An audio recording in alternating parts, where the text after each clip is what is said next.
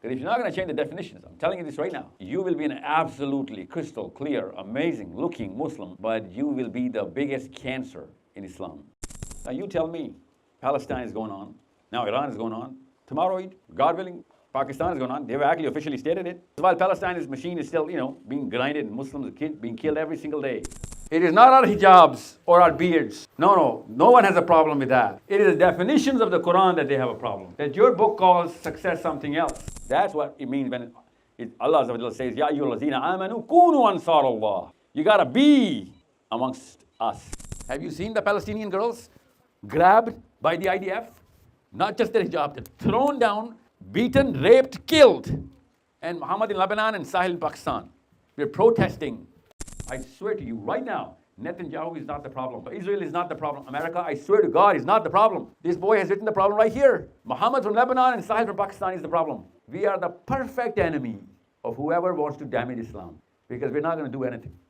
And that's the mustard. And you know what you did with that? You gave it to the most incompetent man to do nothing with it. And he's bullying you with a stick, telling you your own beliefs, even though he does not even know what you believe in. And you guys went to Cambridge and Oxford and wherever.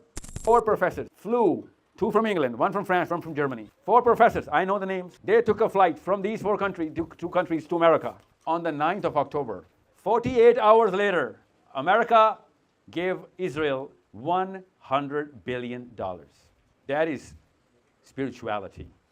Quran commandments are all political. Asif साहब, कुरान पाक ने foreign policy दी हुई है पाकिस्तान को. करारदाद मकासद में आपकी लिखा हुआ है कि कोई फॉरेन पॉलिसी या पॉलिसी कुरान के रिपग्नेंट नहीं होगी. कुरान ने कहा था जाओ फ़लस्तीन, लिखा है आयत में. तो हमने क्यों रिपग्नेंट टू कुरान पॉलिसी बनाई हुई? फिर कुरान में लिटरली लिखा है वमा लकुम ला तुकातिलूना फी सबिलिल्लाह वल मुस्तदअफीना मिनर रिजाली वन निसा. Why didn't we go there? Qur'an-e Maqasid has made sure we go there, but our army does not follow it. So if we are doing something which is repugnant to the Quran, do the math. Then you'll know the power of 20 million Muslims, only 1% of Islam, coming into your network, coming in as consumers only. If only 20 million people come into IMS, only one app, you can actually select the Prime Minister of Pakistan. That's the power you have. You can deselect any existing Prime Minister of Pakistan as well. أعوذ بالله من الشيطان الرجيم بسم الله الرحمن الرحيم والتين والزيتون وطور سينين وهذا البلد الأمين لقد خلقنا الإنسان في أحسن تقويم ثم رددناه أسفل سافلين إلا الذين آمنوا وعملوا الصالحات فلهم أجر غير ممنون فما يكذبك بعد بالدين أليس الله بأحكم الحاكمين. I seek refuge with Allah from Satan, the accursed, in the name of Allah, the most merciful, the most compassionate. By the fig and the olive, and by the Mount Sinai, and by this city of Makkah, a heaven of peace, surely we created man in the best mold, then we reverted him to the lowest of the low.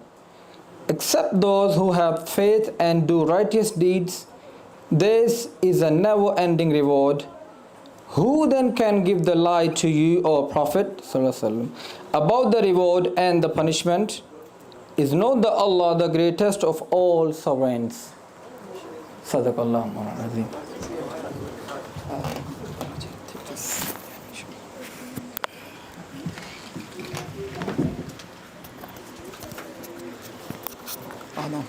Do you want it? Let me introduce you to obviously he doesn't need any kind of introduction. So today's guest needs no introduction. We look forward to his transformative and revolutionary talk, which is sure to leave a lasting impact on the generation to come. Without any further ado, let's welcome Mr. Sahil Adeem. We need a mic for the kids. Guys, give the mics for the kids for now. This one is for kids. Okay, is it? Okay. Assalamu alaikum, sir. Alhamdulillah. How are you? Yes, assalamu alaikum. This is strictly English, eh? Now give me a cue. English only? Anybody here who does not understand Urdu? You don't understand Urdu? Everybody understand Urdu? You do not? What's your name? Yeah. Mohammed, where are you from? Lebanon, okay, English only, then. Is it for me? Thank you. Okay, so Bismillah, let's begin. What's the process here? You guys are gonna break the, you have some, there's a reason why we're on the stage, right? Okay, okay. Donuts? Okay. Okay, let's begin. Yeah. Well, the first question would be if someone makes the intention to change their ways to become better and closer to the deen, where should they begin? Can you say that again? I'm sorry. At the beginning. If someone makes the intention to change their ways to become better and closer to the deen, where should they begin? I have all of this based on, see, there's a problem. I don't want to start with such a serious note, but, did you get it? I don't want to, can you hear me? Better? Can you hear me now? Can you hear me now? You tell me. Now it's better. Oh, Say something? it's muffling, isn't it? No, it's okay. Now it's good. Okay. So I'm going to build it up because you just asked me what the biggest problem in all of Muslims from Lebanon to Pakistan. All right. We're not trained as Muslims to put our money where our mouth is. Okay. Talk to action ratio. That's what I'm saying. That's what my one of my teachers from Lebanon. I was raised by a Lebanese guy. Okay. I was a Jordanian guy, but his mother was Lebanese. So he used to say that if there's no talk to action ratio, then please change your name. Even if you want to be a Muslim, do not call yourself a Muslim in front of other people. Because then people will think that Islam is about the heart only. Islam is not about the heart only. Islam is about actions. Islam is not a noun. Islam is a verb. So intention is something that every Muslim in the world, especially the people who are in positions that matter, people in power, people with money, people with influence, they have found this as an excuse that since I am a Muslim by heart, that is enough for me on the day of judgment. And they keep quoting this hadith of إِنَّمَا الْأَعْمَالُ بِالنِّيَّاتِ, especially the women, our sisters. I'm telling you, what's your name? Ali?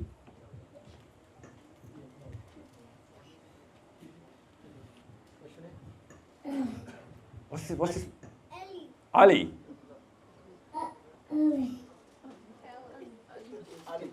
So I think he's three.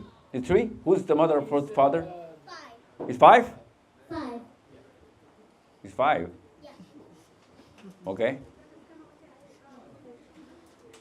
So by this age, and you are to 24. Okay. London, eh? You're born and raised here? All you guys are born and raised here? Okay. Okay. So I'm going to get back to this because I want to stick to this. This bigger problem that we're actually facing is that people of age are transferring this very belief of Islam, and that is just a placebo. It's not Islam. I'm sorry. Because if innamal amalu bin niyat was the translation of that hadith was the way we actually perceive it, then Allah Azza wa Jalla on the Day of Judgment, can anyone, especially from the sisters, can just raise your hand. I don't want to embarrass you because we're not trained into Islam, we just love Islam. Can anyone answer the 3 questions that Allah Azza wa Jalla is going to ask on the Day of Judgment? Can just raise your hand if you know the 3 questions. In the grave. No, not in the grave. On the Day of Judgment, the first 3 questions that every human being, any Peter, any Frank, any Muhammad, any Ali, any Sahil, anyone from Tunisia to Indonesia, from Alaska to Auckland, 3 questions will be asked. What's your religion? Is it that? No. First, that's the sisters, see, the mommies. So if the mommies don't know, Ali's are not going to know. That little Ali's not going to know if the mommy's not going to know. Because daddy's at work. Daddy's thinking mommy's teaching. Mommy's not teaching. No. And it's not about one question or one idea of the question. See, the problem is that when we say, Amantu billahi, please complete it. Hold on. No, that's not the question. No, that's not the question. Let's not fluke it out. That's Islam, okay? I'll tell you, don't worry. That's why I said just raise your hands. If you know the answers, I'll ask you, don't worry. See, the problem is that we don't know the first thing that's going to happen on the actual day that we call the Day of Islam. Yawmuddin. So, innamal a'malu bin niyat is a totally different hadith. When Ali or Umar or Abu Bakr or Sa'ad, when they heard this hadith, they knew what it meant. They showed us what it meant. They lived their lives and died on Islam. We know exactly what happened to them. See, that's you use the word intention, right? That's why I'm saying that if somebody says, okay, you know what, I'm your friend, I'm sorry, I cannot believe it. What's your name, sir? Bilal. Where are you from? From Here. Pakistan. Oh, you're from Pakistan? Yeah, back in Pakistan. Who's not a Pakistani from you guys? All you guys are Pakistanis? Okay. No? Okay, so you're 24? Yeah. Okay. So if Bilal says, you know what, Sahil, I am your friend. You know, boys know, that a friend is a verb, friend is not a noun. We know that, we're boys. Because if somebody says I'm your friend, I'm going to put you to the test.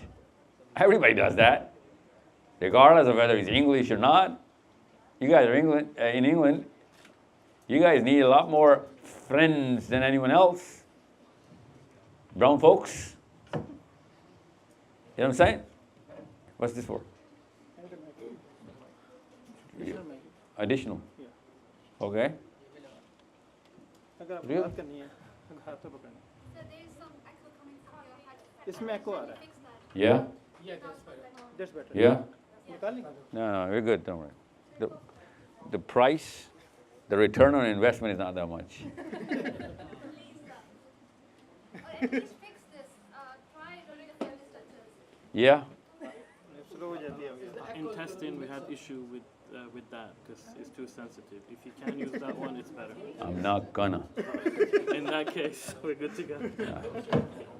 Yeah, it's gonna change the whole tone of the program because my brain is, I'm not fully functional here. My dexterity is a hindrance with my brain. I'm sorry. So, ask me if you don't get it. Don't worry. Ask me. I'll repeat it. You have a question? I have an answer. You should have 3 answers. Because I asked what are the 3 questions. She Googled it. The question that Allah will ask on the day of judgment. You know the answers? Okay. Hold on to them. Don't worry. See, there are 200-300 people and only one girl knows the questions, right? 2. Okay, 2. So probability is, chances are, that Ali is not going to know. This Ali. He's not going to know. So if I say you're my friend, I'm your friend, you will actually test it subconsciously and consciously every single time you're going to get a chance. And the first chance that I'm going to miss out on, you are not going to call me again in any time of your need. It's an English phrase, isn't it? England's phrase. A friend in need is a friend indeed. So, when we say that just a little thing as a friend, because we have many friends, but we keep relying on our friends. Allah Azza wa Jalla in the Quran reminds Muslims that, and I'm going to give you an analogy of the friendship, okay? Because Allah does not use the word friendship just so casually. He uses the word friend, you know that? It's very word. Brother from Lebanon. Who else is an Arab here? Just one guy? So, what do you call a friend in Arabic? Let me show you what Allah Azza wa Jal says, okay? That's why I said Muslims, Pakistani, Indians, learn Arabic. So that you can speak to Allah Azza wa Jal. And you can let Allah Azza wa Jal speak to you. Ali bin Abi Talib says, when I want Allah to speak to me, I open the Quran. And when I want to speak to Allah Azza wa Jal, I start praying, the Salah. Yeah, so, in Lebanon, what do you call a friend? And I'm talking about boys, when they use the word boys. What do you call it? Do you want it from Quran or just? No, I know what the word in the Quran is. Yeah. From Quran, yeah. Yeah. Khalil. I think. And what do you call it in Boytown? Boytown, boys, the slang. Sahbi, we call it in Lebanon, but Yeah. in the proper Arabic, I'm not too sure. Sahbi, yeah. That is. You don't speak Arabic in the house? I mean, it's different accent every country, yeah. Yeah, but the word is the same, right? The masdar is the same, right? Yeah. Yeah. So it actually means something. Let him have the mic. I want to use him as my anchor. I want people to learn Arabic. This guy is my asset. What's your name, sir? Muhammad, Allahu Akbar.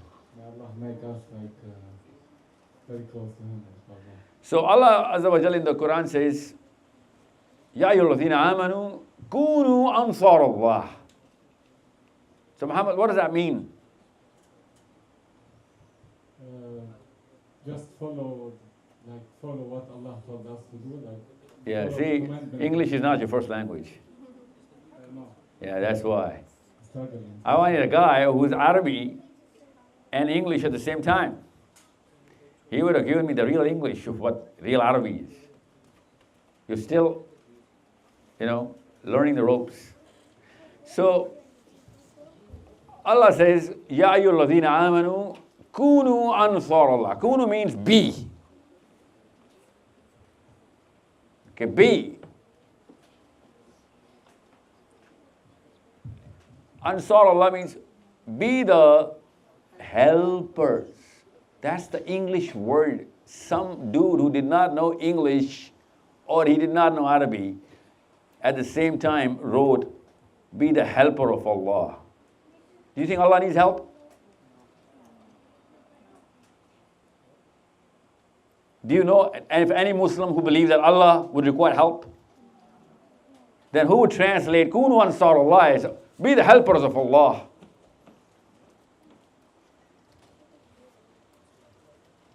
And he doesn't just, Allah Azza wa Jalla doesn't just stop here. He says, Ya ayyuhalladhina amanu kunu ansar Allah. Kama qala Isa ibn Maryam lil hawariyina man ansari ila Allah. Just like Isa ibn Maryam said to his friends, his followers, that who amongst you is the helper of Allah? And what did the Hawariyin says? Nahnu ansar Allah. What did they do? What do you think the 11 disciples of Jesus did when they said, Nahnu ansar Allah? See, the problem is that Christianity in its philosophy does not have that assertion that Islam in the Quran has. And Christians are 3 billion. They did every single Philippines is Christian. You know how far that is from the King James Bible here in England? That's the farthest place on land. And you know, Philippines became Christian from what religion? Philippines is a Christian country. Before it became a Christian country, it was a Muslim country.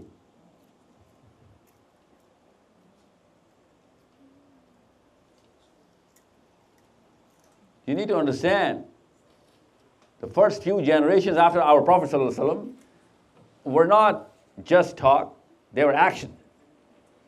They knew innamal a'malu bin niyat means action. Because the amal word comes before niyat in this very hadith.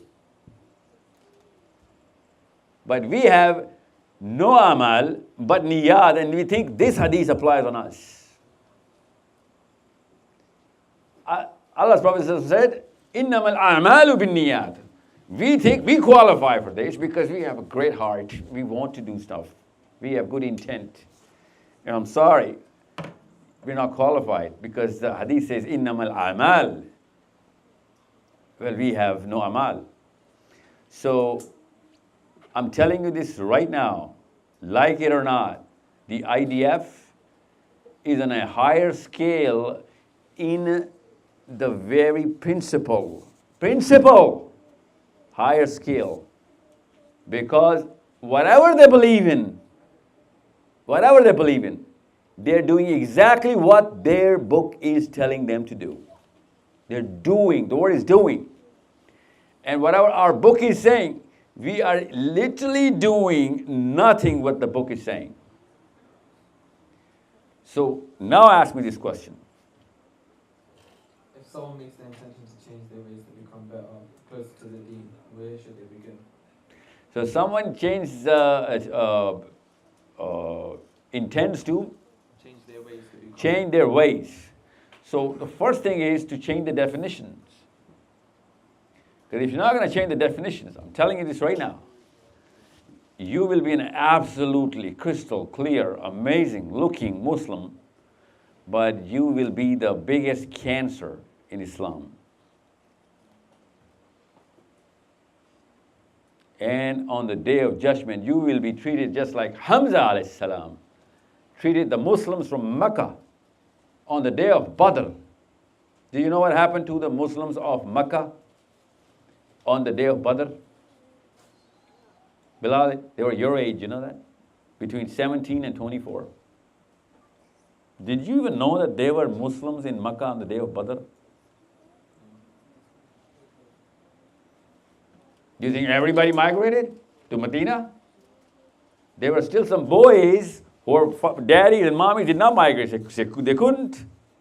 There were 18 boys. Well, there were more, but 18 of them were dragged into fighting Muhammad bin Abdullah sallallahu alaihi wasallam because their families were fighting against him.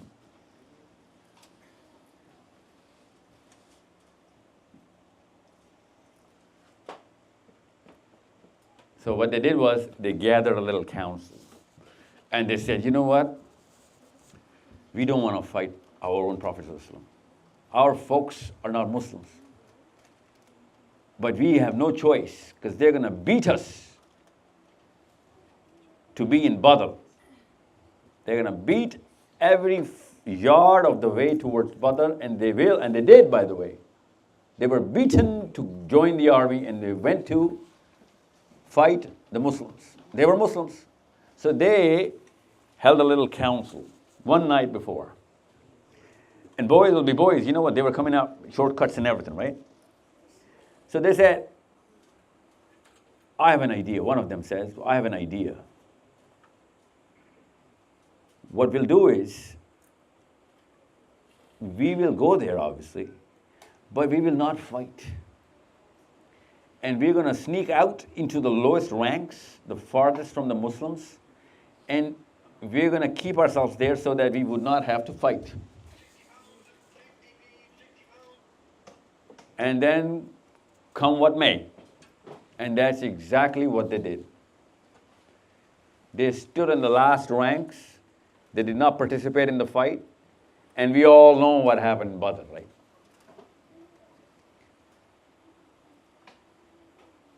So what happened to these 18 boys? Innamal a'malu bin niyat, right? They did not intend to fight. They did not fight. So what happened? Why am I the first person in your grown lives to talk about this?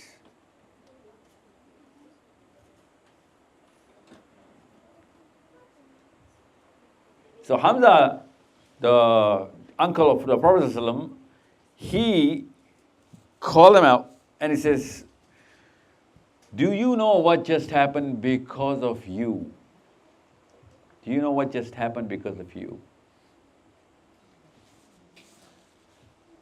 The boy was like, sir, we know, and you know that we know, and we know that you know. We were not a party to this.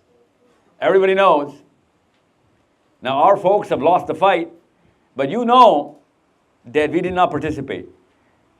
So Hamza alayhi salam repeated, he said, do you know what happened because of you? Answer the question. They said, no, we do not.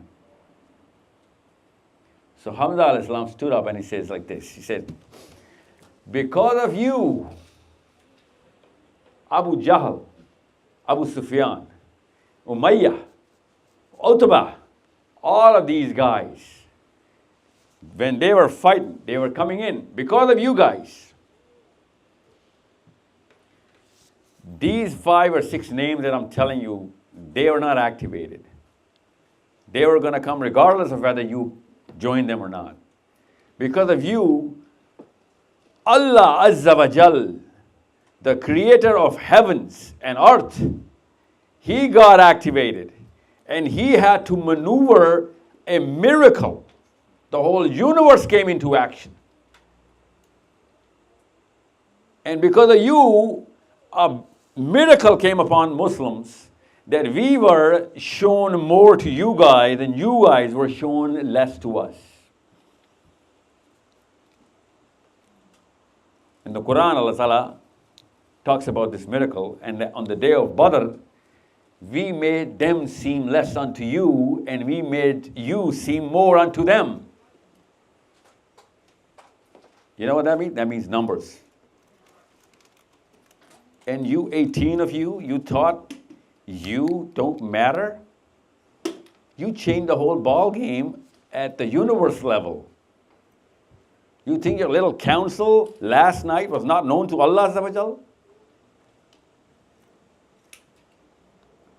So they were Muslims and they were killed just like the kuffar by Hamza alayhi salam. Now you tell me, Palestine is going on. Now Iran is going on. Tomorrow, God willing, Pakistan is going on. They have actually officially stated it. They have officially stated it.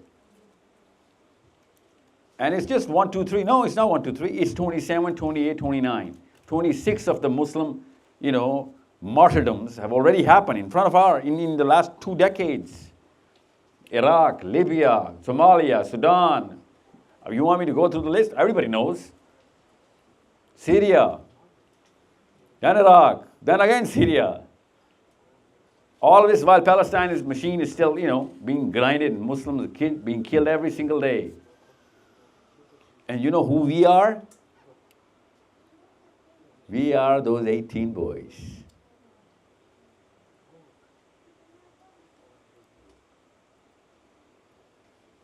If I only tell you, and you should read, the prayers of those 18 boys, the tears of those 18 boys, during the whole pre-Badr campaign, the true hearts of those 18 boys. And what did it amount to? It amounts to very simple common sense truth. That either you're with us or against us. It's not George Bush, it's Allah Azza wa Jal in the Quran. Either you're with us or against us. That's what it means when Allah Azza wa Jal says, Ya ayyuhallazina amanu kunu ansar Allah. You gotta be amongst us. You can't be around amongst us. Sorry. So Bilal, you need somebody in, what's this word, Slough? We're in Slough? Whatever. I'm sorry. I just do not know what this word is. Feltham, like filthy? Feltham? Or Feltham? Feltham. Feltham. Feltham. So you need somebody in Feltham, boys, it's just somebody's just beating you up. And I claim to be your friend. How close do you want me to be that day when someone's beating you up on the street? How close do you want me to be? This close? Or this close? Is it good enough? How close do you want me to be? Close. This close is good? Close, yeah. And you're going to be safe? No, I won't be safe. You got to make sure that me being close is not good enough, right? Yeah. So you want me to do something else? What is that? Help me. By what? By doing what? Dude, I'm standing right here. Is not help enough? No, but fighting. Oh, you want me to actually do something physically? Yeah. But I came all the way from Pakistan to stand like this close, man. No. That's not going to cut it? That's not good. Even just on the street, it's not going to cut it. And you think? So I'm not a friend, right? So if I come close, you know what I'm doing? I am worse than a friend. Because I'm trying to show presence so that I can score some points. Not to you, because you know I'm not a friend. To everybody else that I was there. That's the value of the protests that you guys are doing in England.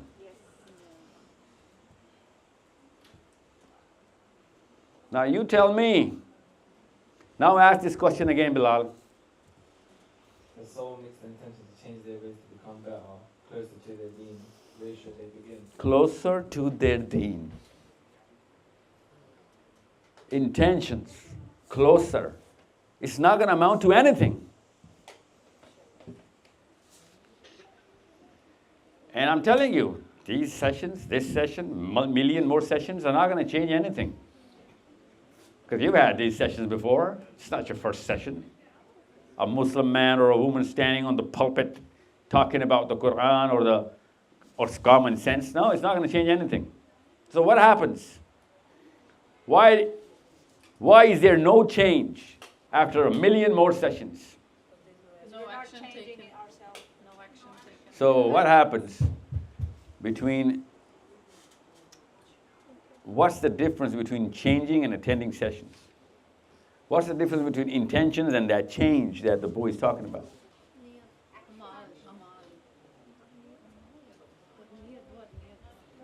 I'll tell you this right now, honestly. No doubts. You have a sister? Yeah, my sister. Or a brother? No, brother. Just how old is she? One's 26 and one's 17. Okay, they're too old to take care of themselves. So let's just assume that they are in trouble. And if I am standing close to her and she's in trouble, you think I am safe from you? No.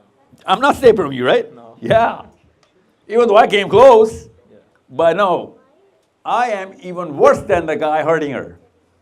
Because I had the muscle, I could have at least stopped somebody, but you'd be like, dude, after I'm done with this, you have no idea what I'm going to do to you. So the machine is there, the electricity is there, the circuitry is wrong. And that's what the Prophet ﷺ was talking about. He says, if this ummah is now one body, and one part of the body hurts and the rest of the body starts aching, then this is not one ummah. That means, Muhammad in Lebanon, sorry, either you're not a Muslim or I'm not a Muslim. Because when you hurt, I'm not going to do anything about it. I promise you this right now. I want to maybe pray, I want to protest, but I am not doing anything. So either you're not a Muslim or I'm not a Muslim, because both of us cannot be Muslims at the same time. You know what I'm saying? Yeah, because your own brother, wherever he is, even if he's in Siberia, he's going to take the first flight to come and save you from whatever trouble you're actually in if he's your real brother.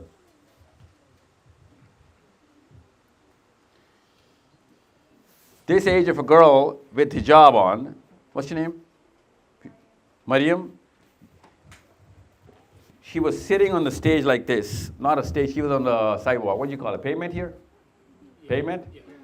And this guy from Banu Qaynuqa, a Jewish tribe, okay? What he does is, he takes up a nail and he nails her hijab on the pavement. No biggie. He didn't even touch her. She stands up and the hijab's taken off. That's all. Her head is unveiled. And they start laughing. That's all he did.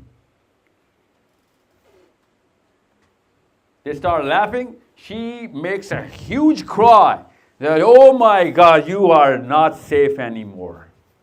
You have no idea what you've done.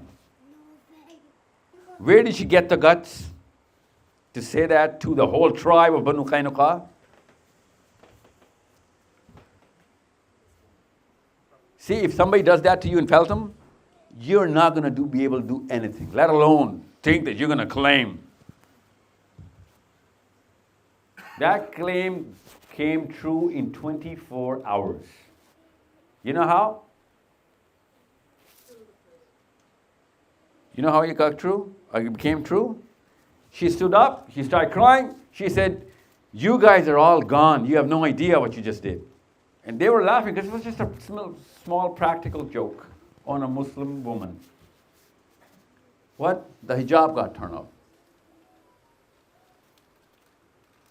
In less than 24 hours, yours and my Prophet sallallahu alaihi wasallam, he stood center of Medina and says, no man left behind. Everyone in Medina was mobilized. And they all went to Banu Qaynuqa. And they chopped off that tribe from the face of the earth. They stood hid in their castle for 60 days. Prophet ﷺ, for the first time, you know what he did? He said, they're not coming out. Burn their trees, burn their crops. They were Jewish, they knew the law. They were like, you call yourself a prophet. You know in the Torah, you know in your own book that you cannot burn trees and crops. Even in the time of war. The Prophet ﷺ smiled and he said, and now you are going to teach me what the deen of Allah is?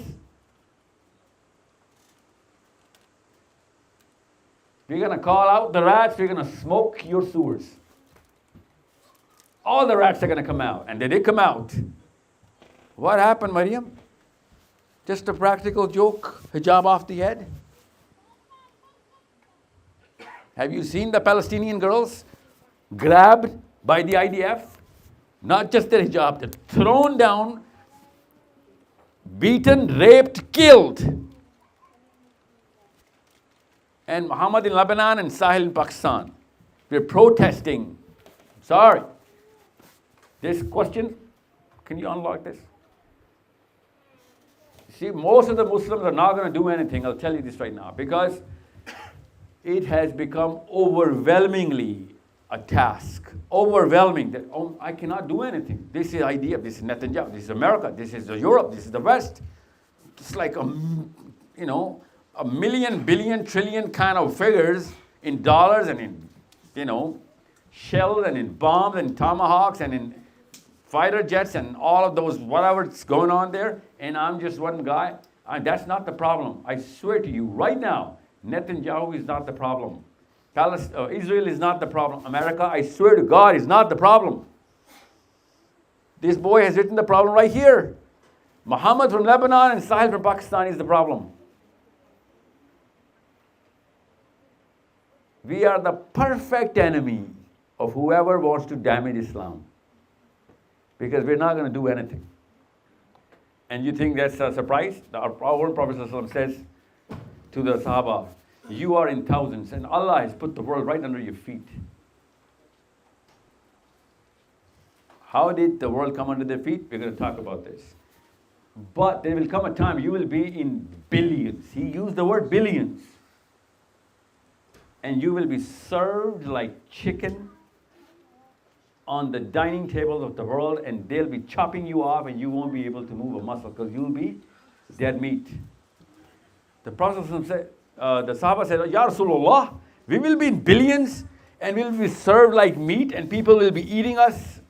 The Prophet said, Naam, yes. The Sahaba said, Kaifa Ya Rasulullah, how is that going to happen? The Prophet said, Prophet Sallallahu Alaihi Wasallam literally was speaking in psychology. He says, because you are going to suffer from wahan. Wahan, Ya Rasulullah. What is wahan? They asked. And they said, what's your name, ma'am? Mommy? You're a mother? Of mother of what? Mother of how many kids? Three girls. 3 girls? How old are they? 20, 18 and 8. Those are the names. Aisha, Anasha and Abisha. The Prophet ﷺ said, what's your name, ma'am? Mehvish. Mavish. He said, Mavish is going to start praying for 1,000 years for Aisha and Anasha and Abisha. Ya Allah, meri betiyan hazaron saal jiye.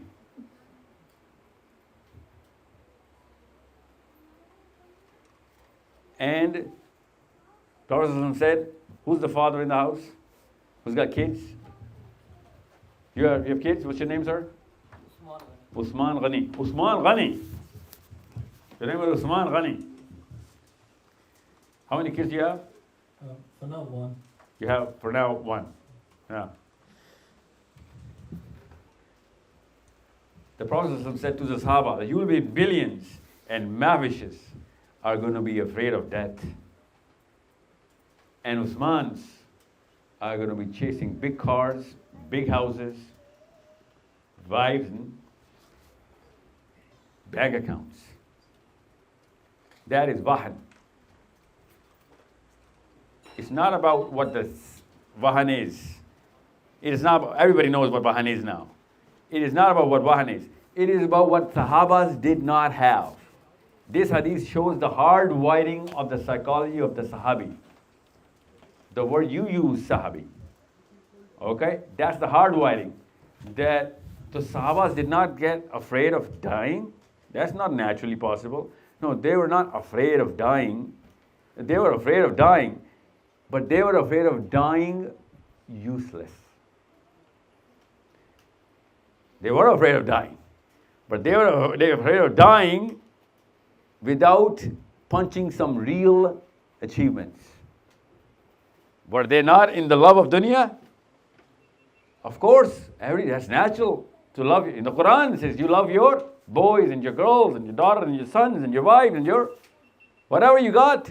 Well, it's natural. But the Sahabas, were they hardwired into loving dunya?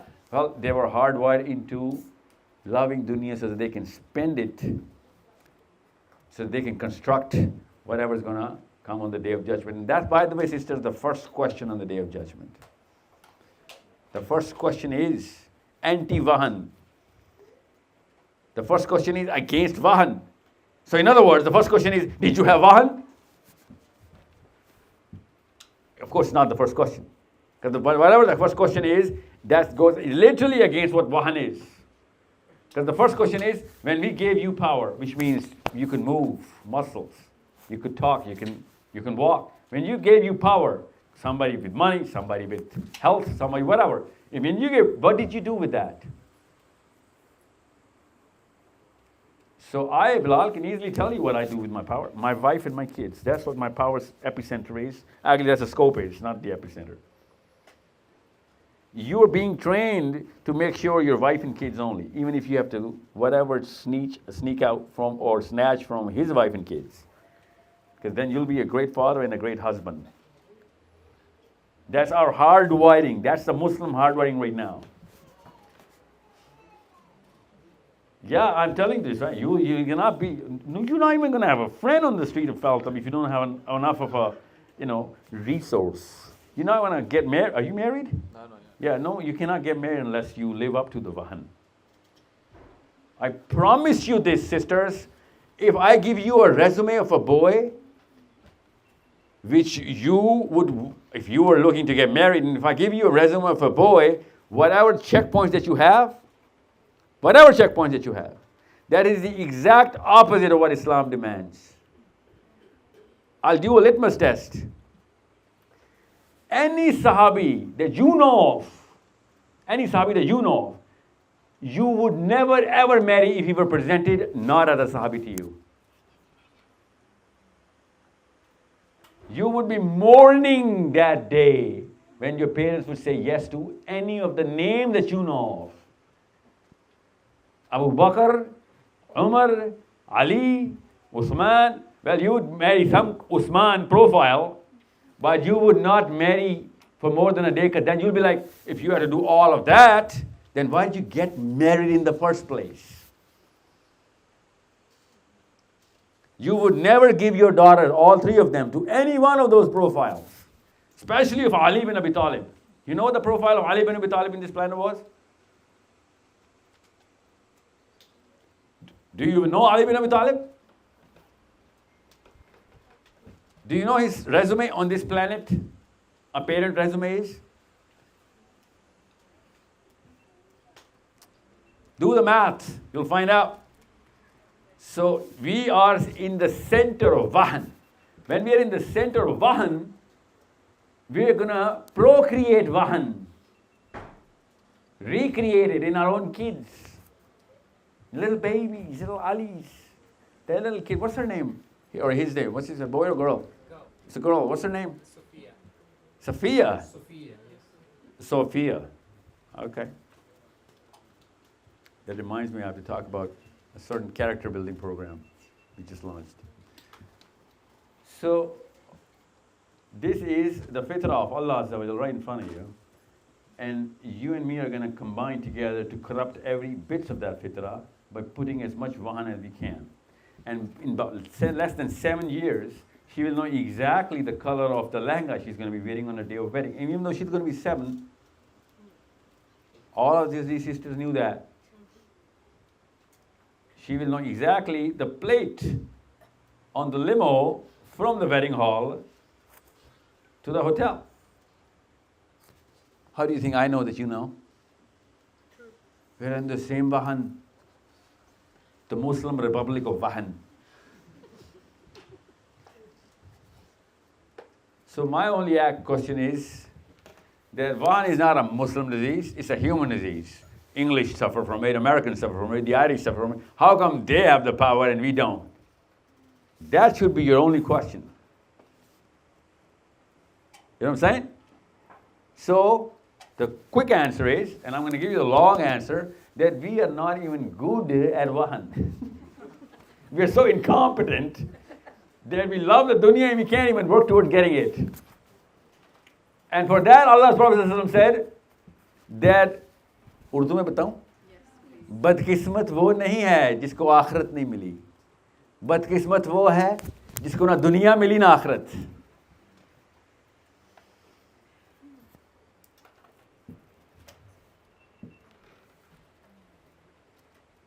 So the Prophet said, whoever does not know Urdu, that the true misfortune is not about just the day of judgment. True misfortune is, in the light of Islam, that you couldn't even perform here, so you couldn't perform there, and hence you're doomed in both. Idhar bhi zaleel, udhar bhi zaleel. Even Abu Jahl in hellfire will be laughing at the Pakistanis. Like, dude, at least I got, you know who I was on the day? I was ruling you guys on that day, and here we're in the same. You were calling me Abu Jahl? You were swearing upon me? Like you used to look down at me? This is what Abu Jahl will be saying to us.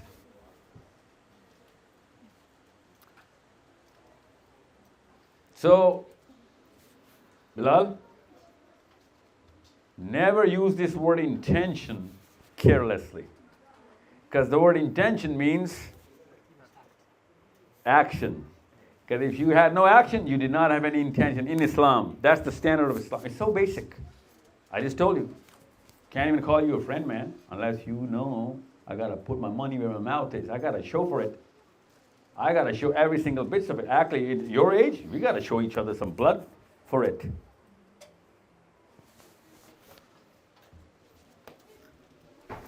I don't do sign language. Oh, you're not talking to me? Okay. Yes, sir. Sorry. Yes, sir. Quick questions. I'm sorry. I'm going to have to start this. So I just touched a nerve. I'm sorry. I usually take questions pretty quickly. Touched a nerve. Why? Because everyone's playing the intention card in Islam. Sorry. If it were your daughters, you'd know whether my intention is good or not. If they were in trouble, and I wouldn't do anything about it. Okay? Ta'ziyah is not enough. Ta'ziyah is not enough. I need your blood. I swear to God, I need your blood. You need my blood. I need your money. You need my money.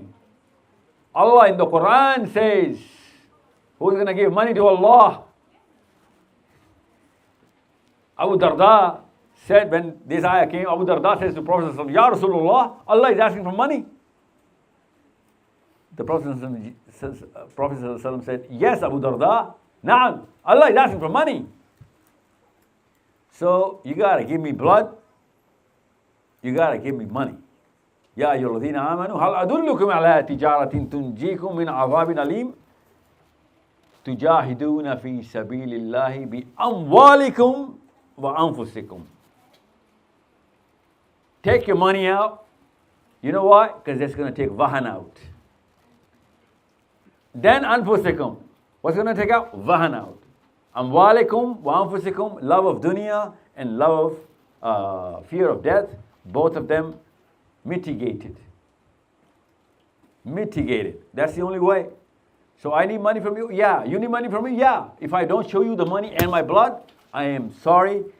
I should call myself Peter or Frank. You know what? Why am I saying Peter or Frank? They're putting a lot of money and blood in their endeavors. Peter and Frank are doing awesome, actually.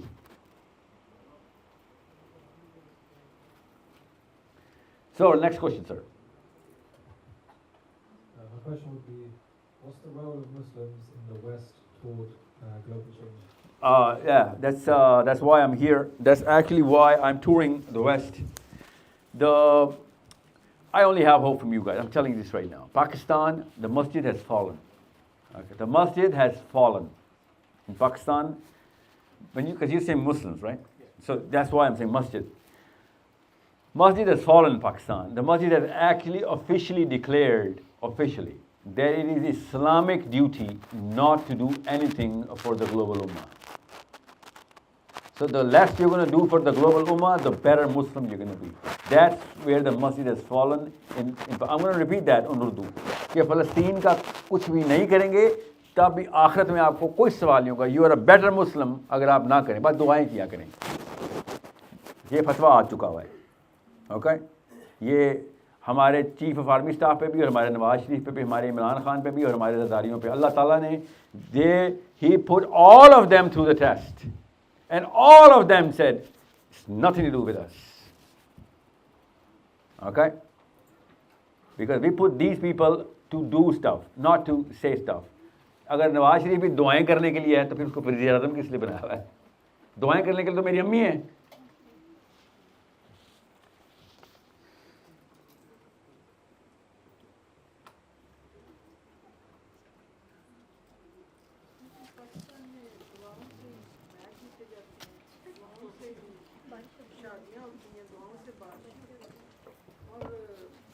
Zardari Imran और इनको तो नहीं लेती, लेकिन हमारे घरों में भी ये है कि जी कोई मसला स्टार्ट हुआ है तो rather than you go for anything practical, कहा जाता है जी दुआ करें, वजीफे करें, और नमाज भी तभी पढ़ते हैं बच्चे जब एग्जाम्स हो रहे होते हैं और जी पास होना है. तो ये कल्चर जो है ये पाकिस्तान में हमारी अम्मियों से, हमने तो नहीं से सीखा. लाइक हमें प्रैक्टिकल करने के लिए ये नहीं कहा गया कि जी go and do this practically, क्योंकि इससे प्रैक्टिस से ही कुछ होगा. तो वो फिर जैसे सद्दाम हुसैन ने बड़ा अच्छा बोला कि अगर दुआओं से सारा कुछ होता तो पुराने पाक में जहाज का जिक्र ना था, बददुआओं का जिक्र कि जी बददुआ करें और दुश्मन आपका. किसने बोला? सद्दाम हुसैन. सद्दाम हुसैन. अच्छा कॉल था. You okay? I did not know that. दुश्मन को को मारना है तो सिर्फ बददुआएं करो। जिहाद का जिक्र भी कुरान में क्यों आया? यानी ये बददुआओं और दुआओं के वो सिलसिले हैं जो हमें दिए गए कि जी ये पाकिस्तान में जहाद का मतलब क़िताल नहीं होता। जी पाकिस्तान में जहाद का मतलब होता है मैं अपने ऊपर बर्दाश्त किया करूं। नहीं नहीं, सबर नहीं, सबर नहीं, सबर नहीं। Sabr is a word that has been most misused in Muslims. Sabr has a condition in Islam. The word sabr, okay? Hamza alayhi salam went to the Prophet right before the Badr, of course, in Makkah, and he was like, being persecuted. We've been persecuted every single day. Ya Rasulullah, tell us to fight now. Tell us to fight. Prophet said, Isbir Hamza, Isbir. What is Isbir, Muhammad? Be patient.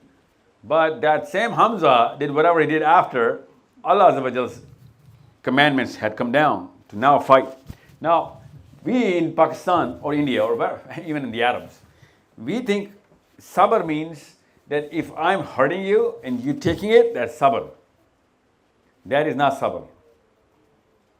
Okay? All the Muslim clerics that I've ever heard, exceptions are from some age that I was trained by, some Arabs. But all the Muslim clerics right now that you know of are giving you the wrong definitions of sabr.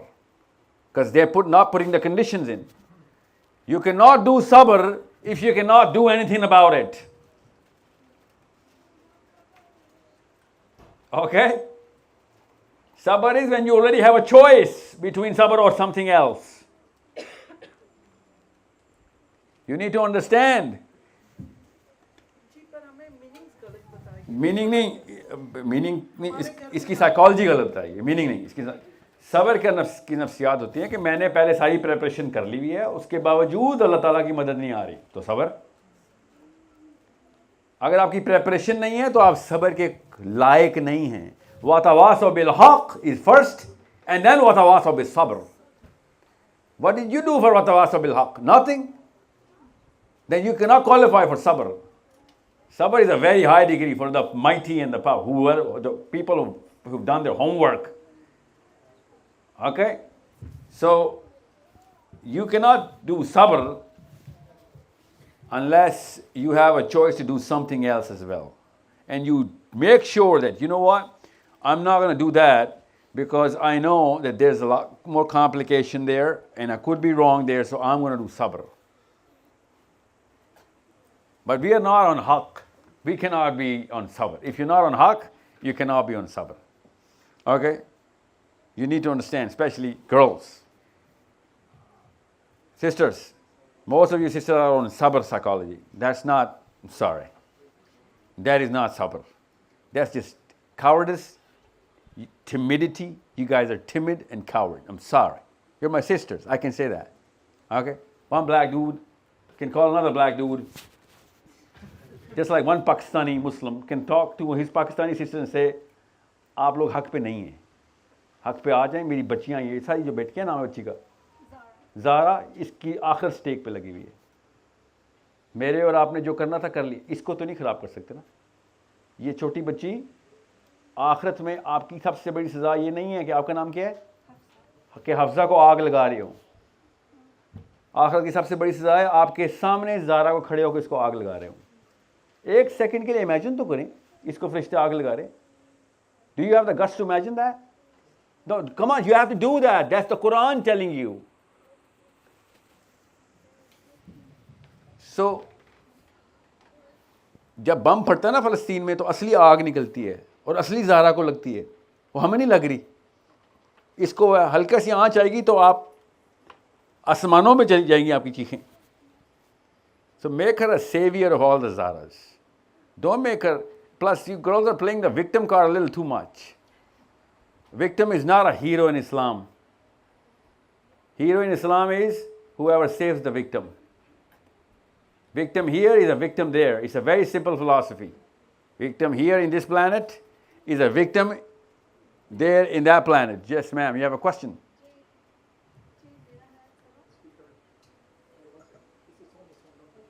मेरा question है कि action के लिए हम Asian ladies के पास gold बहुत ज़्यादा है, तो हम लोग अपने कहा भी था कि आप मस्जिद को कनेक्ट करेंगे ताकि एंटरप्रेन्योरशिप शुरू कर सकें। तो गोल्ड अगर हम सब लोग करें और और या वो जानने पाते कि पाकिस्तान में भी ऐसे होते हैं कि आप एंटरप्रेन्योरशिप शुरू कर सकते हैं। So like we all join our gold and stuff and to start.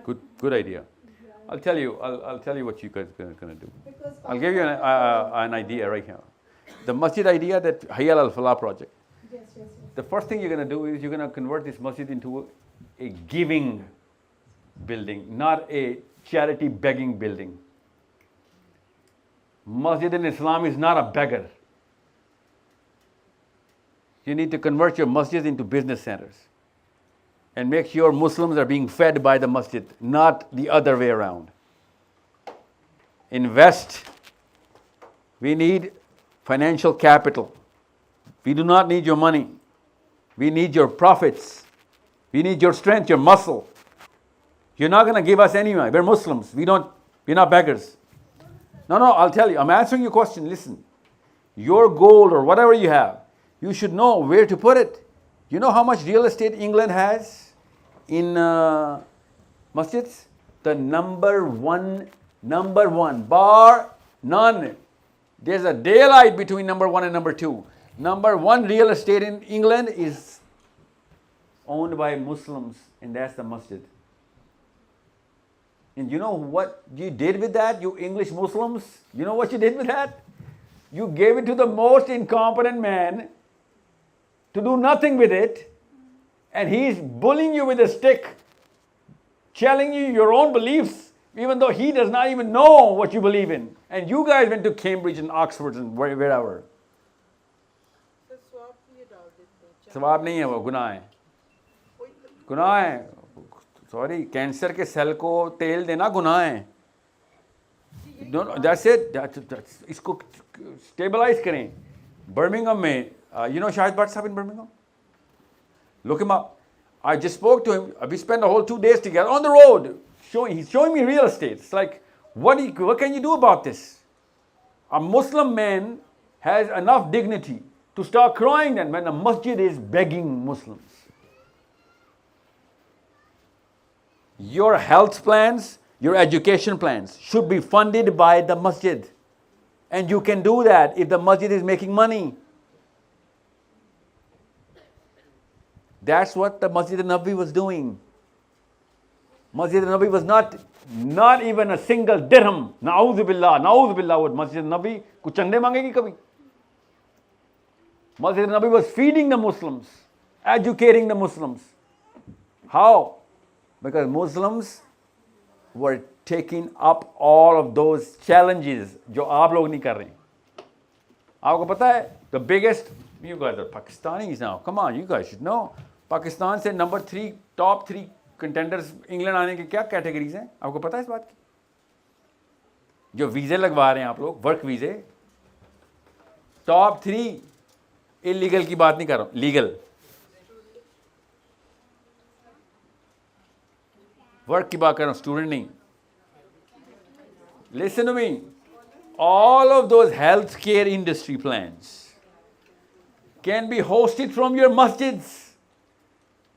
King Charles is going to start coming, hugging and kissing you guys. Right now, you know what he thinks? He thinks you're pests. You know how I know that word? Because they made a whole movie about us. The English church made the movie called Pest. Look it up. I don't know why you haven't seen that movie. Have you not seen that movie? It's called The Pest. Starring me and you. That's about Muslims, especially the Desi Muslims in England, of what they're up to and what they're doing. Real stats, real figures, real numbers, real scenarios. हम तो पाकिस्तानी हैं, हमें तो पता है हमारे पास अफ़गानिस्तान उस तरीके से, हम अफ़गानियों को ऐसे देखते हैं जैसे किंग चार्ल्स हम सबको देखता है यहाँ पे.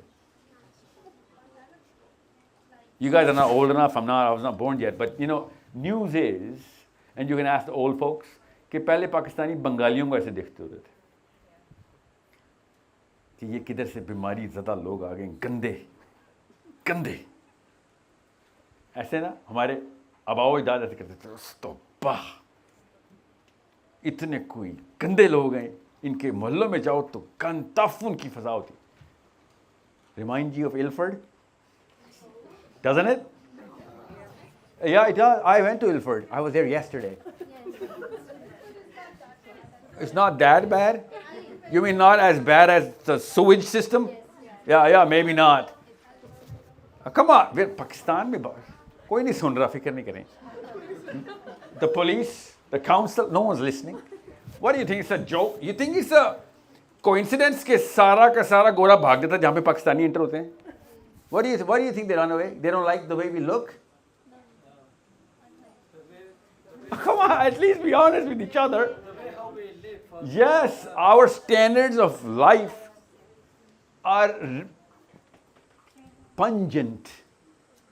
ज़्यादा दूर जाने की बात नहीं है. अफगानिस्तान की बस्तियों में इस्लामाबाद जाके देख लें. इस्लामाबाद में क्या हूं ना मैं. We cannot cross those areas जहाँ पे अफगानी आगे सेटल हो गए. मुस्लिम ब्रदर्स हैं मेरे वो. They're my Muslim brothers. Actually, they 5 वक्त की नमाज वो नहीं कभी मिस करेगा. पाकिस्तानी फिर मिस कर देगा. So everyone's wrong, but we're right. Arabs treat us just the way we're living there. You know the biggest. Give me this. Give me the slider. I'm going to show you the stats. I brought the homework. I have the numbers. You know the bottom performing community in England, number 1 is, you know what number 1 is? The best performing community is? The Jewish. Jewish is not a community, it's a religion. Pakistani is not a religion, it's a community. You cannot say Pakistani and Jewish. You can say Muslim and Jewish. Okay? So when you say Pakistani and you want to put a Jew on the other side, you got to put some community there. So in other words, 22,000 professors in England, real professors, registered. Half of them, 9,500 of them are Jewish. Not from Poland, not immigrated from Romania or Germany, they're just Jewish. You know how many Muslims there are? Muslim professors in England? Boys, focus. What's your name? Who's the youngest of them all? You're 12? You're 12. Finally, I spot a 12, a real 12-year-old who looks like a 12-year-old. What's your name? Zayon. Oh, Zion. Zion, okay. Okay, Zion. 22,000 professors. Google it up right now. I'm speaking to you with updated statistics. Google them up. 22,000 professors. Half of them are coming from a single book. The Jewish. How many Muslim professors in England? Google them up. 109. They 10,000. We 109. You know how many Pakistanis there are? 3. No, hold on. They're 9. Somehow we call them Pakistanis. They don't. You know, Jamil the Jimmy ho gaye na. Yeah. Sumaira thi Sam ho gayi wo. Yeah, there are Sam. Uska naam hi Sam hai. उस Sam को मैंने double click किया तो नीचे सुमेरा लिखा हुआ है. She was a Sumaira converted into Sam. She didn't even look like a Sumaira. The reason why I was double clicking was to find the ethnicity, right? The full name. And you know what are the faculties of the Muslim professors? Imagine that. That's where the cherry on the top is. Make sure you understand your question. That's the change. That's where the action is going to be. Muslim professors are in gender studies. So Sam is not a girl anymore. The Muslim professors. And Jimmy is not a boy anymore. And you know what their professors are? You know where their professors are. Mathematics, physics, political science, law. Okay? About 800 of them, business. Rest of them, these 4 categories. That's what the Quran was telling us. وَأَعِدُّ لَهُمْ مَا اسْتَطَعْتُمْ مِنْ قُوَّةٍ. And you know what, Zayan? Pakistanis are the bottom 2% of England. Bottom 2%. I am coming from Edinburgh to every city, and this is my second or third last session in England, this tour. This is my third tour. You name a city, I've been there, spoken to parents. I've been in gatherings, in circles where uncle बैठे होते हैं ना, uncle cigarette P रहे होते, halal चाय के साथ. You know what they're aiming for? Uncles are aiming for ज़्यादा welfare कौन secure कर सका है.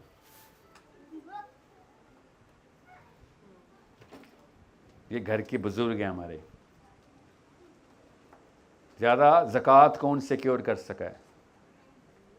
And I'm telling you this, अल्लाह की कसम, सुम्मा अल्लाह की कसम, अफगानी पाकिस्तान में ज़कात नहीं लेता, मर जाएगा ज़कात नहीं लेगा. और हम उनको बेशर्म और बेगैरत हम कहते हैं उनको. फिल्थी मैंने कहा उनको अभी, यस, मगर ज़कात नहीं लेता वो कभी. कभी देखा आपने अफगानी ज़कात भीख मांगता हुआ?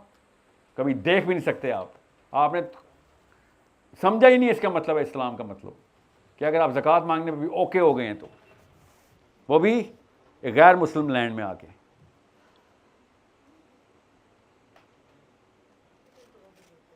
So I respect that cab driver in England. I love that cab driver who knows, खून निकालो मेरा, मैं 12, 14, 20 घंटे टैक्सी चलाऊंगा ताकि मेरा बच्चा कैम्ब्रिज में जाए, ताकत में आए, पॉलिसी बनाए. एक नस्ल कुर्बान करूंगा, अगली नस्ल ताकत में लाऊंगा. मगर ये काम नहीं करूंगा कि अपनी डिग्निटी जो है ना वो अपने बच्चों के अंदर ज़ीरो कर दूं. It's okay to aim for it. I'm not doubting those people जो कि genuinely needy. But I'm not going to respect that man who's aiming for it. He is actually designing his life around this.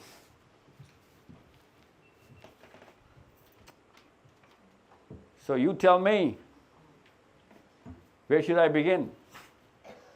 I know where to begin. I have the whole plan. But first zero पे तो आए हम, -247 पे खड़े हुए होंगे, -247 पे. मेरा प्लान तो 0 से 1 पे जाने का है. 0 इज ओके राइट नाउ. ये हालात हो चुके हुए हैं कि सर अभी तक मैंने कुछ ऐसा नहीं किया जो आप बोल रहे हैं. मैं हूँ 0 पे अगर कुछ ऐसा नहीं किया. ये क्वालिफिकेशन हो चुकी है हमारी. Every lawyer that I've actually, because I had to speak to a lot of lawyers here, solicitors you call them, right? Solicitors.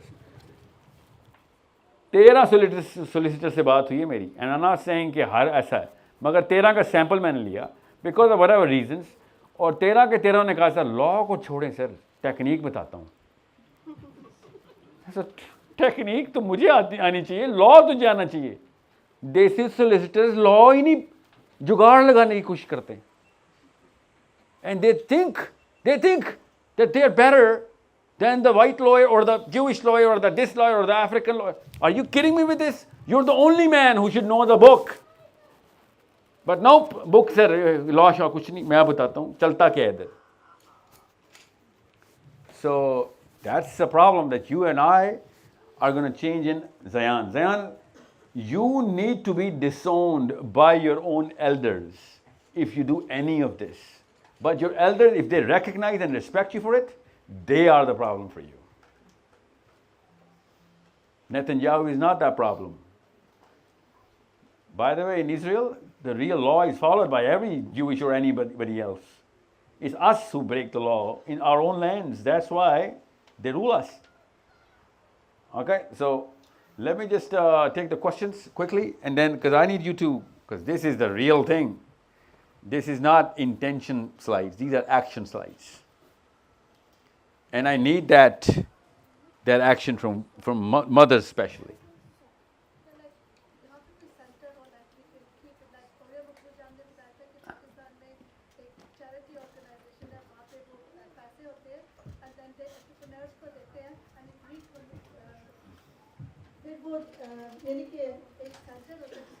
Like all of us put our gold in, and then with that money, What's your name, ma'am? Kiran, Kiran, how old are you? I am 44. Listen to me, I'm going to ask you a very simple question, okay? You don't have to sugarcoat it. Did you earn that gold? It was given in There you go, bas, that's it. Yeah. But it's No, it's mine. no, it's yours. Oh, really? Did I ask you whether it's aapka hai ki nahi hai? Yes, it's No, mine. Mom, you know what the difference is now? Yeah. I need you girls to understand that you need to be emotionally independent. आपसे कब्र में ये सवाल हुआ और आपने जवाब दिया, ये तो मेरे शोहर से पूछ लें. तो मुनकर और नकीर ने पता है क्या ना आपको? You don't have to wait for my answer, right? You know. ये वाले सवाल का जवाब तो अबू से ले लें sir. But the ladies who own it, I'm talking about those ladies. I'm talking about those ladies who made it. Yeah. Okay? Just like every boy. किसके पास गोल्ड है जो किसी ने दिया हुआ हो? एक भी नहीं. हालांकि हमारे ही भाई बैठे हुए इधर. पहनने वाली बात तो की नहीं मैंने.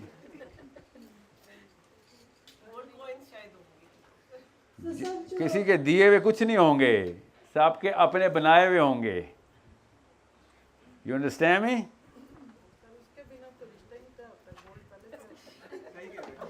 I know.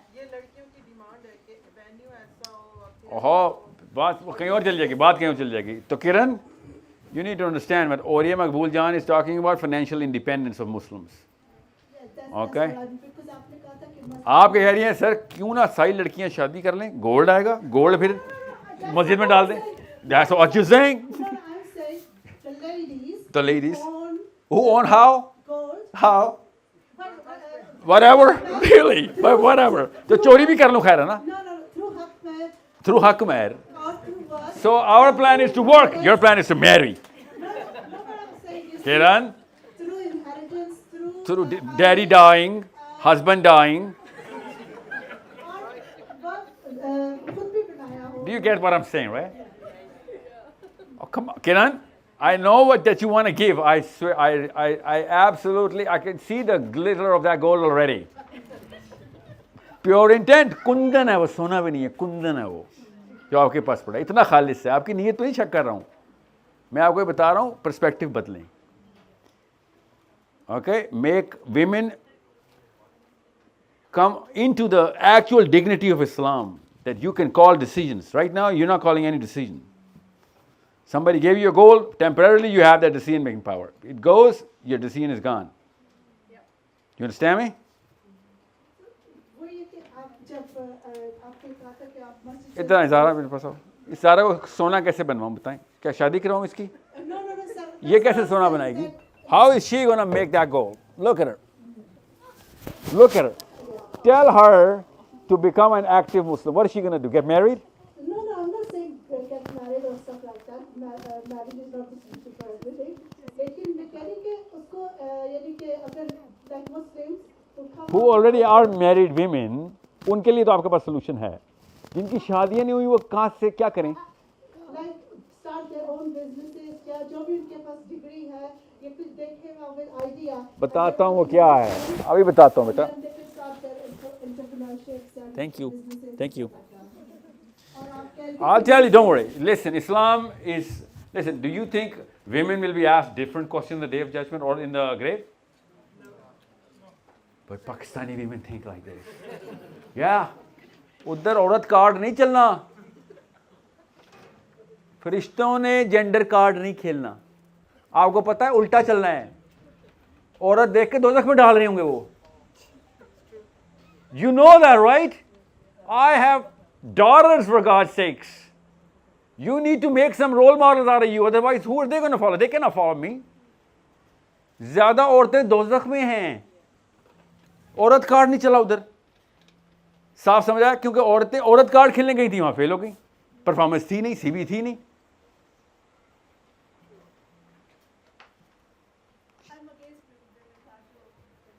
So is the angels. So are the angels. They're against the women card. They're like, you gotta show some performance. Put your money where your mouth is. और हम तो इतनी अच्छी जगह पे हैं कि we can do make a difference. लेकिन हम आपको पता है हज़रत उमर की फाइनेंस मिनिस्टर एक औरत थी, जब उसने रिज़ाइन किया तो दूसरी भी हज़रत उमर ने औरत ही रखी। और पाकिस्तान में औरत का काम करना हराम है। तहखानों में जाके नमाज पढ़ो, मोमिनाई की निशानी, ये पाकिस्तानी मौलवी बोलते हैं। उनको पता चल गया इस्लाम का, हज़रत उमर को नहीं समझ आई। हज़रत उमर को इस्लाम नहीं आ रहा था, इलियास साहब को इस्लाम आता है मियाँ वाली में। क्या बात है ना। तो ये डेफिनेशंस गलत जाएंगी तो बच्ची ऐसी होगी, डरेगी फिर। Every Pakistani Muslim man, Mohammad from Lebanon, every Pakistani Muslim man, as soon as he starts getting money, he starts feeling like a criminal in Islam. He thinks he's going to go to hell now. Our wiring is done in this version of Islam like this. Allah says, وَأَعِدُّ لَهُمْ مَا اسْتَطَعْتُم مِّن قُوَّةٍ, gather up, muster up whatever you can. And we, no sir, you know what, मैं तो motorcycle पे आता हूँ अपने मदरसे अभी तक, मैं इतना सच्चा मुसलमान हूँ। ये जुमले सुन रहे हैं ना आप यूट्यूब पे, ये निशानी है इस्लाम में। मैं मोटरसाइकिल पे आता हूं तो मैं बहुत बड़ा मुसलमान हो गया हूं। Imagine that. आप इनकॉम्पिटेंट है सर, इसलिए आप अभी तक मोटरसाइकिल पे आते हैं। अल्लाह ने कहा था, और टैंक खरीद, कौन कह रहा है जाके फरारियों में आओ, और टैंक की ताकत क्यों नहीं है तुम्हारे पास? Why do you are not financing factories and research centres and even universities? Why? Because sir हमारे पास क्या, हम तो मोटरसाइकिल पे आते हैं। हैरत की बात पता क्या, लड़कियां मोटरसाइकिल वालों से शादी भी नहीं करती। किसने जी नहीं, किसने कहा है?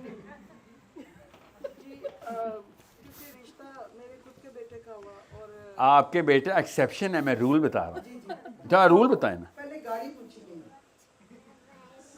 कि गाड़ी कौन सी है? आपके बेटे से?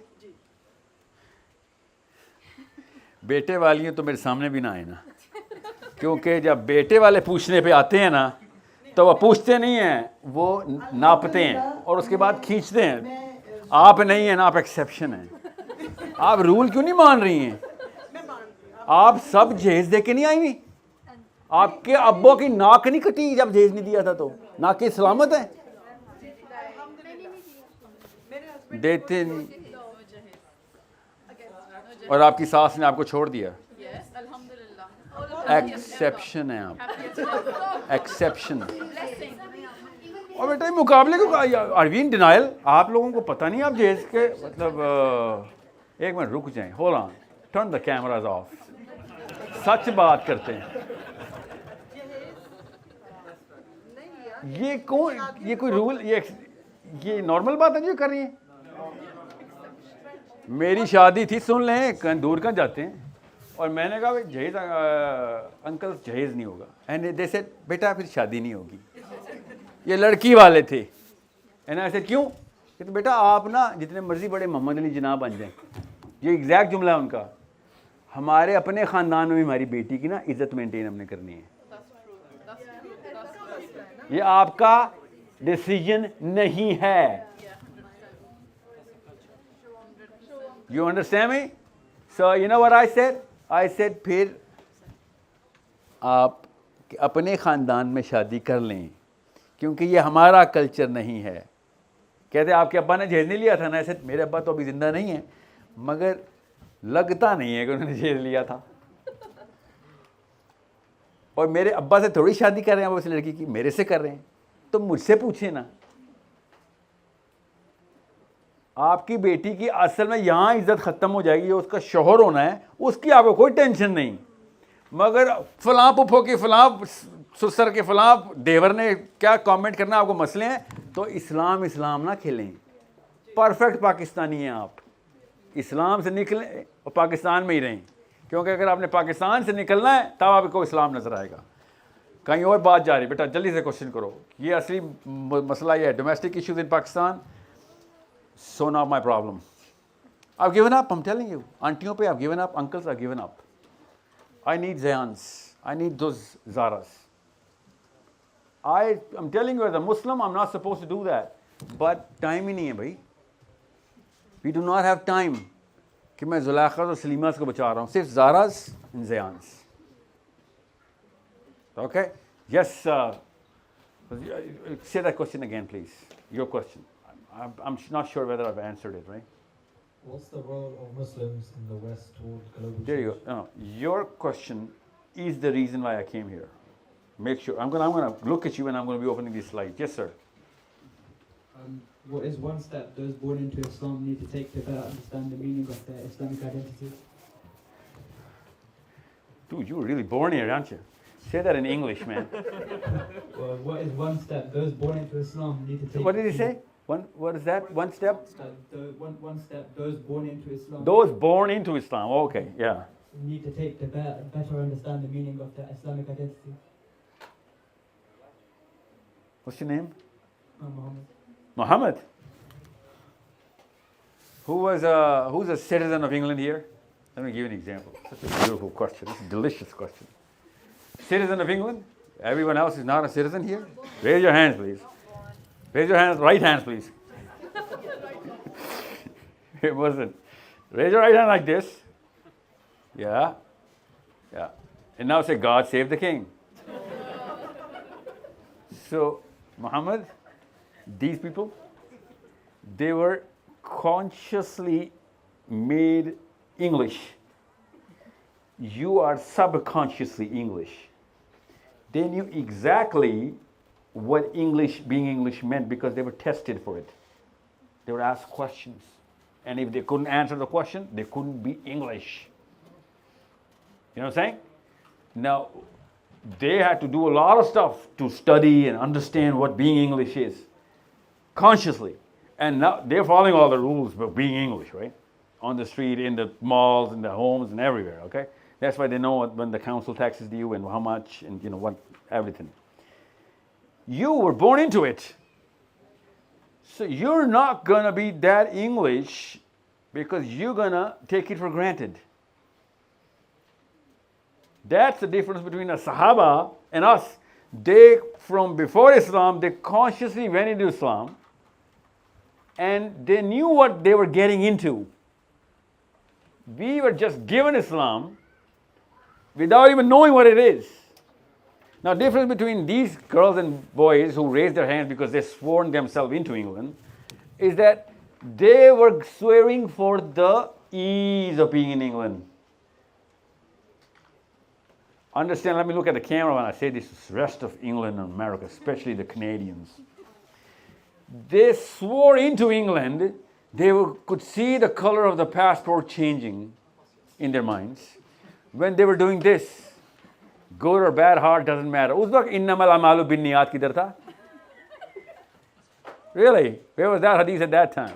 Just a question, eh? So they were eased into England. Sahabas did not come for the ease, they come for the difficulty. That's the difference between a Sahabi and us.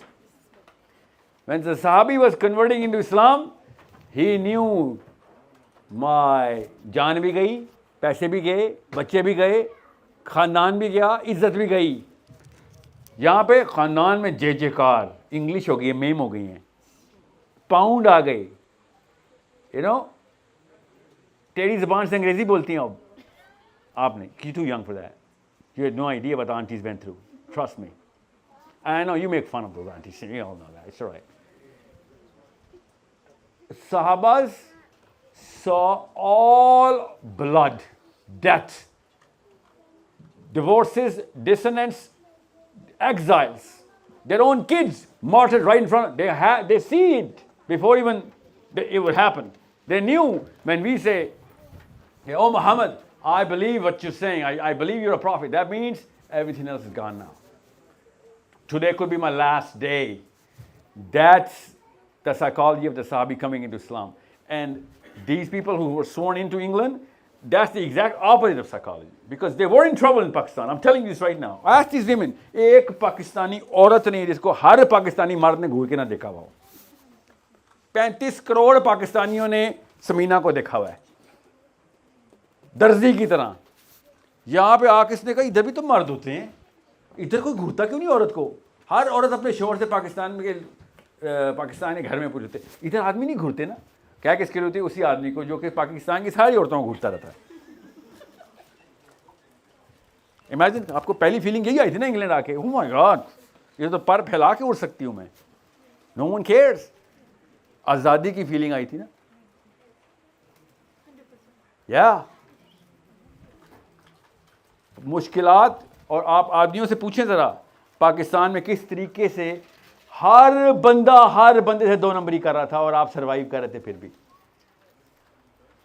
घर आके नहीं बताते थे ये आपको कि किस मुसीबतों को झेल के पैसे कमा के आप लोगों को खिला रहे हैं कि भाई 20 बच्चे मेरे क्या क्या कुर्बानियाँ दे रहा था। इधर आके वो सारा डायनामिक्स बदल गया, मेहनत ज़्यादा करनी पड़ी होगी इधर। Obviously you are the first generation, but you knew कि भाई जो कुछ है वही है, जो लॉ है वो वही लॉ है, कोई हिडन मीनिंग कहीं पे नहीं आ रहा।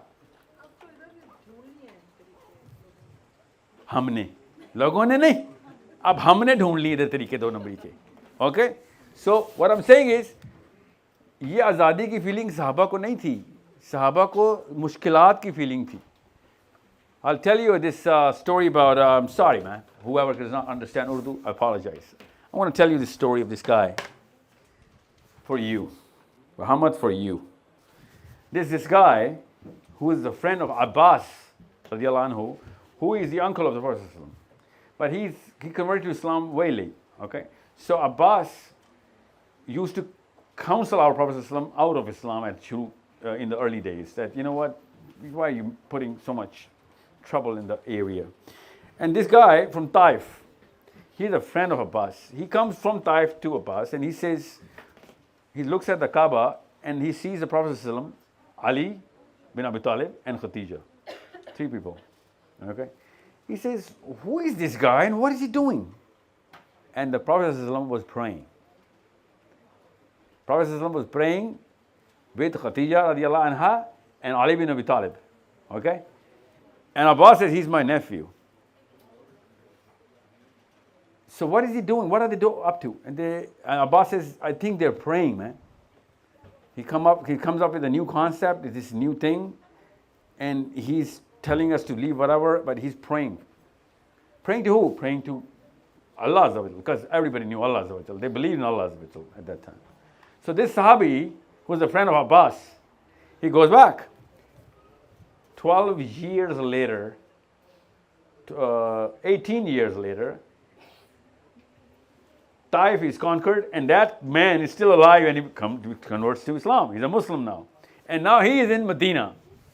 And then he's talking to his Sahabis and he says, there was a time, गौर से सुनिएगा, मैं उर्दू में बताऊंगा इसको, फिक्र नहीं करें, मैं नहीं चाह रहा हूँ इस हदीस के बगैर आप जाएं. There was a time when Allah gave me an option to become 1/4 of Islam. There was a time I could have been 1/4 of Islam, and I missed that opportunity. And now that everyone is converting, I am one of the Muslims. It doesn't count for as much as 1/4 of Islam. You know what that means? All of Islam in the universe, I'm 1/4 of it. I am the 4th part of 4 of 3. I'm 1 of 4. This is how the Sahabis looked at Islam. कि अगर मैं उस वक्त मुसलमान हो जाता तो 1/4 इस्लाम मैं होता, 1/4 इस्लाम होता मैं. मगर चूंकि वो ट्रेंड नहीं था तो ट्रेंड, अब मैं ट्रेंड में आ गया हूँ, ट्रेंड सब मुसलमान और मैं भी हो गया हूँ. यही हो रहा है यहाँ पे, ट्रेंड में आप मुसलमान हैं. You are Muslim because everyone is a Muslim man. If everyone was a Christian, I swear to God, you would have been a Christian. If everyone was a communist or an atheist or whatever, you would have been that. So you tell me, how old are you now? 17. You're 17 now, for God's sakes. Come here, stand up. This is, ladies, who's your mother and father? He's not here? That's your father? Okay. This is how old Ali bin Abi Talib was when he was fighting Badr. This is what he looked like. You think Safed Dadi wale Buzurg, Ali bin Abi Talib? No, this is Ali bin Abi Talib when he was fighting Badr. Imagine the real Islam and experience.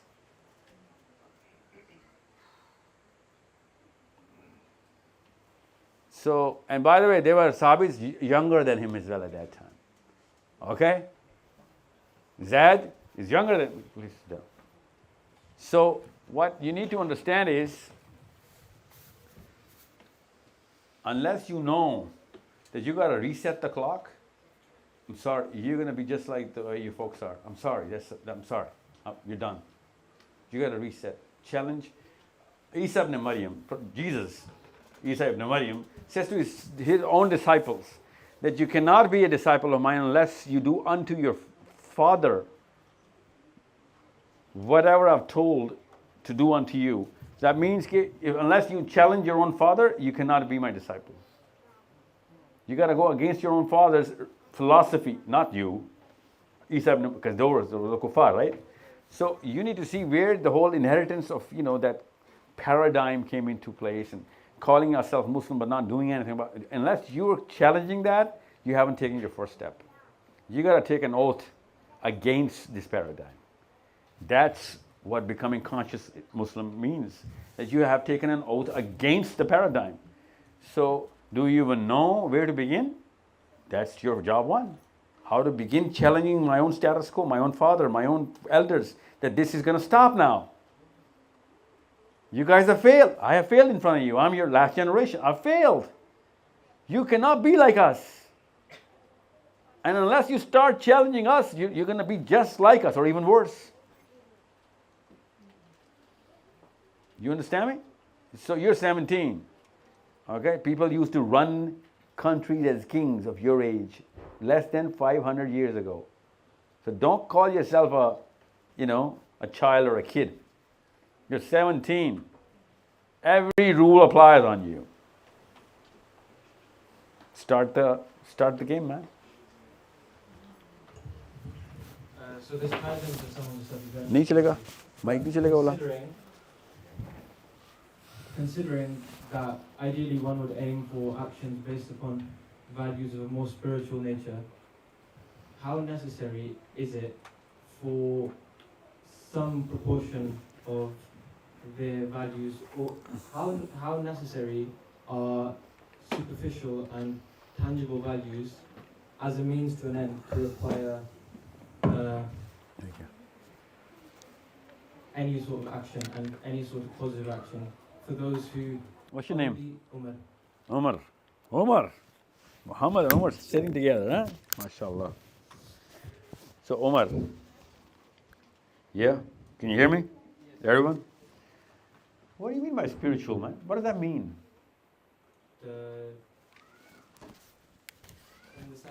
In the sense of what? Prioritizing internal...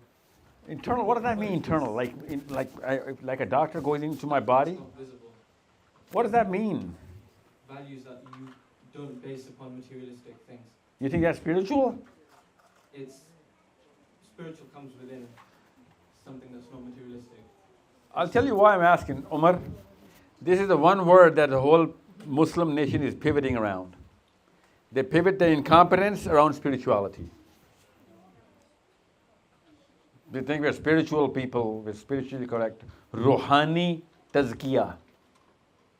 We're not spiritual people, man. Umar bin Khattab was a spiritual man. Current day Umars are not spiritual. Okay? One time Umar bin Khattab was, and since your name is Umar, so it's going to hit you, that's why I'm giving you. Umar bin Khattab is Amir al-Mu'mineen, the Caliph. And spiritual clan comes to Masjid al-Nabawi. A spiritual clan, mutawakkaleen.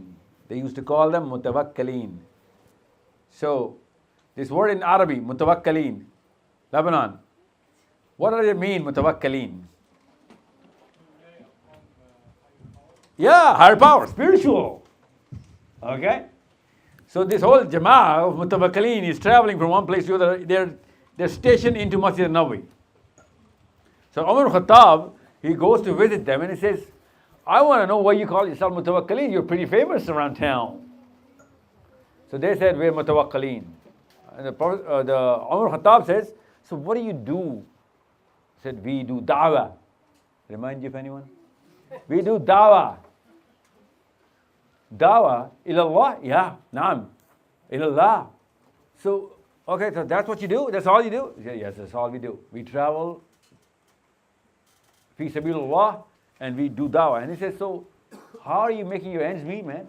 Who's feeding you? How does that work? This is Umar Khattab asking.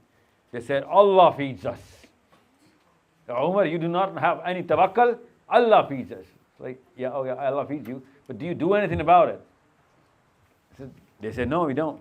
So Umar Khattab grabs his stick and says, come here, oh mutawakkileen, come here. This is the kind of Islam that my Nabi has taught you? Or did he forget to teach us the real Islam? They said, oh, Umar Khattab, what's going on? And he started beating them. They said, you better get to work now. I'm going to tell you what mutawakkileen actually looks like. And then he showed them how to work. He put them to work, to the real work. So if somebody comes and says, you know, this is Sahil Adeem's opinion, tell them, you know what, no, it's Umar ibn Khattab's decision. It's not my opinion, this is Umar ibn Khattab's decision. I didn't concoct this story. It is probably one of the central stories of the time of Umar ibn Khattab. Okay, Umar. So what is spiritual? Spiritual is that do you have a whiteboard here? I'll draw spirituality right in front of you. No? Okay, I'll use you as props. This is my 10-year objective. This man has a laptop. This man can write an article. This man has influence over the right people, even if they're wrong people, in the right places. This man has a degree in political science. This man has a degree in law in 10 years. Okay? This guy is known as probably the finest lawyers in Europe. Okay? This man is a consultant to countries, not companies. Okay? Because United Nations is all about law. This guy can change any United Nations or foreign policy by one of his articles that he can come up with in less than 10 minutes in his laptop while traveling from Slough to London. Okay? This man is 5 years from now. This guy has a degree aiming to be this guy, aiming to help this girl in Palestine. You understand me? Now, if you're not on this track for her, you are not spiritual. This is also not tangible, right? You cannot see it. It is being done. Okay? A policy influenced by a man's article is not tangible. It only is tangible when it's done, right? But he knows he can do it because he's created that influence over professors and statesmen and chancellors and senators in different countries there which matters. That is spiritual. I'll show you from Umar ibn Khattab. Oh, Umar ibn Khattab is holding a prayer in Masjid al-Nabi. And the whole Masjid al-Nabi is filled with Sahabas, right? Abdul Rahman bin Auf is right behind him. And Umar Khattab, after the prayer, he says, Assalamu alaikum wa rahmatullah, and Assalamu alaikum wa rahmatullah, and then he turns back like this. And he goes back and he says, oh, Abdul Rahman, I think we've sent 1,000 less troops in Yemen, the Rabat of Yemen. He says, Assalamu alaikum wa rahmatullah, Assalamu alaikum wa rahmatullah, comes back, Abdul Rahman sent 1,000 people less. We should have sent 1,000 more. Everyone's like, that's what you were thinking of during the prayer? That's spirituality. You understand me? The real problems and real solutions of Islam. So don't learn the word spirituality from a Pakistani, especially a Bengali. Okay? This is the track for kids like this in places you know what's going on. 4 professors flew, 2 from England, 1 from France, 1 from Germany. 4 professors, I know the names. They took a flight from these 4 countries, 2 countries to America on the 9th of October. Professors, not rich professors.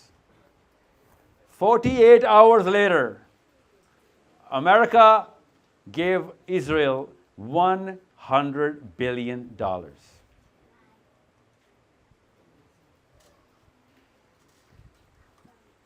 That is spirituality.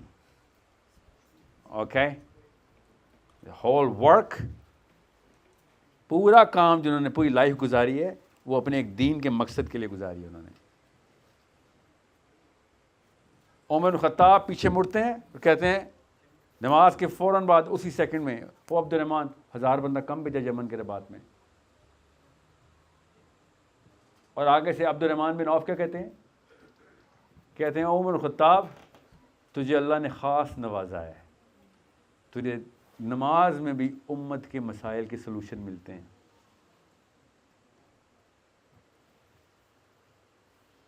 You understand me now? और हमारी नमाज रब्बी ज़िदनी रिज़्क़ा, रब्बी ज़िदनी रिज़्क़ा। Of course in Urdu या अल्लाह पैसे, या अल्लाह पैसे।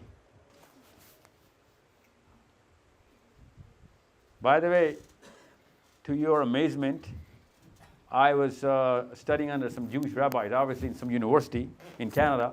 So I asked him, you know, because I was a problem child, you can tell. So the professor used to like pick on me. I was like, sir, you know what? Why don't you chat over coffee or dinner or whatever? And we used to be in the university cafe all the time. Different professors, by the way, mostly Jewish. So I learned it such a, इतनी मुझे हैरत हुई है सीख के, आपको नहीं पता, आपको पहली बार बता रहा हूँ, that Rabbi Zidni Ilma is a prayer that every Jew prays every day. It's mandatory in their religion. Rabbi Zidni Ilma. I found that out when I spoke to someone. You know what? That's a mandatory thing for Islam as well, but we just choose not to do it because we want to say Rabbi Zidni Rizqan. And he said, did your prophet tell you this prayer? And I was like, no, he didn't. He taught us Rabbi Zidni Ilma. We just took the words out and we used it for our own convenience because we know the word rizq is in Quran. And we think we're speaking Arabic to Allah. It's going to be heard better. And they said, but you know, it's part of the Jewish faith. Namaz hoti nahi hai unki, jab tak Rabbi Zidni Ilma, जिस तरह हम दुरूद पढ़ते हैं इस तरह रब्बी ज़िदनी इल्मा पढ़ते हैं, इसलिए वो 22,000 में से 11,000 प्रोफेसर प्रोड्यूस कर लेते हैं. So you got the spirituality thing? खाना खाना है sir. Yeah, that's the one thing about Pakistan. In Lebanon, you have no idea. You know? You have no idea. You know, I'll tell you something.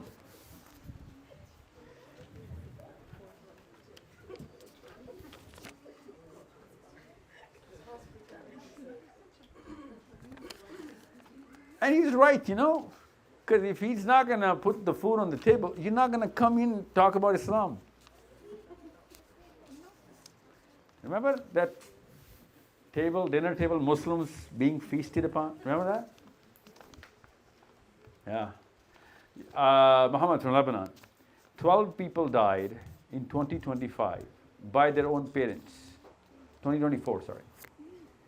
Because they were stampeded down on their own parents' feet on the wedding days. 12 kids died.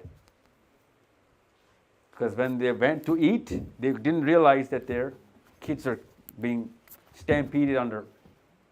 That's how hungry we are. We can kill our own.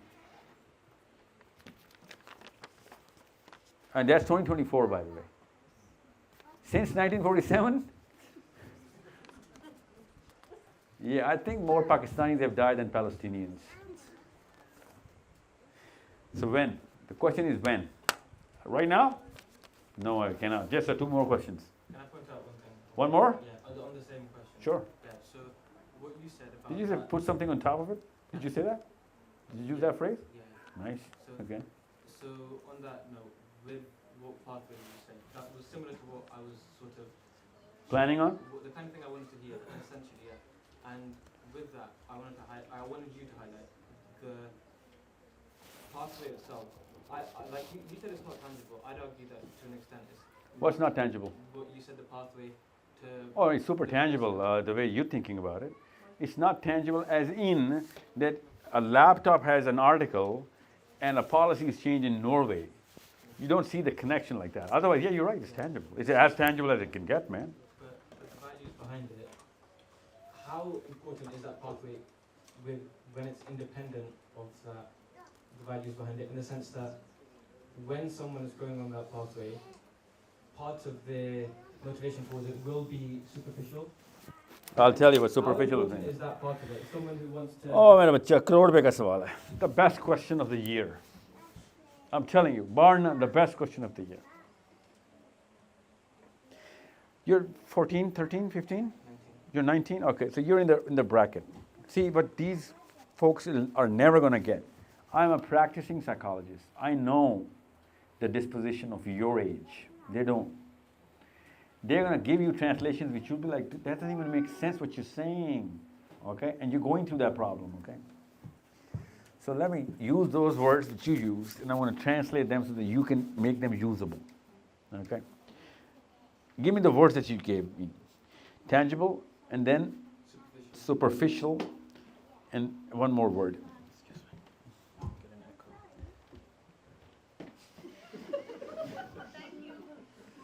Okay. Is it better now? Yeah. So, Umar, गौर से सुनो. उर्दू आती है? Okay. I'm going to speak English, obviously, because your generation is translating these words so aptly, perfectly. Last generation failed to. That's why they couldn't perform. Now, what you need is that, sir, this is very tangible. I become a competent student, then a competent teacher, then an influencer, and then I influence countries and I change policy. Very tangible. For you, it's totally not tangible for the last generation. Okay? It's all right. You're not from that generation. But you use the word superficial. Because I said something. What did I say? Well, sorry, what's your question again? Ask me, because I wanna use your question. The original question? No, the one that you put on top.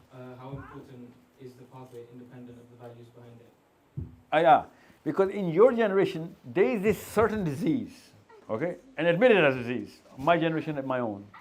Your generation had this, you don't call it the cool profile, because you don't use the word cool. You use the word? What's the new word that you guys are coming up with? Doesn't matter. But what matters is, you know what cool is, right? You will think that you're cool, and it is so cool that no one knows that I am behind the whole change. Your brain is going to make you come out of the whole bubble, and you're going to go in some dungeon, and your brain is going to portray this picture that you're writing on your laptop, some policy, and no one knows that you're behind this. You're like that Sigma male who no one's aware of, and you're making the big change. You're the puppeteer. No one can see the strings, and everyone's being changed, okay? That uniqueness, that peculiarity has become cool in your generation. By the way, it was cool in my generation too, okay? But we had grown out of it because being part of the gang was the thing, right? Forget the gang, man. I want to play the gang without even them knowing about it. That's something only unique to your generation now. And your folks don't know about this. And I know the disease because I work with kids of your age, okay? You're not kids, okay? You're adults. So what I'm going to tell you is very, very important. Very, very important. Do not be cool alone. Do not be cool in isolation. I'm telling you, you're going to lose the grip on Islam and the bigger objective. And on that day, you might be cool here and you might be cool there as well, but you will not get anything. That was the one thing the Prophet ﷺ actually came in, and no one's going to get it. What are you talking about? I'm telling you, no one's getting it. Only you and I are talking about this, and your brain knows what I'm saying. That you going in that dungeon, in that basement, in that backseat of that car, typing that article or that email, is only going to matter if some other people know that you're doing it, and they're also on the plan. Okay? It takes a gang to make that movement. A gang, not like a street gang, a lobby. And they should know what you're writing. It's a coordinated community effort. I'm telling you this right now. That's the difference. And you're going to have all the temptations for the rest of your life to make that cool thing happen. No one knows. Even my own lobby, my own gang does not know that I'm the guy behind this. And I'm just going to go quiet down on this. And I'm going to sulk in my own, achievement alone with some landscape behind in your mind, the backdrop. Okay? Don't do it. I'm telling you, don't do it. You're a part of a certain lobby or community.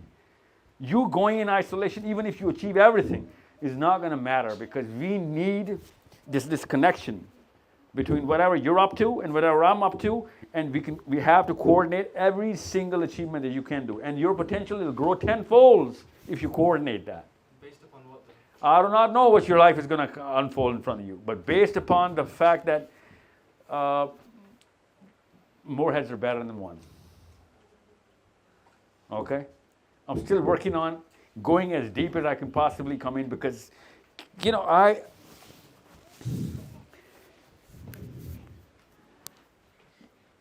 19? So you've gone through a certain time in your head, because you're 19 now, where maybe you have started to give up on going in your room alone, and instead you've taken that track back in the living room and talking to the family. That, no, you know what, we're not done yet. I'm not done yet. Have you done that? Have you taken that journey yet? Have you? Really?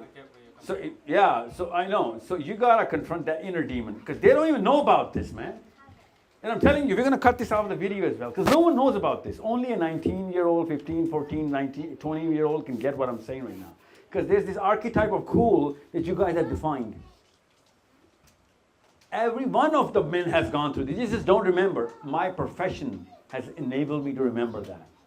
I've worked with so many men to know that, this is that crossroad that we took a left, we should have taken right. And we would have been part of a way bigger force. But every man chooses to be that Sigma man, that cool man, that, I'm going to be that shadow with that hat on my face. No one can recognize me. Don't be that guy. I'm telling you. I swear to God, it's cool. I know it's cool, but don't be that guy. Because it's not going to amount to anything, because we need a lot more coordination, connection, sync between a lot more competent people together. So somebody in Melbourne should know what you're up to, somebody in Milwaukee, somebody in Manila, and they would be doing the same thing for the same effort, same cause. Okay? You want to be cool, just be cool with the rest of the world, but not to that lobby. Not to your own people who you're actually prepared, okay? So if it's important to have people on that cause, is it important even if they're with you because of money or something superficial? Money is not superficial if the cause is real.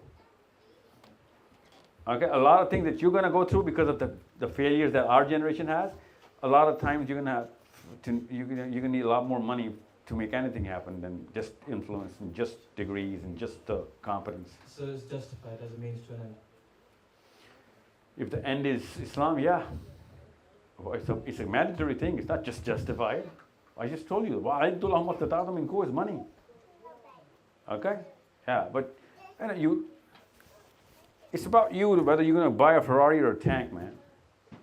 Because if you want to buy a Ferrari, then it's a totally different end. Okay? You understand me? Yeah, because you got to make that distinction between where you're being selfish or self-serving and where you're cause-serving. Because if you're cause-serving, I need a lot more. You want to be a billionaire? No, I swear to God, I want you to be a trillionaire. Because my cause requires that money. You want to buy whatever you want for your own self during the whole thing? It's all right, man. It's totally fine. Actually, you should spend more on yourself. But your aim shouldn't be less. Our generation was the most mediocre generation in the history of Islam. My father and his father and his father, my God, man, they had high standards. We just wanted to be cool. That's all we wanted. We wanted to be cool. That's mediocrity at its peak. Don't fall for that, okay? Do not fall for that. Okay? This was just about you and the 19, 16-year-olds. I'm telling you, ask them. No one's going to get what we're talking about. Okay? So change it. You're gonna see that day, inshallah. And you're going to see the two roads splitting. You're going to see Yeah, one is you're going to satisfy your whims. You're going to be a hero of your own movie. And the right path, you're going to be a hero of a very big movie. And by the way, in that place, in this world, you're not going to be called a hero. That's the day of judgment, right?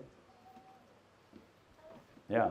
Because if you're doing it for yourself, then it was not worth it for anybody anyway, right? Gee, sir, so I'm going to give you the 15 minutes. I'm sorry for this session. This is a necessary thing. Because the difference between parents and sons right now, fathers especially, that they're not transiting a language which is speaking to the inner psychology of the current boy. And we're thinking that, oh, मैं तुम्हारी उम्र का था ना जब. No, you were not. मेरी उम्र में जब आप थे तो मोबाइल इजाद ही नहीं हुआ था. मेरी उम्र में आप थे तो लैपटॉप्स किसी के पास नहीं होते थे. 4G, 5G, really अबू जी, really? आप मेरी उम्र के थे तो 5G था इंग्लैंड में. No, आप मेरी उम्र के नहीं थे कभी भी. मेरी उम्र बिल्कुल नहीं है. So you gotta come up with solutions to his problem, not solutions to your problem. You were 19. And that's the same thing going on with ammis and sons and daughters, especially daughters. Okay, most of the girls are posing in front of their mothers so that आपके lecture बंद हो जाएं और वो कमरे में जाए. उसके बाद she can be herself. Aisha and Anasha. There's a reason why they're not here. That's the same reason. And this Marine girl, my sister who organizes this, she keeps telling me, youth, sir, youth, youth. And I'm not going to see youth Marine. Sorry. मेरे और youth के बीच में aunty आ गई. Yeah, I'm just saying. Okay, we're going to call it for 15 minutes only. 15, okay? But my 15 minutes, which is 17:25, 5:25 right now. 5:40 to come back. So we come back at 5:40, inshallah. And then we start this. But before we go, Zayan and you have your question. We break at 5:30, okay? We break at 5:30. Yes, sir, what's your name? Ali. Ali, Umar, Muhammad, oh my God, did you line them up like this? Ali? Yeah. How old are you, man? 15. Okay. I'm still getting a little overwhelmed by the names. Bilal? What's your name? Aman. Okay. So can I ask my question now? Sure. Okay, so you've pointed out multiple times that a very important thing that Muslims should be doing now is putting time into their children, into the youth. I'm sorry, you know what? You gotta speak English, man. You gotta speak English. Come on. A lot of times I pointed out that what people should be doing is bringing up children correctly and putting time into them. Putting time into them. Doing the primary socialization correctly. So my question is, a lot of people haven't recognized that this is the importance of this and how the future of Islam lies in this. Why do you think this is? Why do the people not realize that this is the future of Islam? Yes. Oh. They actually do not care about future of Islam. They care about future of their own kids. That's it. You gotta call what it is, man. It's a spade. We call it a spade, man. No one actually cares about what future of Islam is. Everyone would die for you. Your father would die for you, no doubt. Your mommy would do anything and die for you, no doubt. Your future, yeah. They've sacrificed so much. I can't even do the tally. You know what I'm saying? But just for you.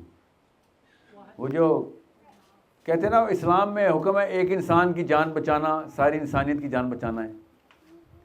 मेरी अम्मी ने कहा था वो एक इंसान तू है बेटा. अम्मी नहीं कहा और इतने क्योंकि अब्बू काम पे डॉलर पाउंड बना रहे होते हैं, गर्लफ्रेंड्स बना रहे होते हैं.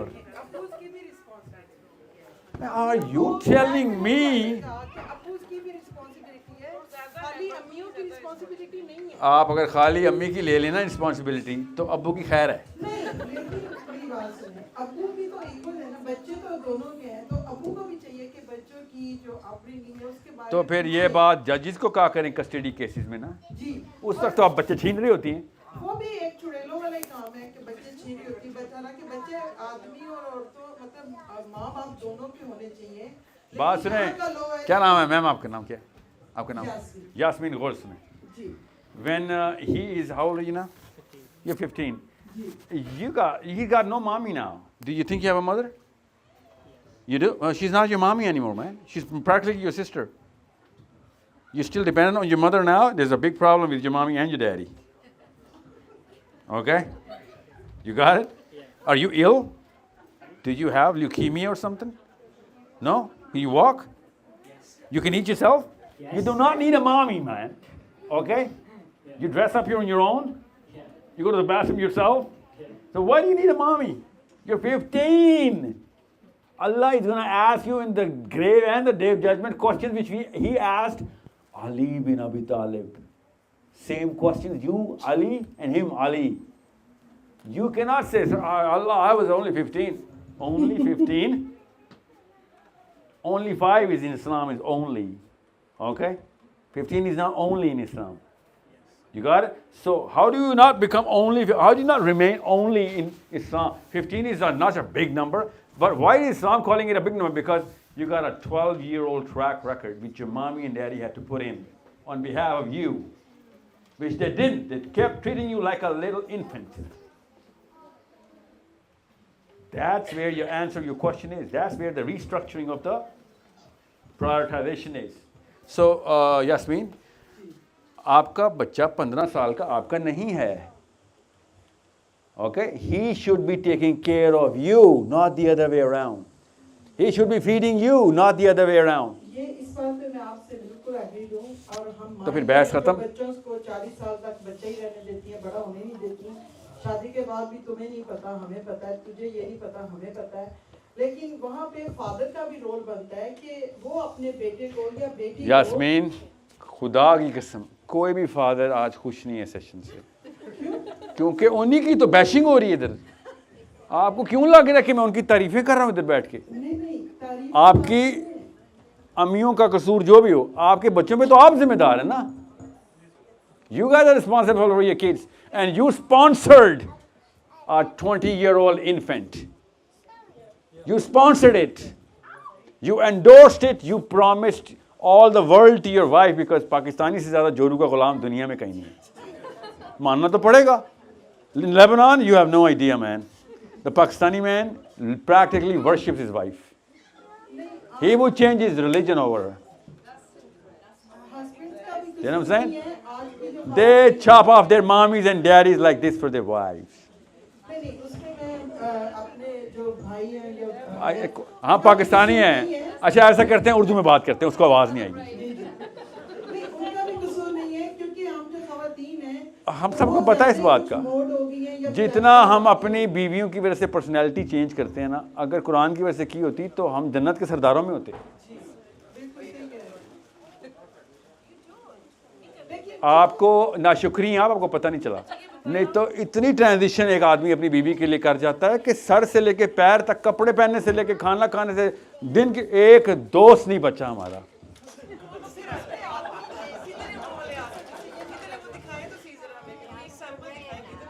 ये सैंपल नजर आ रहे हैं, अकेले तनहा बेचारे. हाँ हाथ उठा के बताएंगे. No, we can't, because Ali, you got the answer? Yeah, can I have one thing, please? Of course, you're not going to stop if anyone wants you to. Go on. How do we spread it that, basically, how do we tell more people that making sure the future of Islam is secure is the first priority? Oh.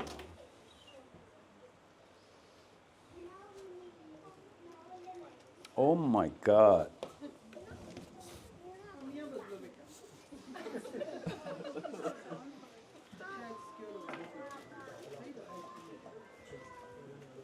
I'll tell you, Ali, a little course.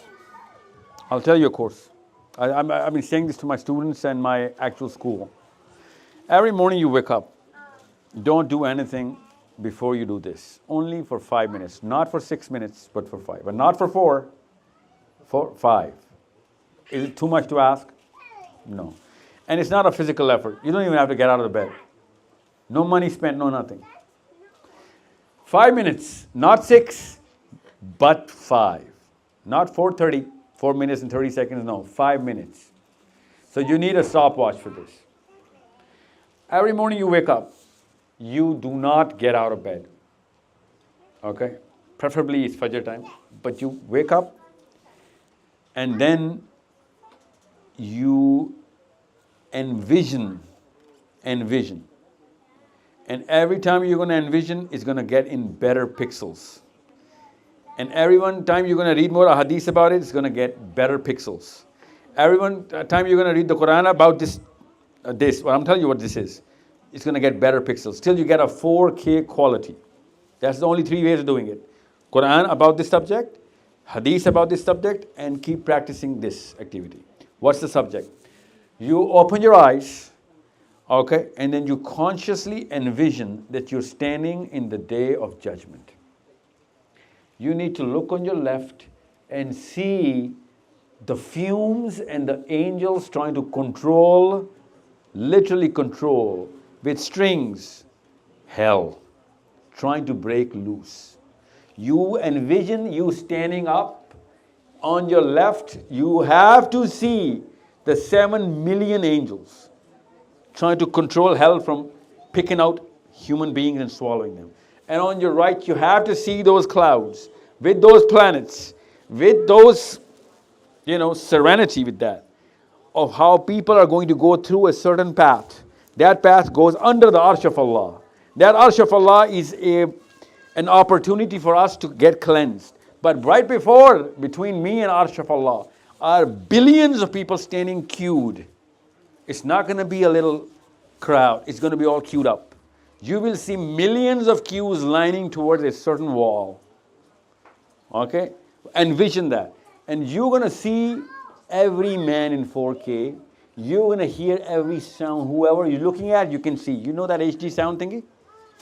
My phone has that HD sound, man. If I point that phone towards you, you're going to hear that phone. This guy cannot be able to hear it. That's HD sound.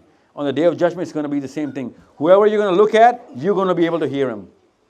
No one else will. Okay? You need to understand. And on those cues, you need to see what are they asking. And Ali, in those cues, you got to know how many people are ahead of you. And you are preparing the answers. But whoever you're looking at is saying the same thing. I want you to read the hadith about what they're saying to their own selves. People will be trying to kill themselves. Literally, by bashing their head on the ground, kill themselves. You will see people being made to wear molten copper gowns. You will see people who do not have half of their body. They will be tilted towards this. Their body will be open. They'll be still walking. Okay? Those are the guys who did not treat their wives properly. Okay? You will see people with crowns on their heads. You will see people in different shapes based on whatever they were doing. You will see people with their intestines coming out and they're trying to put them back in, crying with pain. But they still have to walk because the queues are going forward. You need to see all of this. Just 5 minutes, man. Not 6. I told you not 6. If you go 6, you're going to overwhelm yourself and you're going to quit. But for 5, you're not going to quit. What was your question to which I'm answering right now? Hear the question. What's the question you just asked me? Obviously, how do we spread the fact that, apart from obviously believing in Islam, the first priority should be looking after and securing the future of Islam, as in like the youth? Yeah, there is no other way. There is no other way to secure the future of Islam. No other way. In psychology, I've studied it for decades, no other way. In science, no other way. So how did I learn this? I'll tell you how I learned it. The Prophet ﷺ taught me. Allah Azza wa Jal taught me this. You know how? The Prophet said that in the first 8 years, in the Aisha radiallahu anha says, our mother Aisha, okay, bin Abi Bakr, she said that the first 8 years, Allah Azza wa Jal did not reveal any ayah. The wahi was all about the day of judgment. Every ayah is akhirah, akhirah, akhirah. On the day of akhirah, this is going to happen. On the day of akhirah. Every ayah on the first 8 years of Arabia is about akhirah. Once everybody had the picture, then came the ahkam. And in matter of seconds, Arabs changed. Only if you have akhirah. Now what's going on here? I promise you this right now. I guarantee you this. As an academic, as a man, as a Muslim, and common sense. The only problem we're facing is we forgot on the day of akhirah. So 5 minutes only, man, and I make sure you don't do 6. I'm forcing you, don't do 6. Because if you start doing 6, you're going to go somewhere else. I don't want you to go that in your age. Okay? I need you to follow what Umar was talking about and we were talking about. Okay? Because once you establish this, because you do not have enough hadiths right now, read them. Or ayat about the Day of Judgment, read them. Once you got the whole details, and there are more than 5,000 hadiths about this. So you got to put some time in, okay? And once you know all things, then your brain is going to put all of that knowledge into play at the same time, simultaneously.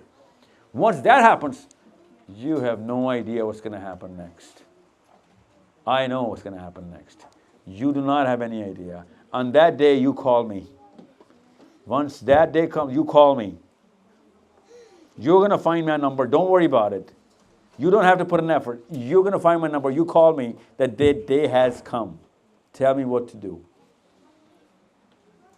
Okay? Ali, you call me. If I'm alive, you call me. That's how Allah has trained the human being. And that's the only way to train. That's the only way to get trained. Otherwise, any Ali or any Zara is going to take me out of Islam. Because we love them so much, we change our religion for them. God knows my parents did it. I'm going to do it for my kids unless this goes on. Okay? I'm going to break for your 15 minutes now. Before that, I'm going to just tell you a little story about a girl whose husband came to me and he says, because I take those sessions, one-on-one sessions, and he says, Meri bibi psycho ho gayi hai. My wife is a psycho. And I said, so what's new, man? I'm kidding. So, I'm kidding. No, I was just, that's a guy thing. Listen, so I said, what do you think, what do you mean your wife is a psycho, man? You can't just use this word. You got to tell me what does that mean? And he says, he put my kid on fire. And I said, oh, that is a psycho. Did you take her to a hospital? And he said, of course, but she wouldn't go. And I said, not your wife, man, to the child. Did you take your kid to the hospital? And he said, no, she didn't get burnt. And I said, how did that happen? Listen to what he says. He says, my wife wakes me up, psycho aurat, fajr pe utha rahi hai mujhe. That's his words, not my words. And I'm so tired, I didn't wake up. So she's like, theek hai, mat utho. And then she wakes my daughter up and goes to the kitchen, turns the gas on, lights up the stove, picks up my daughter, and then I run to save my daughter. And I said, was she on the stove? And he says, no, she was not, but she was gonna. And I said, listen, was she on the stove? And he says, no, she was not on the stove. But I'm telling you, she was gonna put the daughter, because he had picked her up. And I said, what did she say? She said, तुम्हें उस दिन की आग से डर नहीं लग रहा इसको डालने में, तो इससे क्यों डर लगेगा? So I said, dude, she's not the psycho, you are the psycho. You need to understand, if you do not think you're a psycho, God save your daughter. Okay, don't do that to your husbands. No, I mean, don't do that to your husbands. That's a special case. I'm just trying to tell you that unless you know what's actually the truth, Allah's Prophet says, Al-Jannah haqq. This is the actual truth. This world that you live in is not the truth. This is an illusion in front of you. You just can't see through it. You can't even see angels right here. There are 2 angels right here. You can't see them. So that means this is the truth? No, this is the truth. Did you know the Prophet ﷺ told us the technology on which the angels will be recording data and presenting it to the world? These two angels? We use that technology now, by the way. Okay? So, not that technology, but I don't know, an analogy of that technology. So, Zayan, I want to take your question after this. You're going to stay with me because you're the youngest. 15 minutes right now. The time is, what's the time? Oh, 45. So, we see each other at 6, inshallah. What time is Maghrib here? Oh, it's England. Yeah, I get it. Yeah, I know, but the general perception about Deen and Dunya in Arab is the same as two different isotopes. I think they're related to each other, but we should do action in dunya to achieve good deen. So Zayan, are there two planets that you can live in? Are there two lives that you have? So this dunya, where did this word come from? Think about it. This dunya word, the word dunya, where does it come from? What does that mean, dunya? Is that your own question? You read it? Okay. Dunya is a word in Quran. Okay? The word is dunya. That's how we know the word dunya. Okay?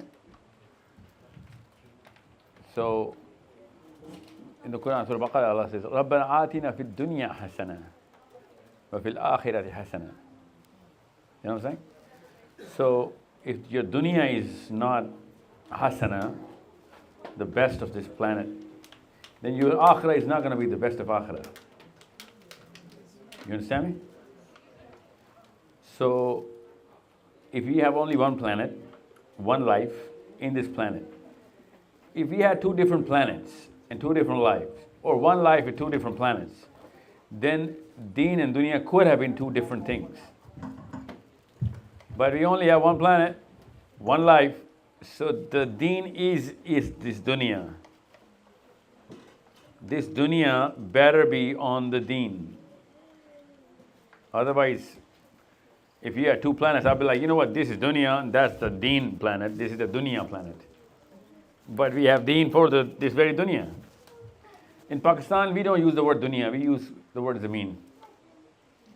We even call this thing zameen. Okay?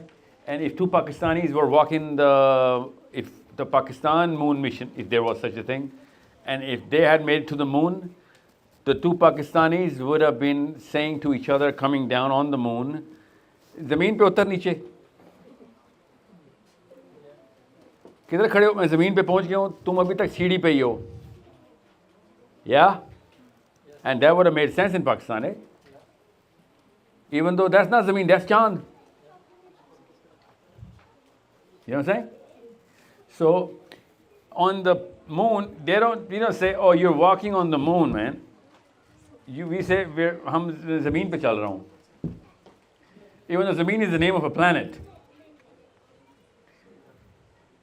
The third rock from the sun is Zameen in Urdu, right? But any kind of plane or ground, we also call Zameen. Yeah. But when it comes down to dunya, what we say is the affairs of the planet are dunya. My relationships, my work, my wife, kids, my job, my future, my health, everything is dunya. Well, everything has a rule. Everything has a purpose. That purpose is the deen. So there is no dunya for a Muslim other than the dunya within the deen. There are no two separate things. And what our generations have taught us, that dunya is separate and deen is separate. So Imran Khan or Zardari or Nawaz Sharif or the army or the bureaucracy, what they say is we're leaders of dunya, and Maulana Tariq Jameel or Maulvi Saab, and all, these are the leaders of deen. You see? That's the problem. Because they thought deen is separate and dunya is separate. Muhammad bin Salman should have been the leader of deen, but he's the leader of dunya. And Imam Kaaba is the leader of deen now, even though he should have been the leader of dunya. You know what I'm saying? So they're separate. They're not. We just made them separate so that our hungry, greedy, selfish people who just want to serve their own selves and their own power, they want to call deen separately and dunya separately.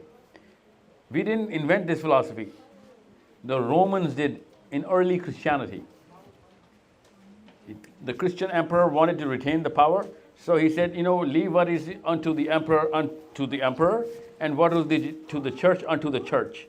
You keep your deen, I keep my dunya, we shake hands. Whenever I need the deen, I'll come to you. Whenever you need the dunya, you come to me. That's when it started, in 285 years after Jesus, alayhi salam. We've taken the same thing. It's called being secular. We seclude the deen from the dunya. It's called secular. You heard the word secular by now? Those are the secular people. That's the basis of being secular. So all Muslims right now, all Muslims that you will ever meet are secular people. And Islam came in against secularism. And every Muslim scholar or politician or mommy or daddy, they're all secular, designed to be seculars. So deen and dunya, they've separated. So I could be an amazing guy of the dunya and zero in deen. And that guy, whoever, could be an amazing guy of the deen and zero in dunya. And that's what's going on right now. So you see all the scholars of Islam, no power, no influence, no intellect, no acumen, no nothing. And you see scholars of the world with no deen. And they're Muslims. They call themselves Muslims. You know Usher, the singer? Not, who's the singer right now? Taylor Swift.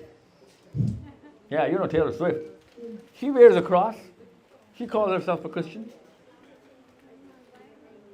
She's doing great in dunya. She calls herself a Christian. And I can get that because in Christianity, they're trained into splitting the deen and the dunya. That's why Allah Azza wa Jal called 400 years after the emperor did whatever he did. By the way, this emperor of Rome, he held a council. It's called the Council of Nicaea. Nicaea is the place. He called the priests and the politicians, and he said, the politicians will keep the dunya and the priests will keep to the church, and I'm the arbitrator, the mediator between them, and that's all my job is. Do not come into power, O priests. We will respect you if you keep your boundaries. Otherwise, we'll kill you. Because he didn't want to lose his power. Okay? And he wanted to claim that he's a Christian as well. So he wore the cross, but he kept the priests out. And 400 years after that, our Prophet ﷺ was born. And he said that this is why Christians will be called waladallin, the confused people. They confuse themselves. They split the dunya and the deen. Now all the Muslims are waladallin now. Because Muslims have done the same thing. That's why the masjid does not interfere in the politics. And the politicians, they do not interfere in the masjid. They don't know nothing about the masjid. And you're from Pakistan? Imran Khan, Nawaz Sharif, Zardari, all of their parties, if you ask them anything about the Quran, they're like, this is the job of a Maulvi, man. Do you think we're a Maulvi?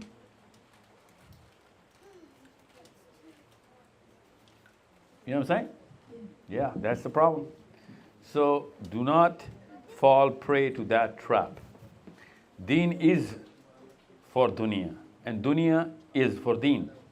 You separate them, you're not a Muslim anymore. You're just a secular, confused, waladallin, afflicted by the disease that Christians got afflicted by. Did you know that Christians are called waladallin in the Quran? Yeah. See, the Jews are not called waladallin. Did you ever think that Jews were never called waladallin? Even though Allah says, أَفَتُؤْمِنُونَ بِبَعْضٍ وَتَكْفُرُونَ بِبَعْضٍ, that you believe in some of my word ayahs and do not believe in some, but they're still not called waladallin. Allah says to the Jews, you use your own pen in my book. That means you invent more ayahs and call it God's word. But they're not called waladallin. And Christians didn't do that. Christians didn't use their own pen. Actually, Christians never used their pen. That's why you don't see, you can see the book of John, Matthew, Mark, Luke. You can see Paul all over the Bible. You do not see the book of Jesus. You see the book of Paul. Actually, you see 14 books of Paul. Out of the 23, 14 are 27 books in the King James Version. 14 of them are written by St. Paul. Rest of them are written by Luke, Paul, John, Matthew. Many books. Jesus didn't write a book. So they're wala-dallin because they split the religion and the world. They did a lot of other things too, but this is the basis. Before that, real, true Christianity existed. Actually, this is after that as well for a little bit, but it just vanished because you know what? There were too few and they didn't survive. Last question. When we pass away from this world, I think no one is in Jannah or Jahannam right now. I'm not sure. So when we pass away, where do we go? Like what happens? We are in a transition, and there's a new fitna coming in the Muslim world that is saying that there is no torment of the grave. There is no life in the grave. Okay? Because they somehow think that they know physics, and they think, oh, since now you're out of time, so how can you be waiting for the day of judgment? You're either going to be in hell or on the day of judgment, and everyone else is waiting up on it. सुन लिया आप लोगों ने कि कब्र का तो अजाब होता ही नहीं है, कहीं पे कुरान में नहीं लिखा हुआ. So to all of those skeptics who think they're intellectuals, it's just a common sense answer that if I die right now, then, and my son who I taught Islam is still practicing Islam, he has not died yet. His son, who in turn he'll teach, he has not died yet. People who I wrote a book, I taught somebody, that book is teaching other people, they have not died yet. That tally up is still upon free will of the people. And if they keep choosing the good out of whatever I taught them, I'm still going to keep getting credit, right? So that whole tenure is not going to be able to stop until the last boy is or girl is born. That whole tenure needs to be tallied up in my account. Till that tally is continued, I'm still going to remain in buffer. You get it? That's the life of the grave. And there's so many ahadith about this, so many, that during the torment of the grave, some people get relief. And they ask the angels, why are you relieving me of this pain? And they're like, because your son did this now. Somebody prayed for you there. So a lot of ease is going to come in. Okay, the Prophet said, grave is either one of the ditches of hell, or one of the gardens from the garden of heaven. One of, not the. And the most matawatir, consistent prayer of Allah's Prophet sallallahu alaihi wasallam, every prayer he prayed, what was it?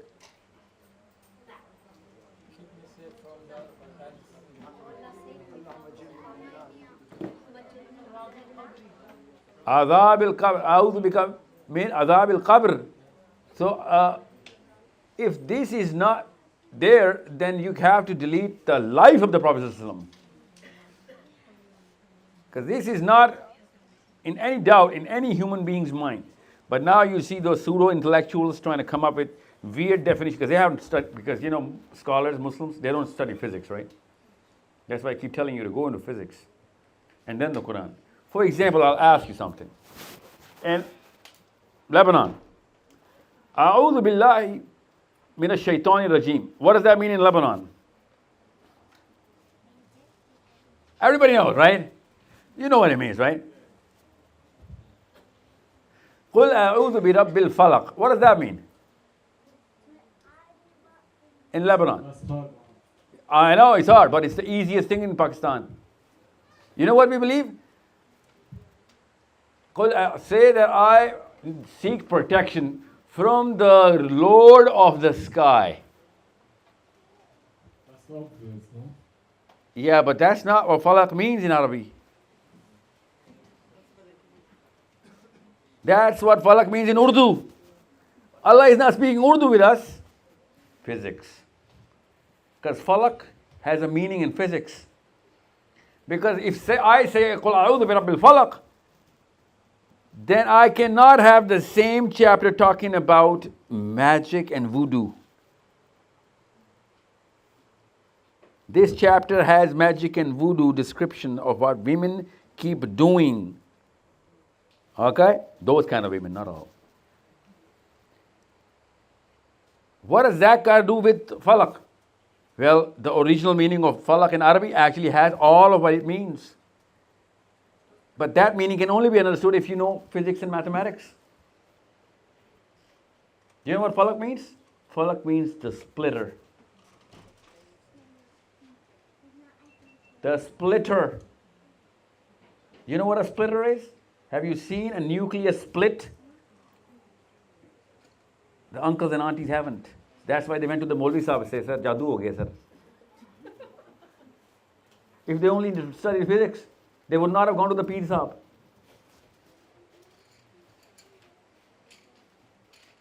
And you know how magic is done? You should read how magicians use magic. Okay? And how they're splitting two different halves of the same personality by virtue of what kind of technology that they try and claim that they use. I'm not saying go into magic or understand what it is. What I'm saying is go into physics and understand what it is. So if you go through physics and then you read the Quran, you'll find out that all of the definitions that Allah Azza wa Jal was saying was the definition of the universe. The Quran starts with Alhamdulillahi Rabbil Alameen. What does that mean in Pakistan? Lebanon. It's beautiful. It's beautiful. You know what we think in Pakistan, what it means? The start of the Quran. Alhamdulillahi Rabbil Alameen. What does that mean in Pakistan?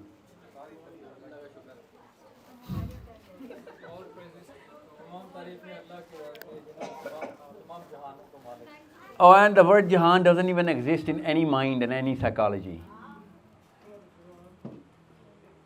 The word Jahan does not have any true meaning in any human being's mind who uses the word Jahan. And Allah is trying to confuse us, na'udhu billah.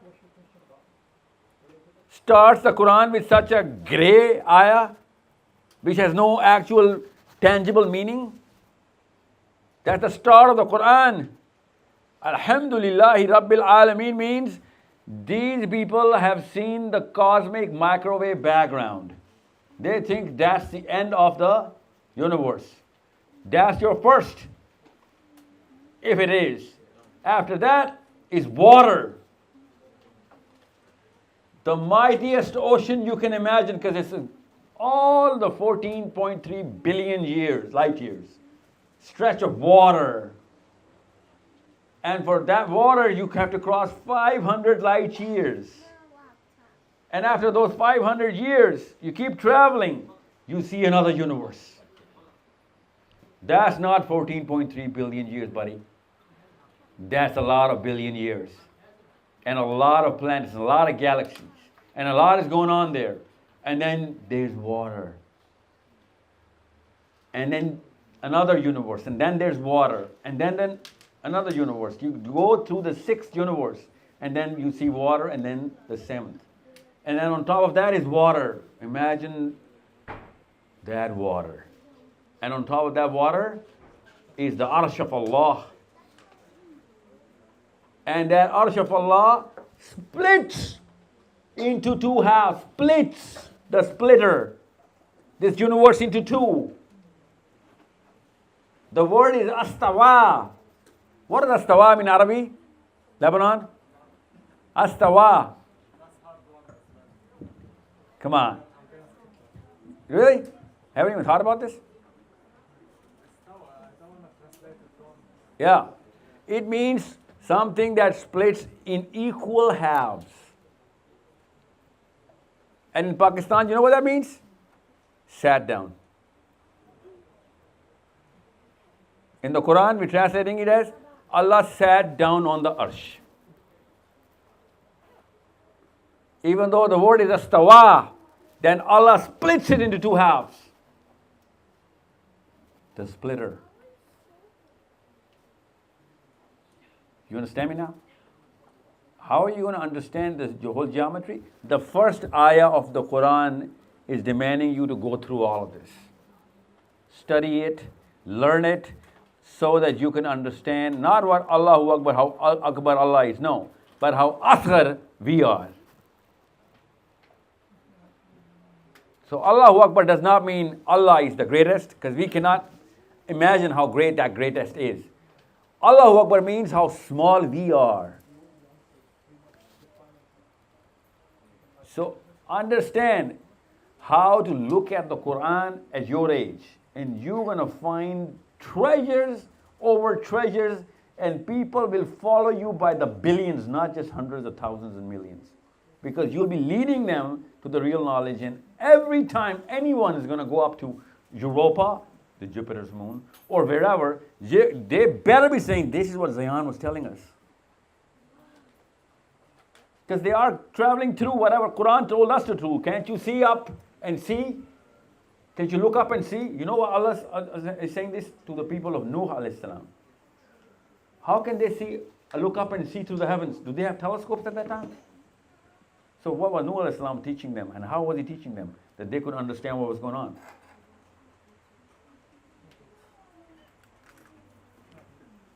You know what I'm saying? So the Quran is the only way to go through the real knowledge. And my last two generations made sure I do not get to know this very fact. That's why most, 99, not most, 99, let's call it what it is. Muslims in the world have put the Quran in the Guinness book. You know what the Quran is in the Guinness book for? The one book that has been read the most amount of time without being understood.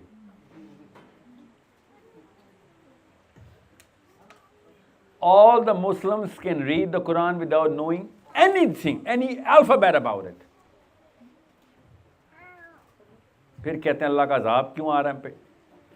आपकी किताब के साथ मैं ऐसे करूँ ना, और आपसे कहूँ मैं आपका बहुत बड़ा फ़ैन हूँ, रोज़ आपकी किताब रट के सोता हूँ, और आप कहीं कुछ समझ आई, कक समझ नहीं आती सर, बल्कि मैं आपका बहुत बड़ा फ़ैन हूँ. इसको हम कहते हैं हिब्बुल्लाह, इत्तक़ुल्लाह, कि हम तकवा कर, मोहब्बत कर अल्लाह से. You think this is मोहब्बत of Allah or taqwa of Allah? That I'm not going to understand a word you're saying, oh Allah. I'm going to keep kissing your book, reciting it without understanding a word. That's exactly why you wrote it, na'udhu billah. Imagine me doing this to any of your book.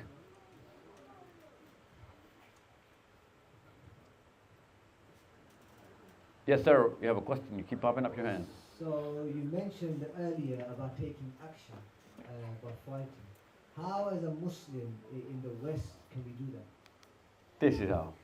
I'm going to get to that. This is how. Okay? Don't worry. I'm going to give you a plan. This is how you start. This is how you end. Okay? Don't worry.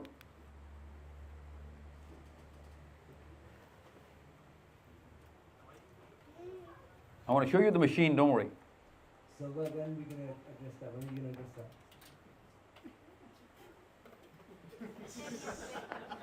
How old are you? I will guess. How old do you think I am? Why would I guess, man? What, it's like a game now all of a I sudden? mean, 23. 23. You're born here? What part of England are you born in? Slough. Slough. Slough. What does Slough mean? No clue. Is it Gaelic? No clue. Did you ever think? No, what do you even know it? Yeah. So you think you're going to get this? Why? 23 years, you didn't pay attention to the name of your own town. Why? You think I expect you to do this? Why is it that my town is any relevancy to No, it's not about your town. It's about your brain. Thinking about what's the name of the, what's the word? Right now, as Muslims, our biggest concern is the Ummah. Am I correct? No, our biggest concern is the brain of the Ummah. Right. So we see every day on our phones, on the news, we see Muslims being slaughtered everywhere, correct? So why is me asking a question regarding that specific thing have anything to do with the town? I'll tell you. It's not about the town, man. It's about your brain. You want me to repeat that? The fact that you didn't think what it means something to me. What's your name? Muhammad. Muhammad. What does that mean? Muhammad is the name of our prophet. I don't know what it means. What? I don't know what it means. You never even thought about it? I've thought about it, but I haven't given myself that time to understand it. That's the problem with the Ummah. There you go. We're not just giving enough time. So that's why we're here together, to learn that. Yeah, not just to learn that, but to change the perspective first. Because I'm telling you, I can make you do a lot of things, but I'm not going to be able to make you do. I'm not going to be able to make you do stuff. That's something even prophets can't do to their people. Doing something you got to do on your own. Right, but we have to understand what we need to do. Not just that. I'm going to give you more than that. I'm going to give you a strategy. Inshallah. Right now. I just showed you, man. The strategy. Okay? Don't worry about it. That's why I came here. Yeah. And since you're 23, I'm going to build up a little more now because I know your dopamine is killing you right now. Okay? We have been waiting for a very long time. I know. Longer than most people. It's been a few hours now. I know. It's not just a few hours. It's like a year for you. I know. That's what YouTube is doing to you. What was that, sorry? That's YouTube and fast cars and microwaves and fast life. What's the relevancy there? Because you're more impatient than anybody else. That's the pressure from within yourself. You know what I'm saying? It's called instant gratification. Hold on to it, man. Again, I'm struggling to see the relevance, but inshallah we see. Instant gratification, you know what that means? No, can you explain? You need it right away. Have you heard the phrase patience is a virtue in England? Yeah, I'm sure it's not hard to understand, but yeah. But you heard it, right? Yes. Patience is a virtue. Why do you think it's a virtue? Explain it. I will. Yeah, I will. Don't worry. See, the 20-year-olds and 15 to 30-year-olds, you guys are going through a lot of pain because I show you this and then I change it. Inshallah. Yeah. I'll tell you something. You know what dopamine is? Yeah, briefly. You know how it works? Not so much. It's a pain, man. It's a pain. Okay. It's a pain. It's a pain. It's heroin has dopamine, most amount of dopamine, heroin. And cocaine, descending order, okay? Then marijuana, okay? Then cigarettes, okay? Heroin. And more than that, more than heroin, more than a shot of heroin, is in 2 minutes of FIFA on your PlayStation. Right. I'm still struggling to... Yeah, so if you're a heroin addict, and I'm telling you, you know what, I'm going to give it to you, don't worry, I'm going to give it to you. What are you going to do to me? You're going to come and bite me. That's where the phrase comes from, bite me. Because it says, be patient, okay? So, just like that, 20-year-olds, you've gone through this whole fast life so much that you want everything coming fast to you, okay? And you cannot wait, and it's all right. You'll have to train yourself into a little more, what's the word? Cruise control. Cruise it in, okay? Yeah. All right, inshallah. I'll tell you something. I went out for a break because I had to work with the little equipment thing with Mohsin, my teammate. We went outside. And on the way back, when he took a right turn, there was this red bus coming in. And on that top bus, you know what was written? Which was like the most astonishing thing. Everybody stopped. This red bus, which is a regular London bus, eh? But the most weird thing in Urdu was written. Everyone in Slough stopped. What the hell did this driver do?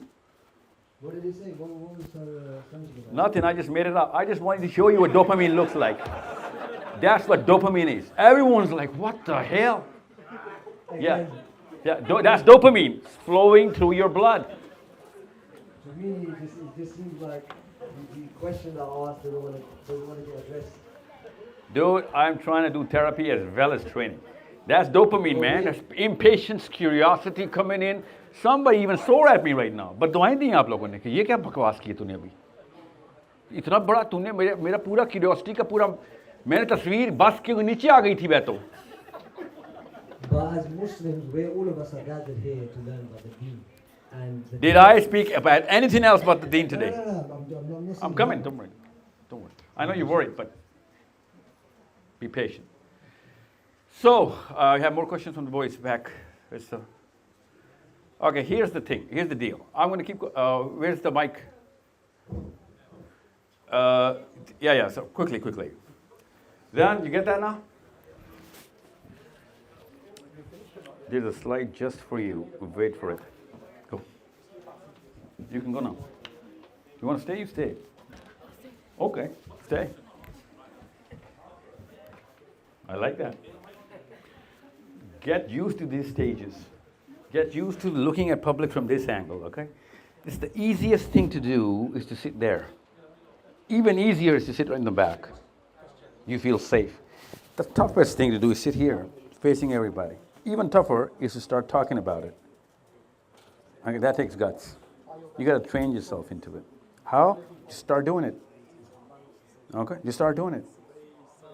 But always speak with your homework done. Yeah, otherwise you're going to make a fool out of yourself. That's why nobody wants to be here. You understand me? There are two things missing, homework and guts. You got one thing covered, guts. The rest is homework. You just have to do homework. Whatever you want to talk about. Have a purpose, you'll never get nervous. Okay. Yes, sir. Quick ones. English only? Still English only. Okay. Ali, you already had your question, man. This is another question. But there are so many people waiting up. I'm going to take your question. Don't worry about it. Just because I love your name. Okay. Shall I answer now or shall Anybody else has a question? Otherwise, we're just going to give it to Ali. Okay. Ali? Aaron, because I'm going to take you, because I want to take at least one. So my question is, if we look at other religious communities, so for example the Jewish community, we see that the money within that community stays in a circular flow within them. So for example, the business leaders, they hire Jewish people to essentially carry out their work for them. Yeah. Despite the fact that we've been blessed with Islam, why hasn't that psychology and mentality remained the same within our own community? Boys and girls, especially of that age, in 20s and 30s, okay? Even 40s, don't. Unless you know the psychology of money, the economy of wealth, the psychology of wealth, and train yourself how trade works, how money actually is circulated within a system, learn it. That's a science. It's not a coincidence that rich remain rich and poor remain poor. It's not a virtue to be poor. It's God's will who's going to give. But if you're not even trying, that's not virtuous. And I'm not trying to tell you to make money so that you can be rich. You spotted it. You nailed it, actually. That if you are doing it for the community, then you have no idea how important you are. You are probably the biggest asset in Islam. Okay? But the fact that you and I are in some sort of a competition, that is given by the household. Okay? You're Pakistani? Yeah. Oh, so you've been competing with your cousins ever since like this. You didn't even see your cousins. They were in Miyawali somewhere. But your mommy and daddy were like, wo kar gaya, tu abhi tak baitha hua hai. You understand me? That's how the ummah breaks. It's called fragmentation. Muslims are fragmented into families. Every family is competing with the other family. You understand me? That very community, you said, I didn't, you said, were forced to live in the sewers of Germany and Europe. And only on Thursdays they used to pick up the manhole, come out from the sewage. From this, you know what sewage is, right? Come out, all you women and men, do your groceries and get back in. That's where they did something, which I'm going to tell you what they did. That's why they stuck together. Okay? In the sewers, they used to go together, and their elders, their fathers and mothers, used to tell their kids that don't worry. Because next year, we will be in Jerusalem. Next year, we will be in Jerusalem. And those kids used to cry because it's the sewers. Everyone knew that this is the worst any human being or any community can go through. Live in the sewers. But don't worry, next year in Jerusalem. Next year in Jerusalem. Did they make it next year? No, they didn't. It took 30 years. But only 30 years, and they are on top of the world. They're the least amount of numbers and most amount of power. I swear to you, somebody asked me in Pakistan, कि और क्या कर सकते हैं ना? I said sewers.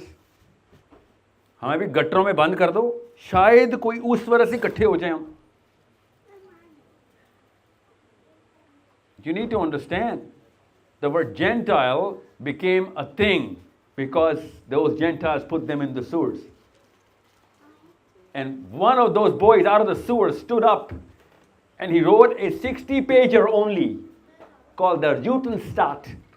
And he says, listen, you men and women, it is not their fault, these Christians, these Europeans, it is not their fault that they always do this to us. Because when a cell within the body has its own philosophy, on its own doing, its own mechanics, it becomes a cancer and the body has to kill it. Our philosophy is for the day of judgment. Our philosophy of the covenant of God. These people are not of God. So they need to kill us. It's not their fault. It is us who has a different philosophy. That's why we are a cancer to Europe. We are the cancer to wherever we've been in Africa or Spain or in Andalusia and in England now or in Germany. So what do we need? We need our own homeland where we can practice our philosophy. That man's called Theodor Herzl. That book is called the Rutenstadt. What does that? The Rutenstadt means? You guys got taught German in here? No? Obviously not. This is England. 300 kilometers down, and of course, German is the first language in North Europe. The Rutenstadt, look it up. Read that tiny little pamphlet that changed the world for them. From sewers to next year in Jerusalem coming true. That's what Muslims need to do. Not because they did it, because we are the cancer to the rest of the world. You know why? We have a book that guides us. That book does not recognize the success that they call success. That does not recognize the failure they call failure. It is not our hijabs or our beards. No one has a problem with that. It is the definitions of the Quran that they have a problem with. That your book calls success something else. We call success something else. Your book does not harmonize with us. So obviously, what's your name? Zakaria. Zakaria, even though your name is from the Bible, but you are a cancer to the people who follow it. Because you have a different, the philosophy that counters theirs.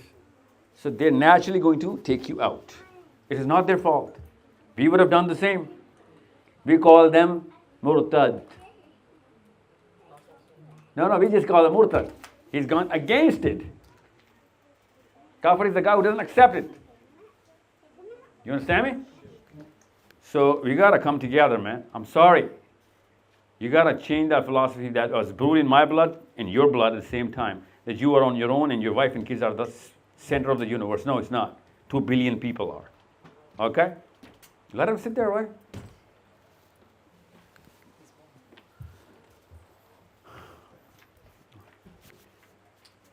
Zakaria, you got it? Learn the financial systems. If I opened this program called Hayy al-Falah in England, that every Muslim has to come into the masjid, make masjid a profit center, it's a business center, make it an education center as well. I will give the teachers, I will pay the masjid. We will hold the sessions every Saturday or Sunday because you got to go to school, right? So on Saturday, Sunday, you just have to spend 2 or 3 hours and we will train you in what? That very word that you use, financial systems, business sense, wealth, how to circulate money, how to establish money, how to actually do it for the community, network together, how to build networks, how to create a lobby, how to make sure the lobby is working. There's a science behind this. It's not one man's opinion. Everyone who's done it has done it the same way because there's the same formula. Have you ever paid for Facebook? Has anyone ever paid for Facebook? No. But still, Mark Zuckerberg becomes a billionaire. You understand me? You need to understand how this system works. We're not trained in this system. And we are the people who aspire money the most. We judge people based on money, but we never are going to learn it. Just like the Quran. We love and judge people based on the Quran. We're never going to learn it. Okay? So there are 8 things the Jewish community did. I'm going to give you a letter on which those 8 things are described and explained. One of them is what I literally in very words that you just said. So amazing that you said it. Well, how old are you? 17. You're 17. You're on the right line. In the wrong place. Okay? Change everybody. Okay? You're right. You got to change everybody because you cannot divorce all of them. They are your brothers and sisters. You cannot get out. I'm sorry. Otherwise, you're in the wrong religion anyway. We have to work for everybody, right? So you got to train everybody, man. Your next session should be yours here in this very hall.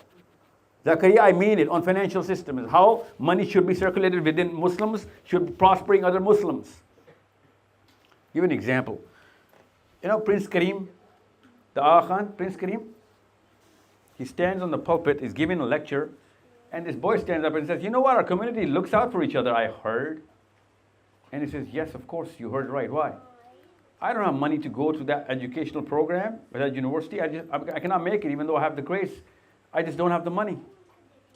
And Prince Karim hears this boy, looks at the crowd, has a glass of water, sips it, puts it back. And he says, everybody, I need you to bid for this glass of water. That boy got $8 million right away. That's how community works. That's the definition of one family. You tell me any Muslim can stand on the pulpit and do this for any other Muslim? Think about it. Any Muslim. Right now, any Muslim alive. We claim to love Imran Khan in PTI and Muslim League, Nawaz Sharif and whatever. Yeah? You think Imran Khan can do this in PTI? No. So there's something wrong with the base wiring. You need to change the base wiring.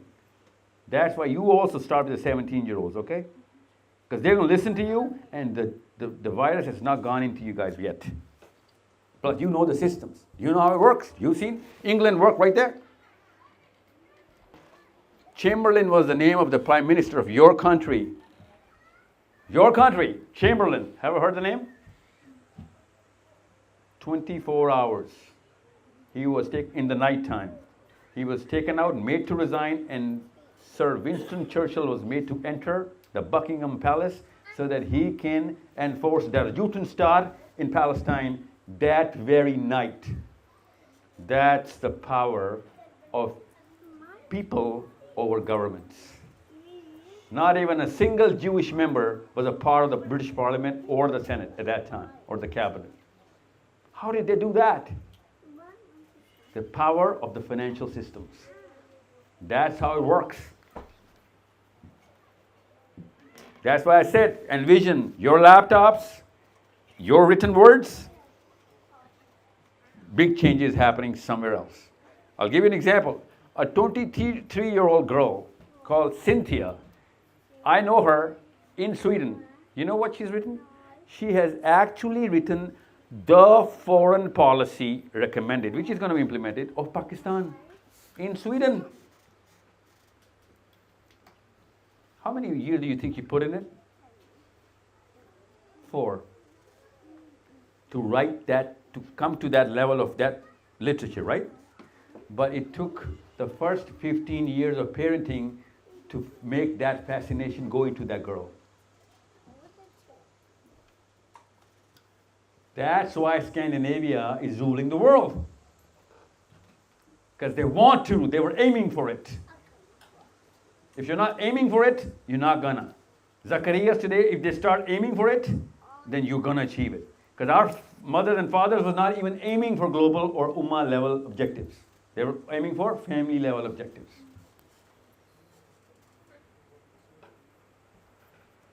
Why do you think there's such a disconnect between the two communities? So Like, for example, Disconnect between which and which? between the two communities. So why does Which is the other one? Jewish community and the Muslim community? Disconnect. We're the most. Like psychologically, because the Jewish community seems to be very community orientated compared to the Muslim community, we see more. Dude, we were Gentile to begin with. Secondly, the Second World War didn't really help. Before that, Muslims and Jews lived the finest of their lives under Islam. No, but I mean, not the relationship between them, but I mean within their own communities, why is the Jewish community, why do they seem more willing to help each other out compared to the Islamic community where there's They didn't actually. If you read through it, you'll have to have a little more memory than just 70 years, right? If you read the history of the Jews, they are the most beaten up community in the history of the planet. Everyone comes in and starts beating the Jews, regardless of wherever they are, whoever they are. You know what I'm saying? The Africans, the Muslims didn't really do that, just isolated incidents, but they did happen. The Spanish, the Portuguese, the Germans, the British, there was a day called Hanukkah, which still is. England used to come out just to beat Jewish kids. And not pre-Holocaust, I'm talking about after Pakistan has been made. In the 50s and 60s and 70s. English boys used to come out on the Thursday, that, you know what, today is Jew beating day. They didn't enjoy a good time. They performed, man. They performed. How? You just said it, financial systems. Physics, mathematics, economics, law, political science. Just 5 of your majors, any one of them, and connect all the Muslim boys and girls. You need to go through these so that you guys can connect with the purpose. You need to write down that purpose. Remind me to talk about this, somebody. I don't want to leave this session without this, okay? Remind me. I'm going to end with this. Let me just go through this now. So your heart of your question was, and all of them, you guys are on the right page. So what to do? You were saying, niyat kafi nahi hai, kaam bataएं to say, what to do? Okay, I'll tell you what to do. It's not the first time anyone has come to say that we got to do something. Here you go. This is one case study, which you all love, by the way. The way Muslims talk about LGBT, nobody else does. So beautiful. It's delicious, actually. And this is the second case study. This is another community, okay? The climate change people. Have you heard of them? Obviously, you've heard of them. Have you ever seen them? No, you haven't. You've seen a lesbian or a gay, but you haven't seen this. If you compare the money between this, the financial, running through their campaigns and the whole system that they've made, and the influence, you'll be like, oh my God, this is bigger than any lobby in the world. Every country, every statesman, every Senate has this bill being discussed or passed already. Well, who are these people? How do they get it done? You guys have a taboo against LGBT. I'm going to tell you how it works. Zakaria, you need to know how it works. Because they're going against everybody. The biggest force against LGBT movement is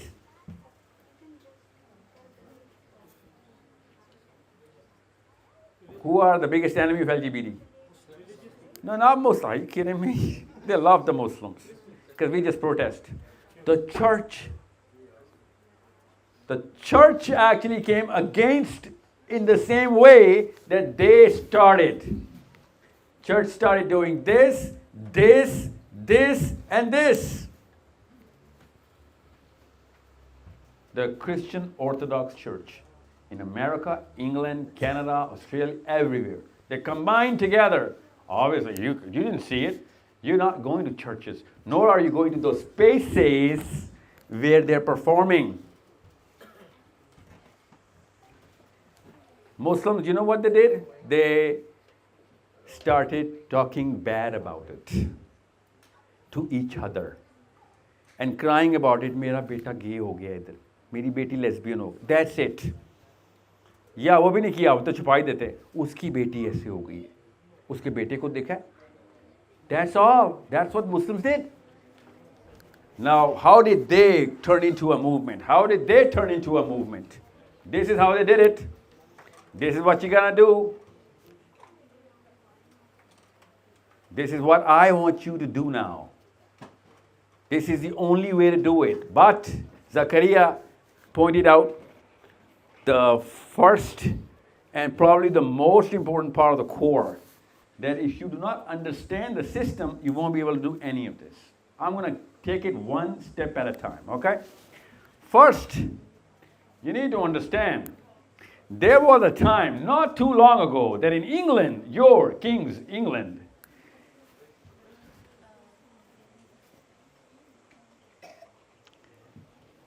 every LGBT guy had to be admitted to a hospital, otherwise he would go to jail. In your England, if somebody associates themselves as L, G, B, or T, or any of the alphabets, he will be treated with medicine and electric current. Who started it? England started it. What? The therapy and the treatment. And then England, from this, comes to this. Mandatory. How many years? 1990, Zakaria, to 2024. That's 34 years. You see any reminiscence from the sewers in 34 years of Israel and this in 34 years in UK as mandatory? Imagine how things are envisioned and put into action. This is the only way. Muhammad, if you're not going to listen to this, then why did you ask a question, man?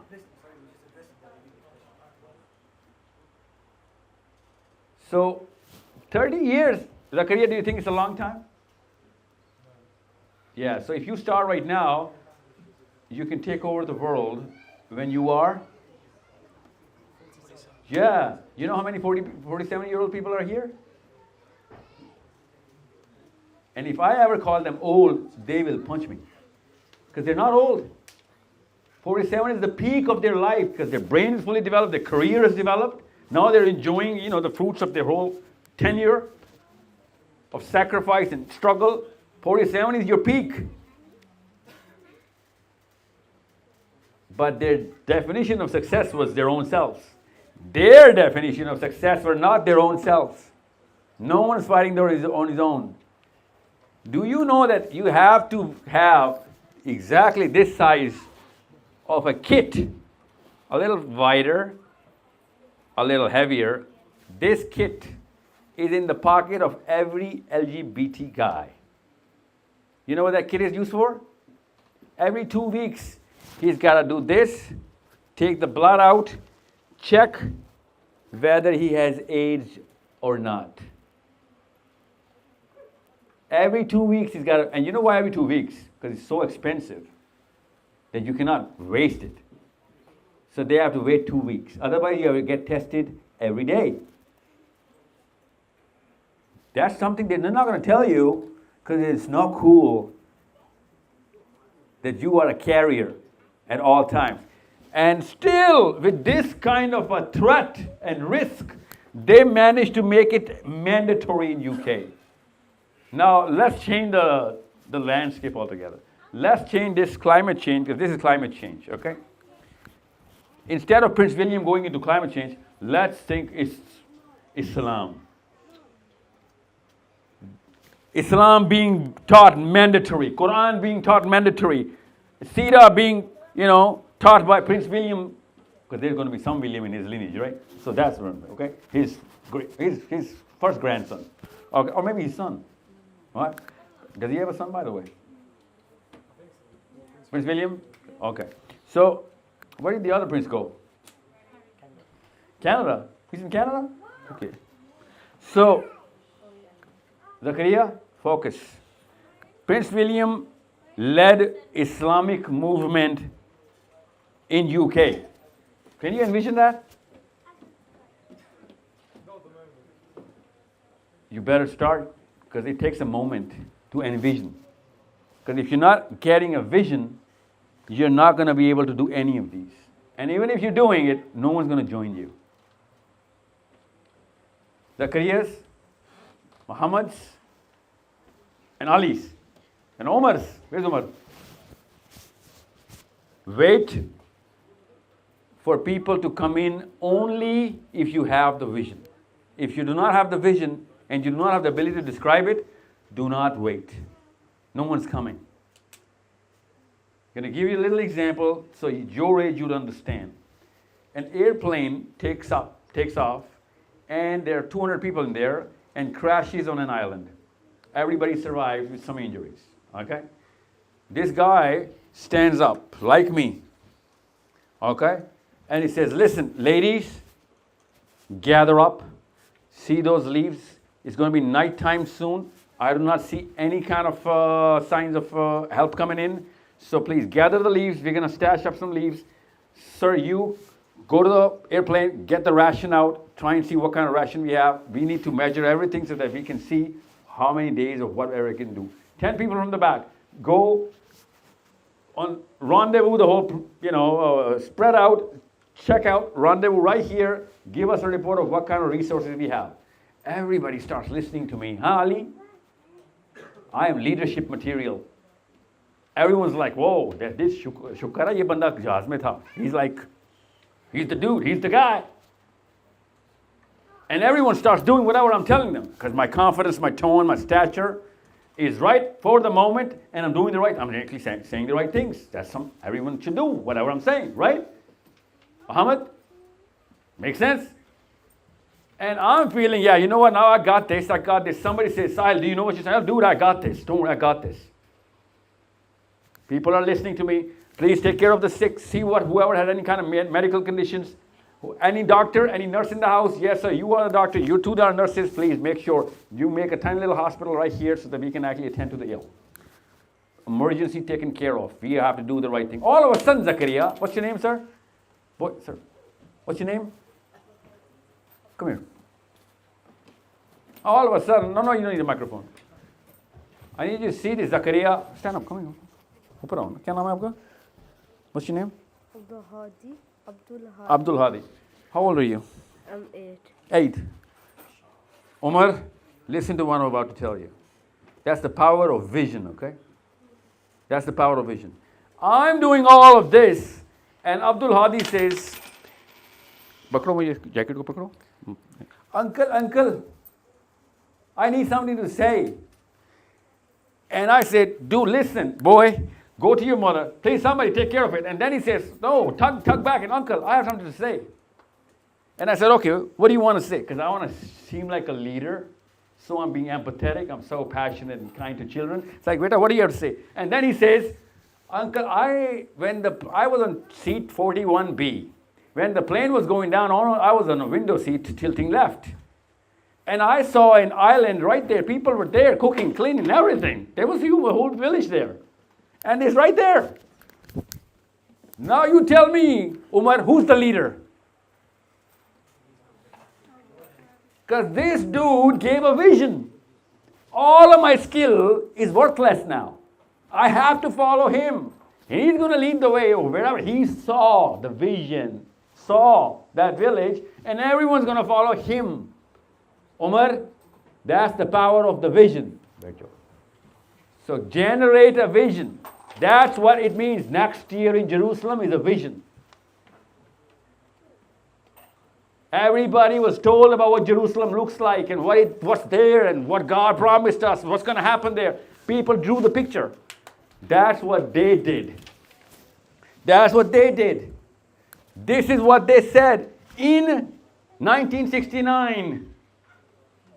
This is what they said, that we will make it mandatory that you recognize and accept and embrace our identity. In 1969, they gave their lives for it. And now it came true. So much so that a lot of your friends cannot be addressed because you do not know what to say to them, because You keep evading using the word he, she, they, or whatever. It's like, yeah, let's talk about me, man. Let's not talk about you. You know some. A lot of people know a lot. And they are generating their worldview and life objectives based on this because they had a vision and this was the execution. How does this happen? This happens very simply. This is how it happens. You start here, you go here, and then you end up here. Which you call the Jewish lobby is called the command room. There are so many books written about that lobby without that lobby ever being seen. People keep guessing. We've come up with a new word called deep state now. Heard the word deep state? You haven't heard the word deep state yet? A lot of you guys have. Some of them even guessed what deep state is. A lot of people are guessing, but it does exist. This is how you start. How do you start? You start by creating Zakaria, Omar, Ali, smaller groups and clusters who can listen to you when you talk with arguments which make sense, with solutions of problems people actually have. Not random topics, not stand-up comedy, not movies and dance and dramas and whatever. Talk about problems and talk about solutions. How are you going to talk about solutions? You got to read, open up books, study real facts and numbers, and start arguing and telling people that, you know what, we're suffering here. We're suffering. And then you start training people. Get people to get trained. I have a platform. It's for free. It's called IMS. Use that platform. Become a cluster member. Go start training people. We are actually getting you real professional teachers for free so that you can get those skills of financials and economic and mental programs, raise IQs. You know what the average IQ of a Pakistani is? 81. Zakaria, do you know what is IQ of a boy when he's born into the Down syndrome? 72. You know what an average IQ of the Ashkenazi Jew is? 159. You think you can ever compete with a guy who's got one more point on the IQ index? No, you can't. That's how powerful 1 point is on the IQ. You know how you raise IQs? Not by giving birth to smart people. Smart people are not born. Smart people are made smart. You train them into it. You train them on things which actually raise your IQ. Mathematics raises your IQ. Quran is mathematics. There is a subject that I teach in school. In my own school, the Quranic mathematics. Read the book. It's written by our guy from England. He's a Muslim. The Quranic, the ultimate mathematics. He opened the mathematics of the Quran. And to understand the level of mathematics that that book has, you need to have a PhD in mathematics to understand how complex this is. This is the power of the Quran, and that's just one man's math. That's not God's math. God knows what kind of depth mathematics have in the Quran. So what do?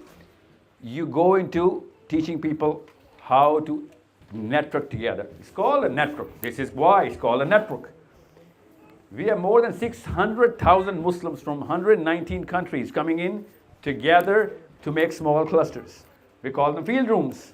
They discuss, debate, argue, learn, raise the IQ. Without any homework first submitted, you cannot even speak a word. So they submit their paperwork. This is my research work. I want to talk about this. People come in and rate the speaker. He knows the rating system. So he's got to be on top of his game.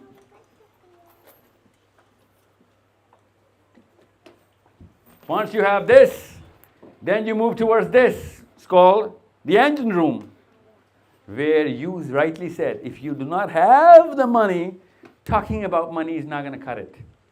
You need to have programs where people are actually coming together. And that's why I said, Mark Zuckerberg, you don't pay for Facebook, he becomes a billionaire. That's the power of the network. You have enough network coming in, Whatever you do, which is competence-based though, you're going to actually generate money. That's called business. So we have 600,000 customers. Have you made anything this year to sell? If you made it, we had 600,000 customers already. It's got to be relevant, it's got to be real, it's got to be quality. That's why every Jewish product is in every Muslim home, because it works. Their shampoo is better than any other shampoo. Their cars are actually better than any other cars. यहूदियों का plan नहीं है, यहूदियों की competence है. It's a natural demand of every human being to buy a product that actually works. Or Musliman, whenever Muslims go into product making, Muslims divorce it. कि इतना बुरा है अल्लाह. You know, even though cartoons the Muslims are making, and I want to say this to the camera, what's wrong with you guys? It's like you're still stuck in the 60s. हमारे बच्चे वो cartoon भी नहीं देखते जो मुसलमानों ने बनाए होते हैं. Even the color tones and the aesthetics are from the 1960s. Have you seen a Muslim cartoon when you were a kid? No. You said, well, what were watching Dora? I'm just saying. So what are you doing here? Unless you are competent, please do not lower the standards by coming into the financial system. You have to be competent. And as soon as you become competent, you take care of. Let me ask you a question. Muhammad, who owns YouTube? No idea. But it's not a Muslim. I'll tell you, it's a lady, by the way, okay? Why do Muslims have a replacement of YouTube? Do Muslims need a replacement for YouTube? Yeah, we do. Why is that? Because they can turn it off anytime, man.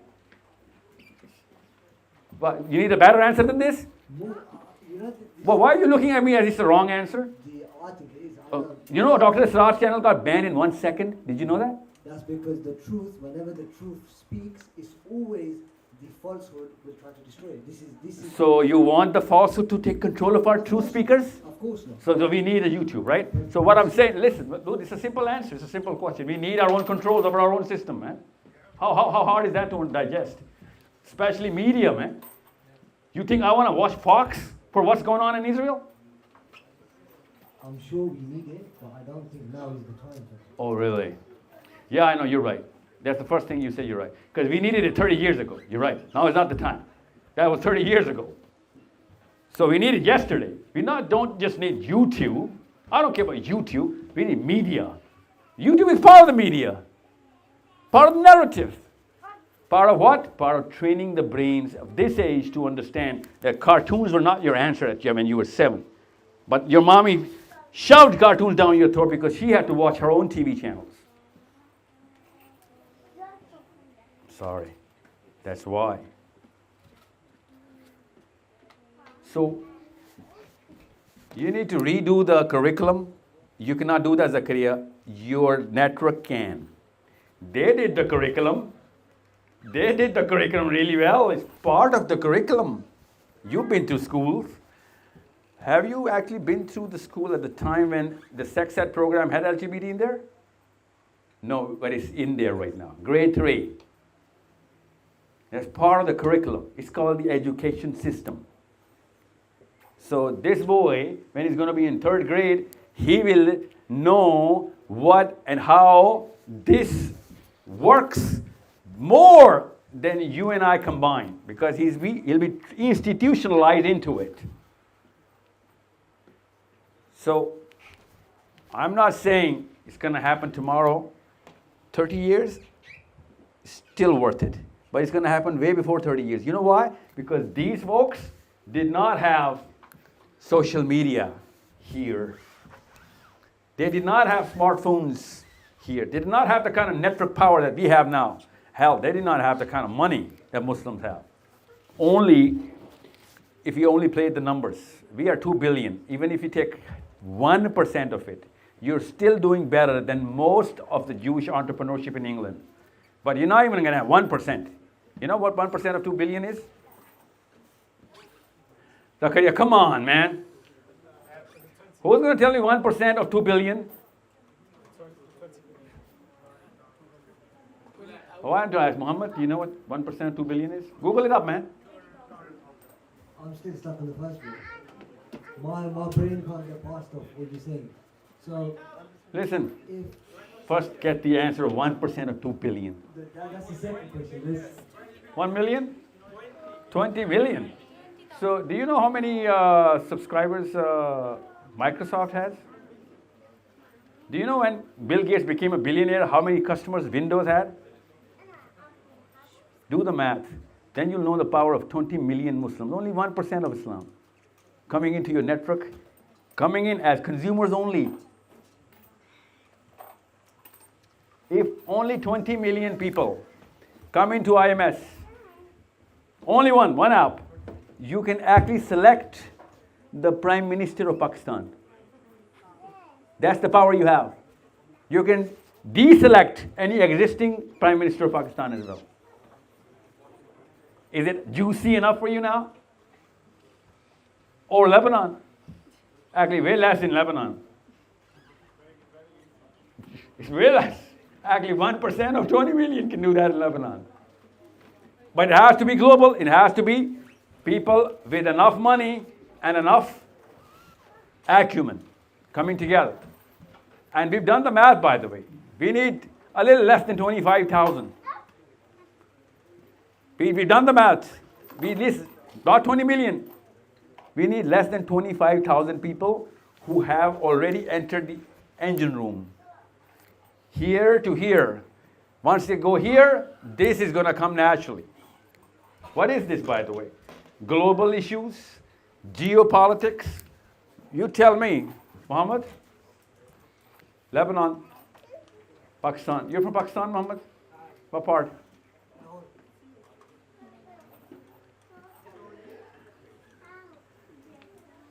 Why is that shocking? No, I'm not shocked. I'm just trying to make a wait so that people can go quiet, man. Don't worry. Not everything's about you, buddy. What's wrong with you? What's the full name of King Charles? Because you know what Nawaz Sharif is? Yeah, I do know. But you're English, man. Okay. You don't know King Charles' name, but you know Nawaz Sharif. I don't need to know neither of the names. I happen to know it, but I don't see the need to know either of them.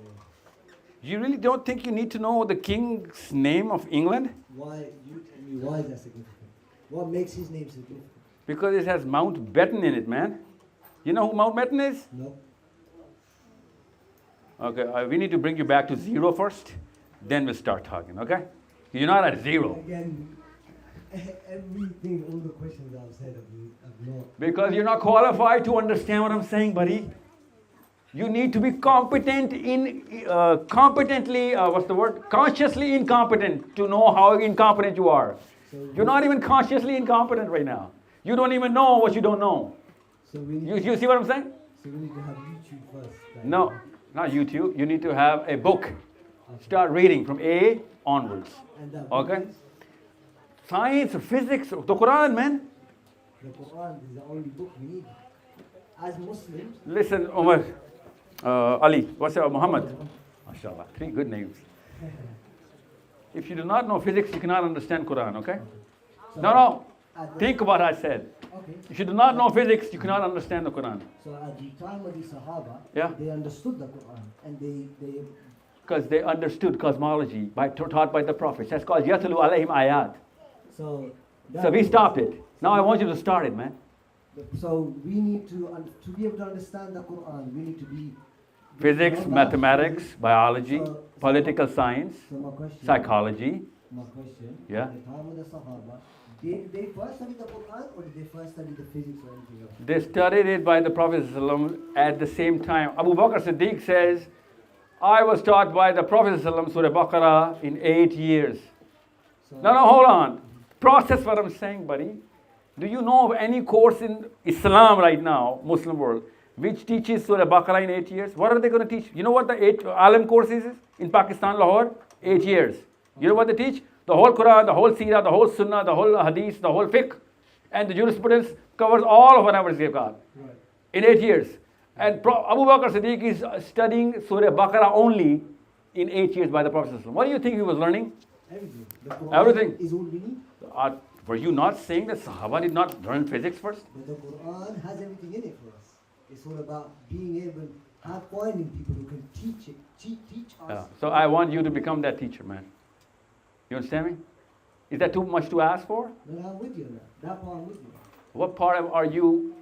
What is the other part that I'm actually talking about? I've lost you on this whole part of the media and this, and we need to basically have our own platforms and all of this. What do you think وَأَعِدُّ لَهُمْ مَا اسْتَطَعْتُم مِّن قُوَّةٍ means, man? Explain it to me. You're the one with the knowledge. Muster up all whatever you can in power, quwwah, against them. What does that mean? So power comes from?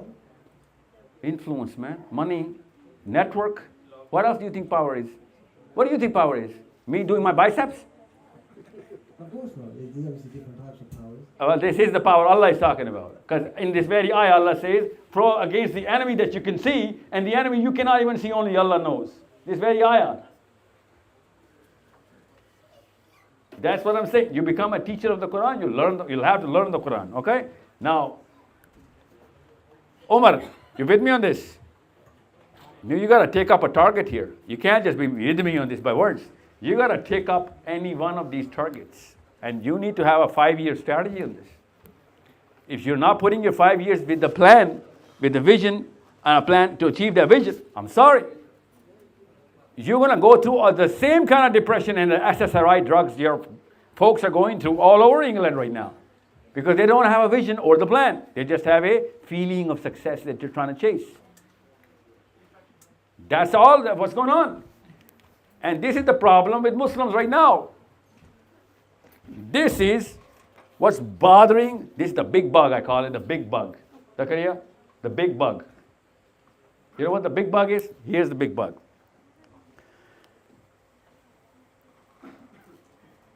Unless mummies and daddies are grabbing Zakarias when they're this age. How old is this boy? 5. What's your name? Afan. Afan is 5. Afan is 5. Mommy and daddy come together. Yes, sir. I just got one question. So you know how you were explaining the LGBT community, for example, they've got a movement and that's the name of their movement, isn't it? And then you've got the structure that you're showing us, the pyramid, and how to build up the Muslim community. LGBT didn't do it like that, but yeah, recipe is the same. They're a movement, and that's their name. And now talking about the Islamic communities and the movement, what do you think? What type of movement should they be under? What should the movement be called?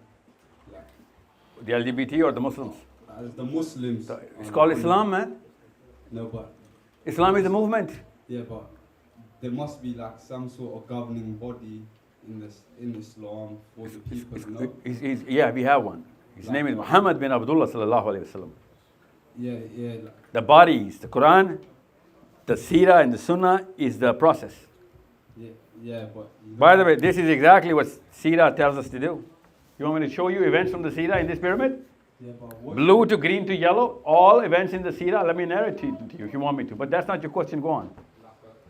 What I'm saying is the name of the movement for the LGBT community, their name... Well, they don't, obviously, because they did not have a...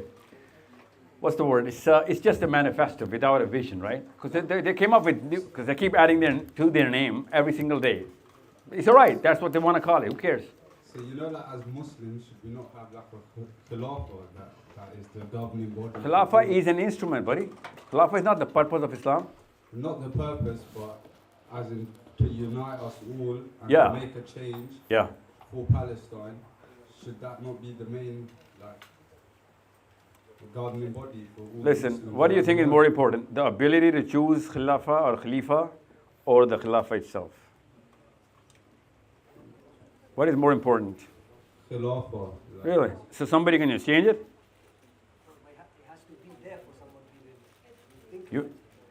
Listen, I'm asking you a simple question of common sense, man. Khilafah is more important or the ability to create and change Khilafah? No, it's not, buddy. But it needs someone to obviously... I know, we'll put a Khalifa, man. Don't worry about it. We want to call it a Khalifa, who cares? Point is not Khilafah. That's not the purpose. Khilafah is the man. Right? Islam is the system which creates the man, puts him in the place. So why would I put a name which is less than the purpose? Islam is the purpose. So we don't have to come up with new names, man. Our Prophet ﷺ gave it a name. Allah gave it a name. Kulu aslamtu. Who said? Ibrahim alayhi salam. That okay, I'm going to do whatever you tell me to. This is the manifesto. Okay, I'll take the manifesto. That's what Musa alayhi salam did. That's what our Prophet alayhi salam did. Right? So what do you think? Ibrahim alayhi salam is the most widely followed man in the planet right now. Ibrahim alayhi salam. From Siberia to Chile, everyone is the follower of Ibrahim alayhi salam. From Auckland to Fairbanks, Alaska, everyone is a follower of Ibrahim alayhi salam. Such a global name, isn't it? You'll have to make sure you become global instruments. Because our Prophet ﷺ was global, is global, will remain global. That's not something that anybody can change. Alhamdulillah. وَرَفَعْنَا لَكَ ذِكْرَكَ is going to be there. But are we an instrument to that agency? No. We're just a local instrument trying to pull Islam down to my own household only. And it's not going to work. Islam does not work on a single household for the sake of working for the household. You know what I'm saying? It's like you go to the Pacific Ocean trying to put all the water in your home. It's going to destroy your home. It's not going to work for your home. It's not designed for tiny little capsules like me, my wife, and my kids only. That's too less of a capsule. If you want your house to survive with that kind of flow, you gotta make sure you are for the flow. The flow is not for you. You understand me? It's rather simple. Everybody gets it once you get to this. This is the problem. Now, a lot of people are going to object. It's not just object. Actually, people are going to fight against you about this. Quick question. You just said the cartoons built by Muslims, they still have 60s graphics. They're not very attractive. I'm just going to. At the same time, the system that you have made, the IMS, it just looks like another WhatsApp group. It's not like we probably need a bigger or a state-of-the-art platform, which you know what I mean. It looks like a WhatsApp group. It's not look like, it actually is a WhatsApp group. It should look like a WhatsApp group because it is a WhatsApp group. It's not a WhatsApp group, it's thousands of WhatsApp groups because that's what it is. One guy comes to Ali bin Abi Talib and says, you know what? With the same philosophy, same context, it's very context. He says, in the time of Umar al-Khattab, there was peace and prosperity. People had rights, people had serenity. Everybody was happy. And in your time, it's just turmoil. Everyone's fighting. No one's getting whatever they deserve.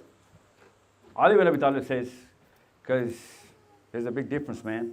The guy says, what's the difference? Ali says, the difference is that I was the soldier of Umar, and you are the soldier of Ali. So my IMS looks like this because I'm relying on Muslims right now.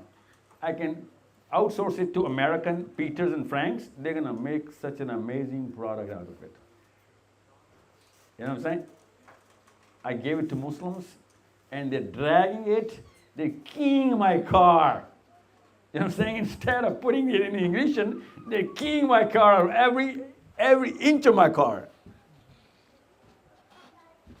You have no idea. I have lost count on the kind of Muslim software houses I've given IMS to be built into an app. Every single one of them took the money, ran away. Yeah. That's why I rely on Zacarias now. Zakaria, you're my only hope. Only if you have this. Because I'm telling you, I'm sorry, I apologize. I'm not talking about your daddies or mommies. I'm talking about my daddy or my mommy. So you won't get offended, okay? I have to be in Canada. I have to be in Canada. Okay, here is the problem. Self-esteem. You know what self-esteem is, Zakaria? No, that's called self-confidence. Self-belief. Yeah, of?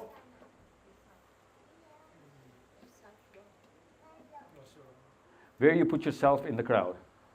For your age, that's what I'm going to tell you. And I'm talking about the crowd of the world, or your friends, or wherever that crowd is. So if you're not competent, you better not have self-esteem. You understand me? If you are competent, you will naturally have self-esteem. And Muslims have a very loud voice and mouth, no performance to back it up. That's why they use the Quran as a hunter. Because if you ask anyone about the Quran, from the guy who's talking about the Quran, he does not know how to explain it, so he starts beating you up with it. You know what that means, right? So Muslims are not performing, so they cannot have self-esteem. It's that simple.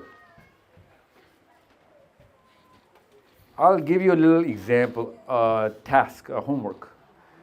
Tomorrow, Monday, call a Pakistani solicitor for any random thing. And then call a white solicitor for the same thing. Compare the answers. And I mean random. Keep doing this exercise till you get the same answer. And tell me the number of Pakistanis it took for you to get the same answer. My bet is there's going to be over 50. And they'll be born and raised in England. Hence they became a solicitor. You understand me? And that's just one area. Of what, beta? Of what? Educational reform. Because there cannot be two different laws in England. That's the one thing that cannot happen. There's just one law. That's why it's called a lawyer. He can compete with the same against the lawyer on the same law. But you're going to get two different laws. And I want you to prove me wrong, at least on the number. But I'm sorry. I need you to go through these homeworks. Ali's and Umar's, go through this homework and so that you can see where the problem is. Otherwise, you will become a problem. So here's the problem, self-esteem. The only way to get self-esteem is if you're actually competent. Because if you're not competent, you will have to naturally fake it. Once you're faking it, you lose self-belief.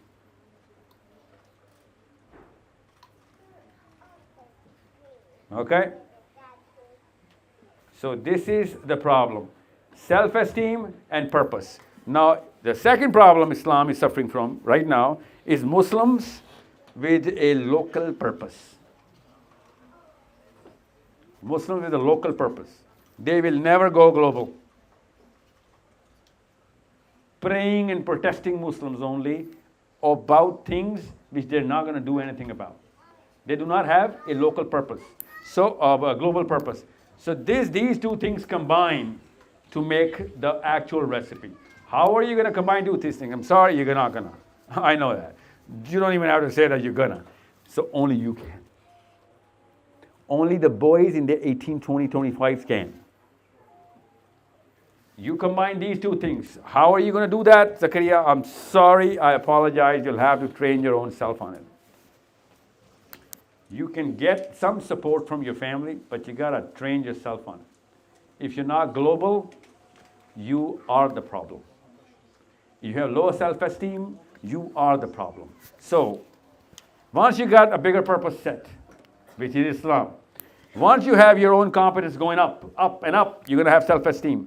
This is the problem you need to be very, what's the word in English? Wary. Here you go. If you have low self-esteem but a high purpose, which most Muslims do not even have, okay, because they don't think global. If you have low self-esteem but a very high purpose, all talk and you want to feel and you start feeling the Palestinian pressure and everything, you're going to go nihilist. Because you'll know the truth and then you'll be like, oh, I can't even do anything about it. Nihilism will seep in, depression, guilt, and you see what's going on, especially in women. Because they can feel whatever a man can feel, especially looking at the Palestinian thingy, a woman naturally is going to feel 10 times more. Allah has given you guys the ability. So you feel it, while you cannot do anything about it, and that's where the depression comes in. And I'm just talking about conscious Muslims. Those Muslims who don't even care, I don't even care about them. So they don't even count. Then, Zakaria, hold on, okay? Forget this, listen to me. If you have a low self-esteem and a high purpose, you will have nihilism. You know what nihilism is? You know what nihilism is. What is it? It's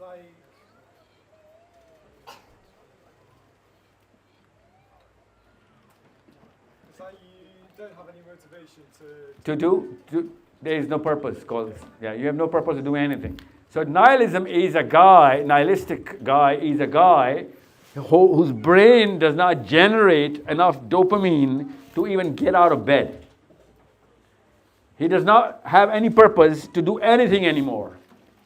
Okay? Nihilism is a disease. It's not like a taboo or anything that I'm calling it. Nihilism is an actual disease. There's medicine for it. It's called serotonin, by the way. Okay? The serotonin is the chemical of purpose. I don't know why I keep carrying this out. I was thinking, why I was trying to click from it. You know, it's right. I need something to lean on. So, most kids, who, especially girls, who go through Palestinian news and everything, they go into guilt and second stage depression. So if you're training kids on Islam and you're not giving them enough power to do something about it, they're naturally going to go nihilistic. Because they'll know right from wrong, and they'll be like, oh, hum to kuch kar hi nahi sakte. We can't even do anything. And then they will lose their self-worth. It is that big of a problem. Now, let's just say you have very high self-esteem, but a low purpose. Low purpose, which means you're playing local. You're a Pakistani, not a Muslim. Because you cannot be both at the same time a lot of times. A lot of times you cannot be Muslim and Pakistani at the same time.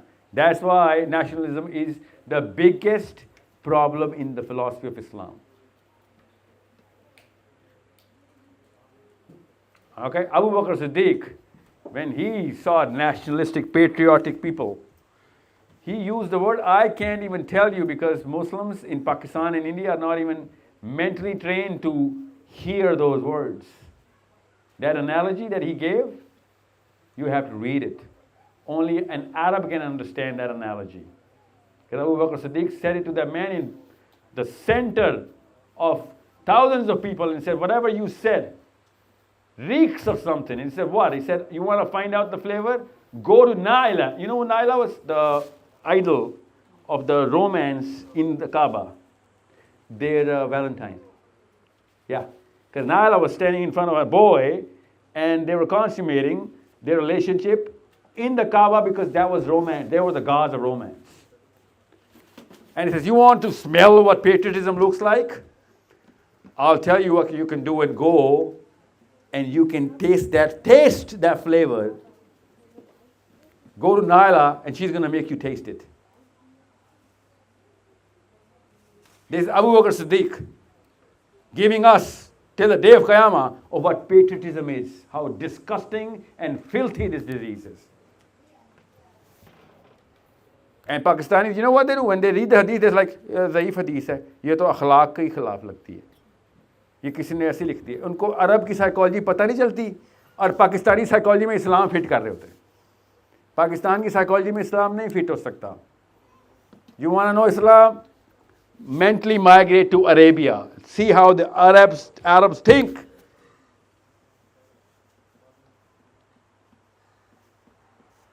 I use the word jahil, remember on TV? See what happened to Pakistani? The word is used in the Quran more than 20 times. Literally, ayyuhal jahilun. Allah talks about the insan, the human being. Innahu kana zaluman jahula. Human being is zalim and jahil. So we better start understanding. Iqbal ने कहा था ना, इस्लाम सीखना है हिंद से निकल खुदा कैमरे में, हिंद से निकल अरब में जा. Go to Arab. You want to know Islam? Learn it from the Arabs. You know, in Arabia, the Arabs, Saudi Arab, when the Pakistanis come to do Hajj, you know what they do? They have a protocol, they told me. They have a protocol that Pakistanis are coming, they make a certain gap. They move away, the Pakistani version of Hajj is about to begin. All the Arabs wait, Pakistanis and Indians come in, and they do whatever they think is Hajj, and the Arabs are like, oh my God. And then when they go, then they do the real Hajj of the Prophet ﷺ. Sisters, you've seen that? How have you seen that? You were with the crowd? Oh, you were with the Arab. So they told you, right? How would they tell you? They don't want to offend anybody. Yeah, you been there?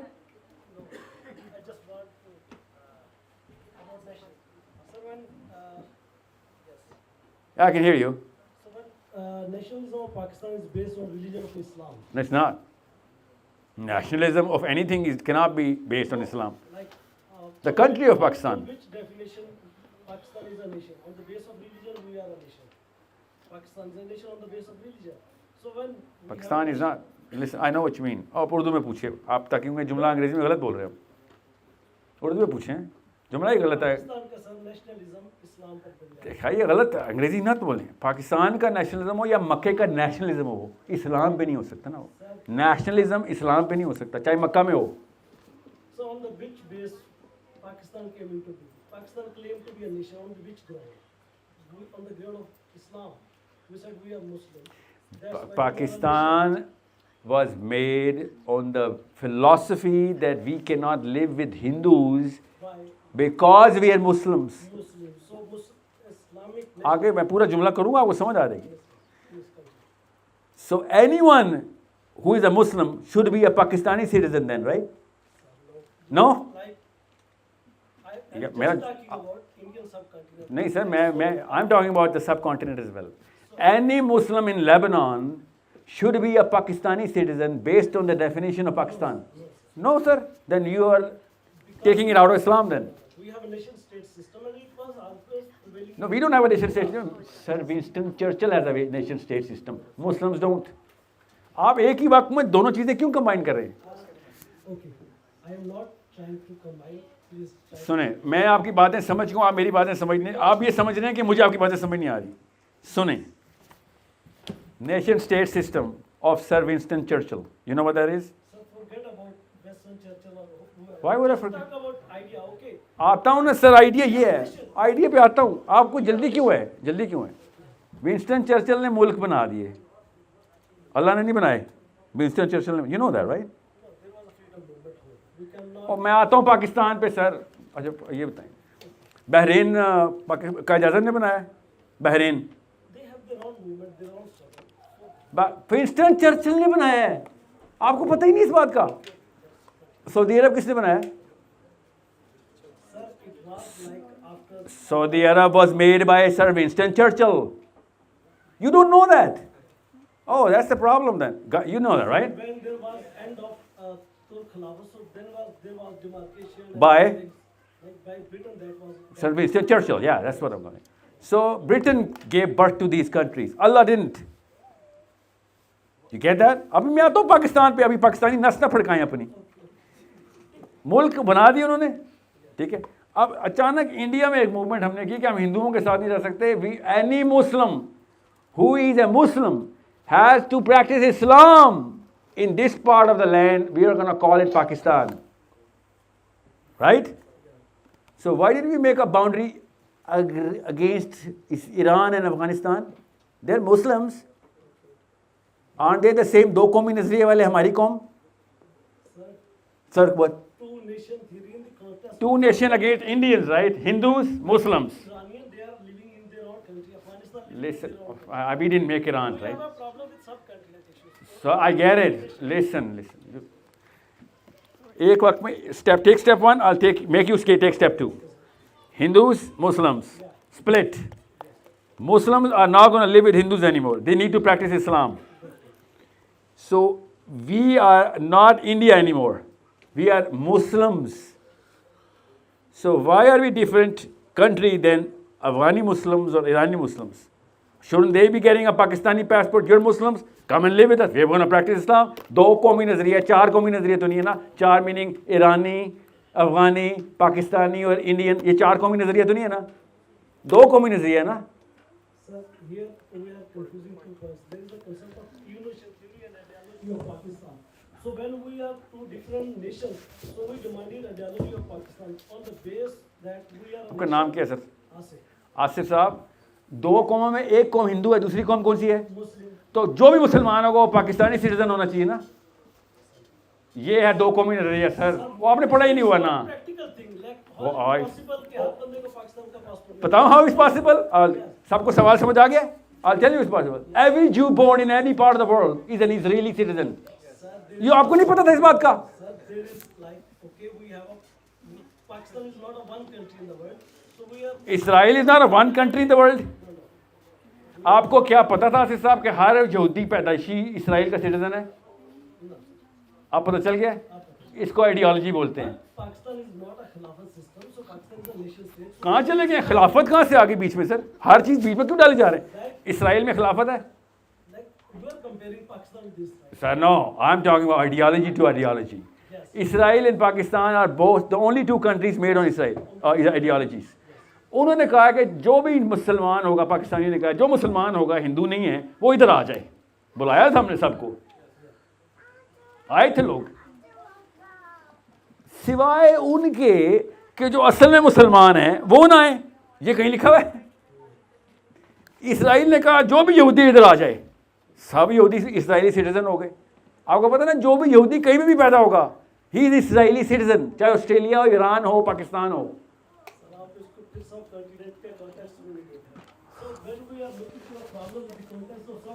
अच्छा आसिफ साहब सुनिए सुनिए, आप मुझे एक जुमले में बताएं आपका कॉन्टेक्स्ट जहाँ पे मैं गलत हूँ.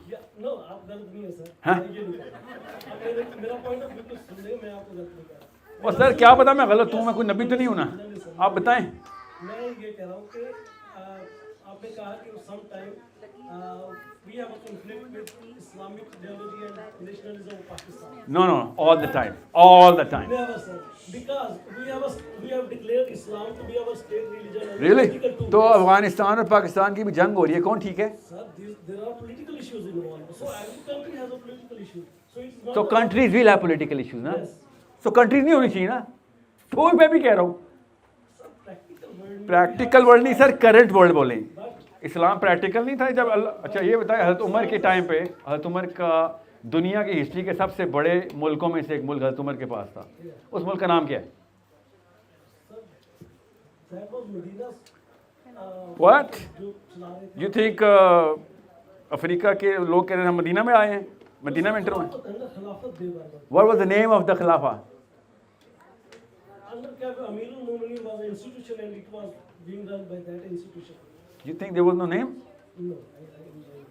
So giving it different names is okay? मैं बताता हूँ, अगर कराची अलग मुल्क बनाना चाहे तो बनाने देना उसको. है अल्लाह, क्यों क्यों?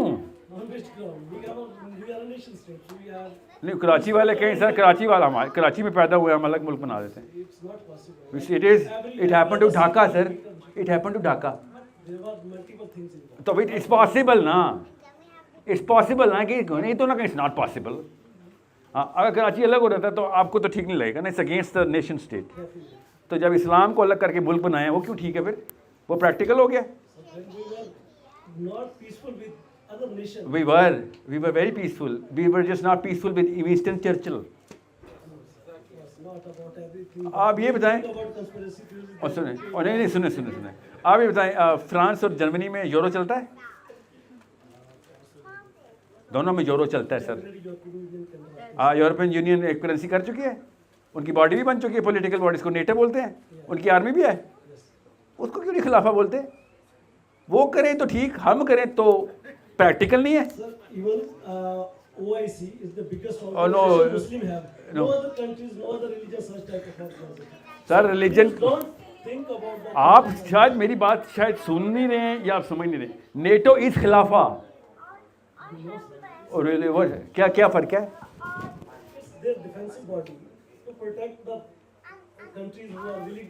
सर आपको पता है ना कि यूरोप की प्रोग्रेस के लिए नेटो बनी हुई है, यूरोप के डिफेंस के लिए नहीं बनी हुई। एक काम पड़ गया उनको डिफेंस का, वो भी रूस की वजह से, वरना नेटो ने कब यूरोप को डिफेंड किए पहले? अभी ज़रूरत ही नहीं पड़ी। किसने यूरोप पे हमला किया भाई नेटो के बनने के बाद? आपस में प्रॉस्पेरिटी और वेलफेयर स्टेट बना के रख दी उन्होंने। तो इसी को जब हम करते हैं तो आप कहते हैं नहीं सर नेशंस बन चुकी हैं। ठीक है गाइस, लिसन मैं आता हूँ वापस, पहले ये स्लाइड पूरी कर ले। हाई सेल्फ एस्टीम और हाई पर्पस के बगैर एक जुमले में बता रहा हूँ, उर्दू में बता रहा हूँ, then I am gonna speak English, don't worry. Quran आपको समझ आ ही नहीं सकता अगर आप हाई सेल्फ एस्टीम के नहीं हैं और हाई पर्पस के नहीं हैं। ओके बड़ा पर्पस रखना ज़रूरी है कुरान के लिए। अभी मैं पहले कुरान की बात नहीं कर रहा था, मैं मुसलमानों की बात कर रहा था। मुसलमानों की हाई सेल्फ एस्टीम हो तो उनको पर्पस नहीं मिलता, वो लिबरल्स कहते हैं उनको। आप जो हाई एस्टीम में चौधरियों के बच्चे हो जाते हैं या उनकी बड़ी एस्टीम होती है अपनी। या पिछले मैंने मैनचेस्टर बोला, Imran Khan is high self esteem low purpose, Nawaz Sharif is low self esteem low purpose. So a lot of people started complaining कि हैं सर इमरान खान को आपने लो पर्पस क्यों बोला है? I said, what? That's your problem. You should be like, sir, high self-esteem किस base पे बोला आपने? हमें भी पता, हम भी लिए। It's biasness, nothing else. Okay? So what I'm saying is, अगर हमारी आर्मी हाई सेल्फ एस्टीम की होती ना तो ईरान भी बचा लेते हम, फ़लस्तीन भी बचा लेते। समझ रहे हैं? पर्पल को छोड़ें, नेशन स्टेट के अंदर आप समझ रहे हैं कि पाकिस्तान फ़लस्तीन में नहीं इंटरवीन करना चाहिए? नहीं करना चाहिए। ओके मार देना चाहिए, बल्कि under international law we respect that. तो आपको पता है फ़लस्तीन, Lebanon, do you know that Palestine is hit by the army, real army, by only one country in the history of Palestine. You know what that country is? Pakistan. We killed 40,000 people in one Friday. तब क्या था international law? Israel नहीं sir, Palestine. Pakistan ने फ़लस्तीन पे हमला करके 50,000 फ़लस्तीनी कत्ल किए हुए हैं। Oh, it was another issue, but we killed Palestinians. और जो तो अल्लाह बुलाए तो ना जाएं, जॉर्डन बुलाए तो चले जाएं। You actually justifying this? We have no right to go to Palestine.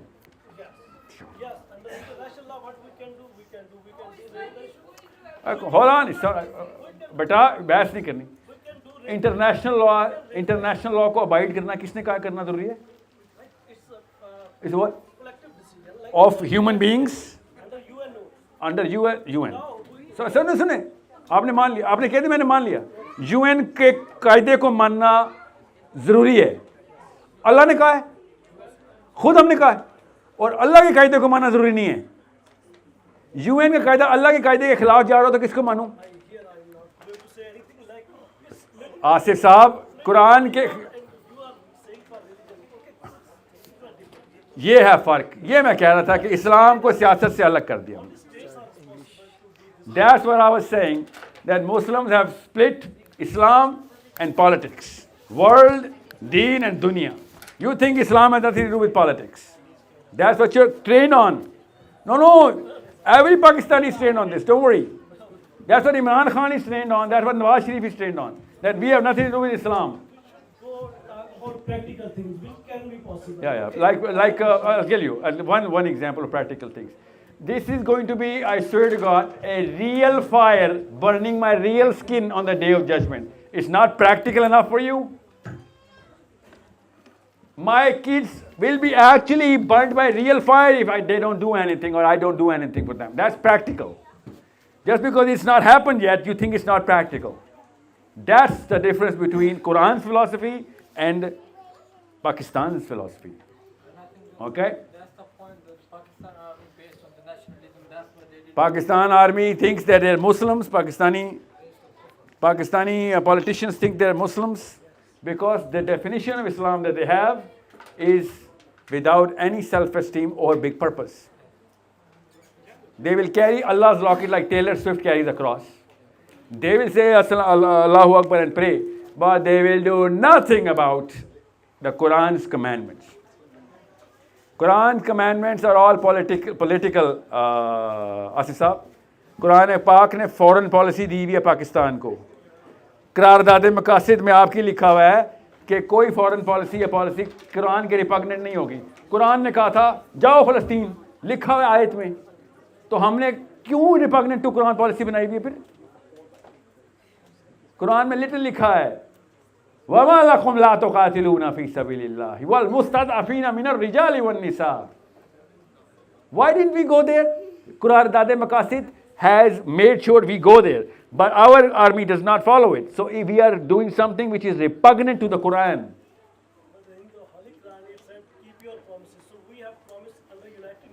Keep your listen. या सिर्फ सही सही कह रहे हैं आप. हर पाकिस्तानी को यही पट्टी पड़ाएगी. और पूछें तो सही मेरे से, आप मुझे बता क्यों नहीं, पूछ क्यों नहीं रहे कि सर यहाँ पे हमारा यूएन से किया गया प्रॉमिस किधर जाएगा? ये सवाल होना चाहिए ना आपका. और सर आप क्यों समझ रहे हैं मुझे पता नहीं है. मैं लोगों का टाइम बचा रहा हूँ, लगेगा बहस हो रही है.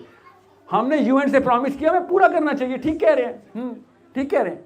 उससे पहले जो अल्लाह से प्रॉमिस किया वो नहीं पूरा करना, वो भी करना है. अब दोनों प्रोसेस काउंटर करके तो कौन सा प्रॉमिस से मांगूंगा?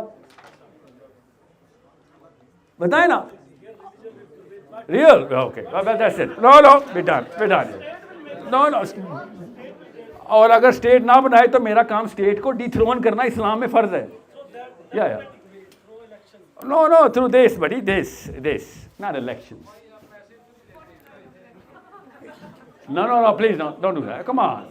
No, that's just ad hominem, okay?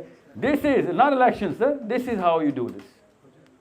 आपके बच्चों के पास नवाज शरीफ भीख मांगने आना चाहिए कि भाई मेरा इतने बड़ा प्लेटफॉर्म बनाया, मेरी सीवी लगाओ इस पे. You need to understand the power of the network. और आपके बच्चों को पता क्या कैसे कहना चाहिए कि बेटा किधर आए हो, तुम्हें अल्लाह ने पावर दी थी, तुम कुरान के खिलाफ पैदल गए हो 4 दफा. तुम्हें किस बेस बताएं, प्रूव कर दो. हमने किसी के मामे के बेटे को तो नहीं लगाना. We are going to qualify anyone on Islam. You qualify, we'll make it to you. Even if you're Nawaz Sharif or Shehbaz Sharif, who cares? Your kids have to be in a flow of Islam only. That's it. Nawaz Sharif never qualified on Islamic principles. At least Imran Khan said that he does, which he didn't, but he said that he does. Again, which he didn't. So, you need to be very careful. Before I go into this slide, because this is a new launch that I took up myself, because it's not my product nor my company. These books, when I saw, it changed the game for me. This is the need for little kids till the 10th grade age of kids. Go through this website and read the value system and the attributes that they are trying to make. Go through them. Just read the books. It's on the website, okay? Go through them. That's where you are going to understand क्या चीज़ें miss हो रही हैं. What are you guys missing out on? I can speak for 10 days and I cannot go through the list because there's such a big list we miss out on our kids, especially building their characters. For example, courage. For example, empathy. For example, fairness. That cannot be taught, I'm sorry. That can only be trained. Courage cannot be taught. मैं lecture दूंगा बहादुर हो जाए, हो ही नहीं सकता. आपको पकड़ के गोते दूंगा तो आप तैरना सीखेंगे. किताब देके ना तैरना नहीं सीख सकते, डर नहीं निकल सकता. किताब बताऊंगा, लेक्चर दूंगा, एम्पैथी कर, you're not going to be empathetic. Put you in a situation, make you go through the stuff, you'll be trained on empathy. So this has to be again, this is not from a source code, so don't think I'm trying to present a product here. This is a totally different company, came up with the finest solution that I've ever seen. It's a eclectic, build-up, step-by-step program. Go through this. I have never ever endorsed any program in my life ever. This is the one program I am not just endorsing. I want you to go and explore as mothers and fathers, see what this program is all about. This is an educational program. You just have to go through those little chapters one by one, age-wise.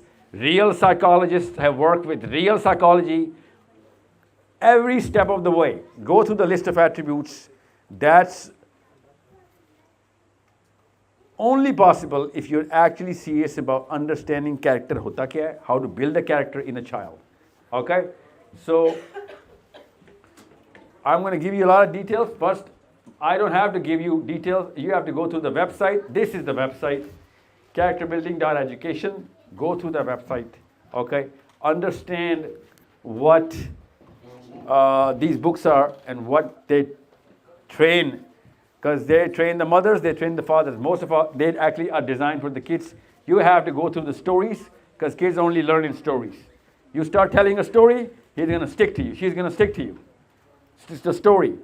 And every story has an attribute behind it. Every story has a sequence leading up to the next attribute. That's how kids develop character.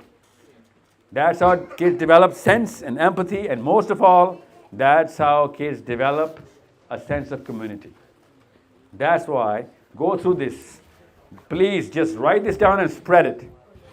Spread it so that you can understand how people can discuss this and make it go through your own minds to different people's perspectives. Make sure, especially mothers and fathers, okay? Youth, for Zakaria, you need to start jumping in your own, man. Okay? You need to start jumping on your own. And because if you do not, Zakaria, if you do not have a high purpose, Allah bachaye un logon se. Umar Khattab said, save me, oh Allah, save me. From who? From this kafir. A kafir with this. And a Muslim. Save me from the Muslim of this. Low self-esteem. That's the prayer of Umar Khattab. Oh Allah, save me from the qawi kafir or the da'if mu'min.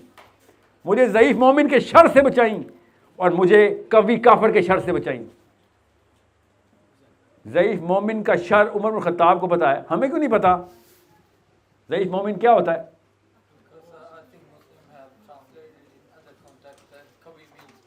Like biceps and triceps, yeah. ज़ईफ मोमिन होता है powerless Muslim. It's a disease in Islam. Umar Khattab is calling us a disease and saving himself, calling Allah Azza wa Jal कि या Allah, Allah उसको protect करे किससे हमसे. Imagine कि Allah उस उमर को protect करे हमारी type के मुसलमानों से. It's a problem of a totally different nature when you look at this prayer. So, Kavi Momin की definition group में बेटा अभी बता दूँ. You cannot be a Kavi Momin alone. Kavi Momin is when you connect together and you work together. Everyone has the same purpose. People with different skills are going to come in. Everyone's going to add to your purpose. All of you guys cannot have the same skill set or the same skill type. That's why you need everybody. Islam is not a one-man job. And we are designed to be like, oh, I'm a one-man army. Then you're not a Muslim, man, because Muslim is the name of a community. You want to go Buddhism, man, that's awesome. That's a one-man job. Find a fig tree, go Zen. Islam, connect everybody. Okay? Thank you so much for your patience and time. Ask people. Where's the code? I see it. Where? I can't see it. How can they see it? You put it on the district table, yes. We have an IMS UK chapter. Please scan this code and spread it. If you scan it, you're naturally going to come into this engine. You're going to go right here. You're going to land here. You scan the code, you're going to be right here. And then you can just be a student, learn from people of what they're doing, see what's going on. It's just a big university right now. After that, it'll become a big financial system. After that, it'll become a big political system. That's the 3 steps. Inshallah, inshallah. right now, but it's not going to stop being the biggest university because we're going to have more babies and they're going to grow into it. Girls,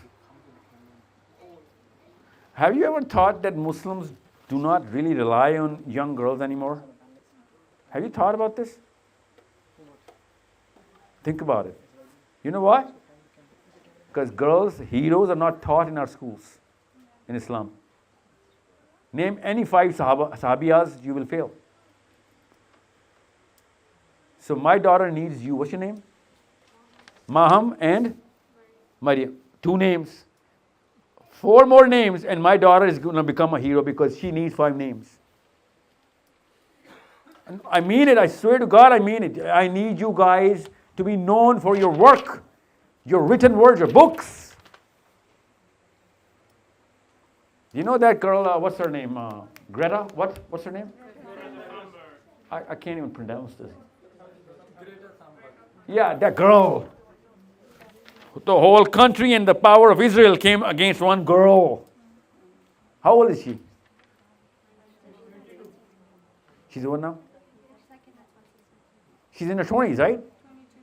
What kind of 20 years can you spend on to make a girl like that? Where is she from? I'm assuming Sweden? Really? You know, the last time a Palestinian, a Swedish boat with 12 girls went to Palestine and they deported them. And then they were like, now we're going to make it 20. And then 20 girls went. What's Sweden doing? You know what they're doing? That's what they do. They mobilize their educational system and their, egalitarian system is paying off some dividends. Muslims are not doing it. And Muslim countries are never going to do it. This is against the very benefit of the people who are running these countries. And Pakistan is not run by Pakistanis. Pakistan is run by 10 Downing Street, your country. And Washington, D.C. Asif साहब, आपको उस पर भी यकीन नहीं है? आपका chief of army staff से लेके सेनेटर तक कौन रखता है? आपको यही नहीं पता कि नवाज शरीफ इंग्लैंड से प्राइम मिनिस्टर सेलेक्ट होकर पाकिस्तान गया था? तो आप पॉलिटिकल क्या है, ये क्यों समझते हो रियल नहीं है? पॉलिटिकल का मतलब रियल होता है सर। ओ आसिफ साहब, आप बिल्कुल ही आ रही हैं। और अमेरिका की 91वीं स्टेट है पाकिस्तान, क्या हो गया आपको? We are independent? No sir, हम इंडिपेंडेंट पाकिस्तानी हो ना, you are dependent on some psychology. Take yourself out of that psychology. Okay? I don't want to use any other word. You're too dependent. Yes. So what now? It's all right, man. It's okay. Let it marinate.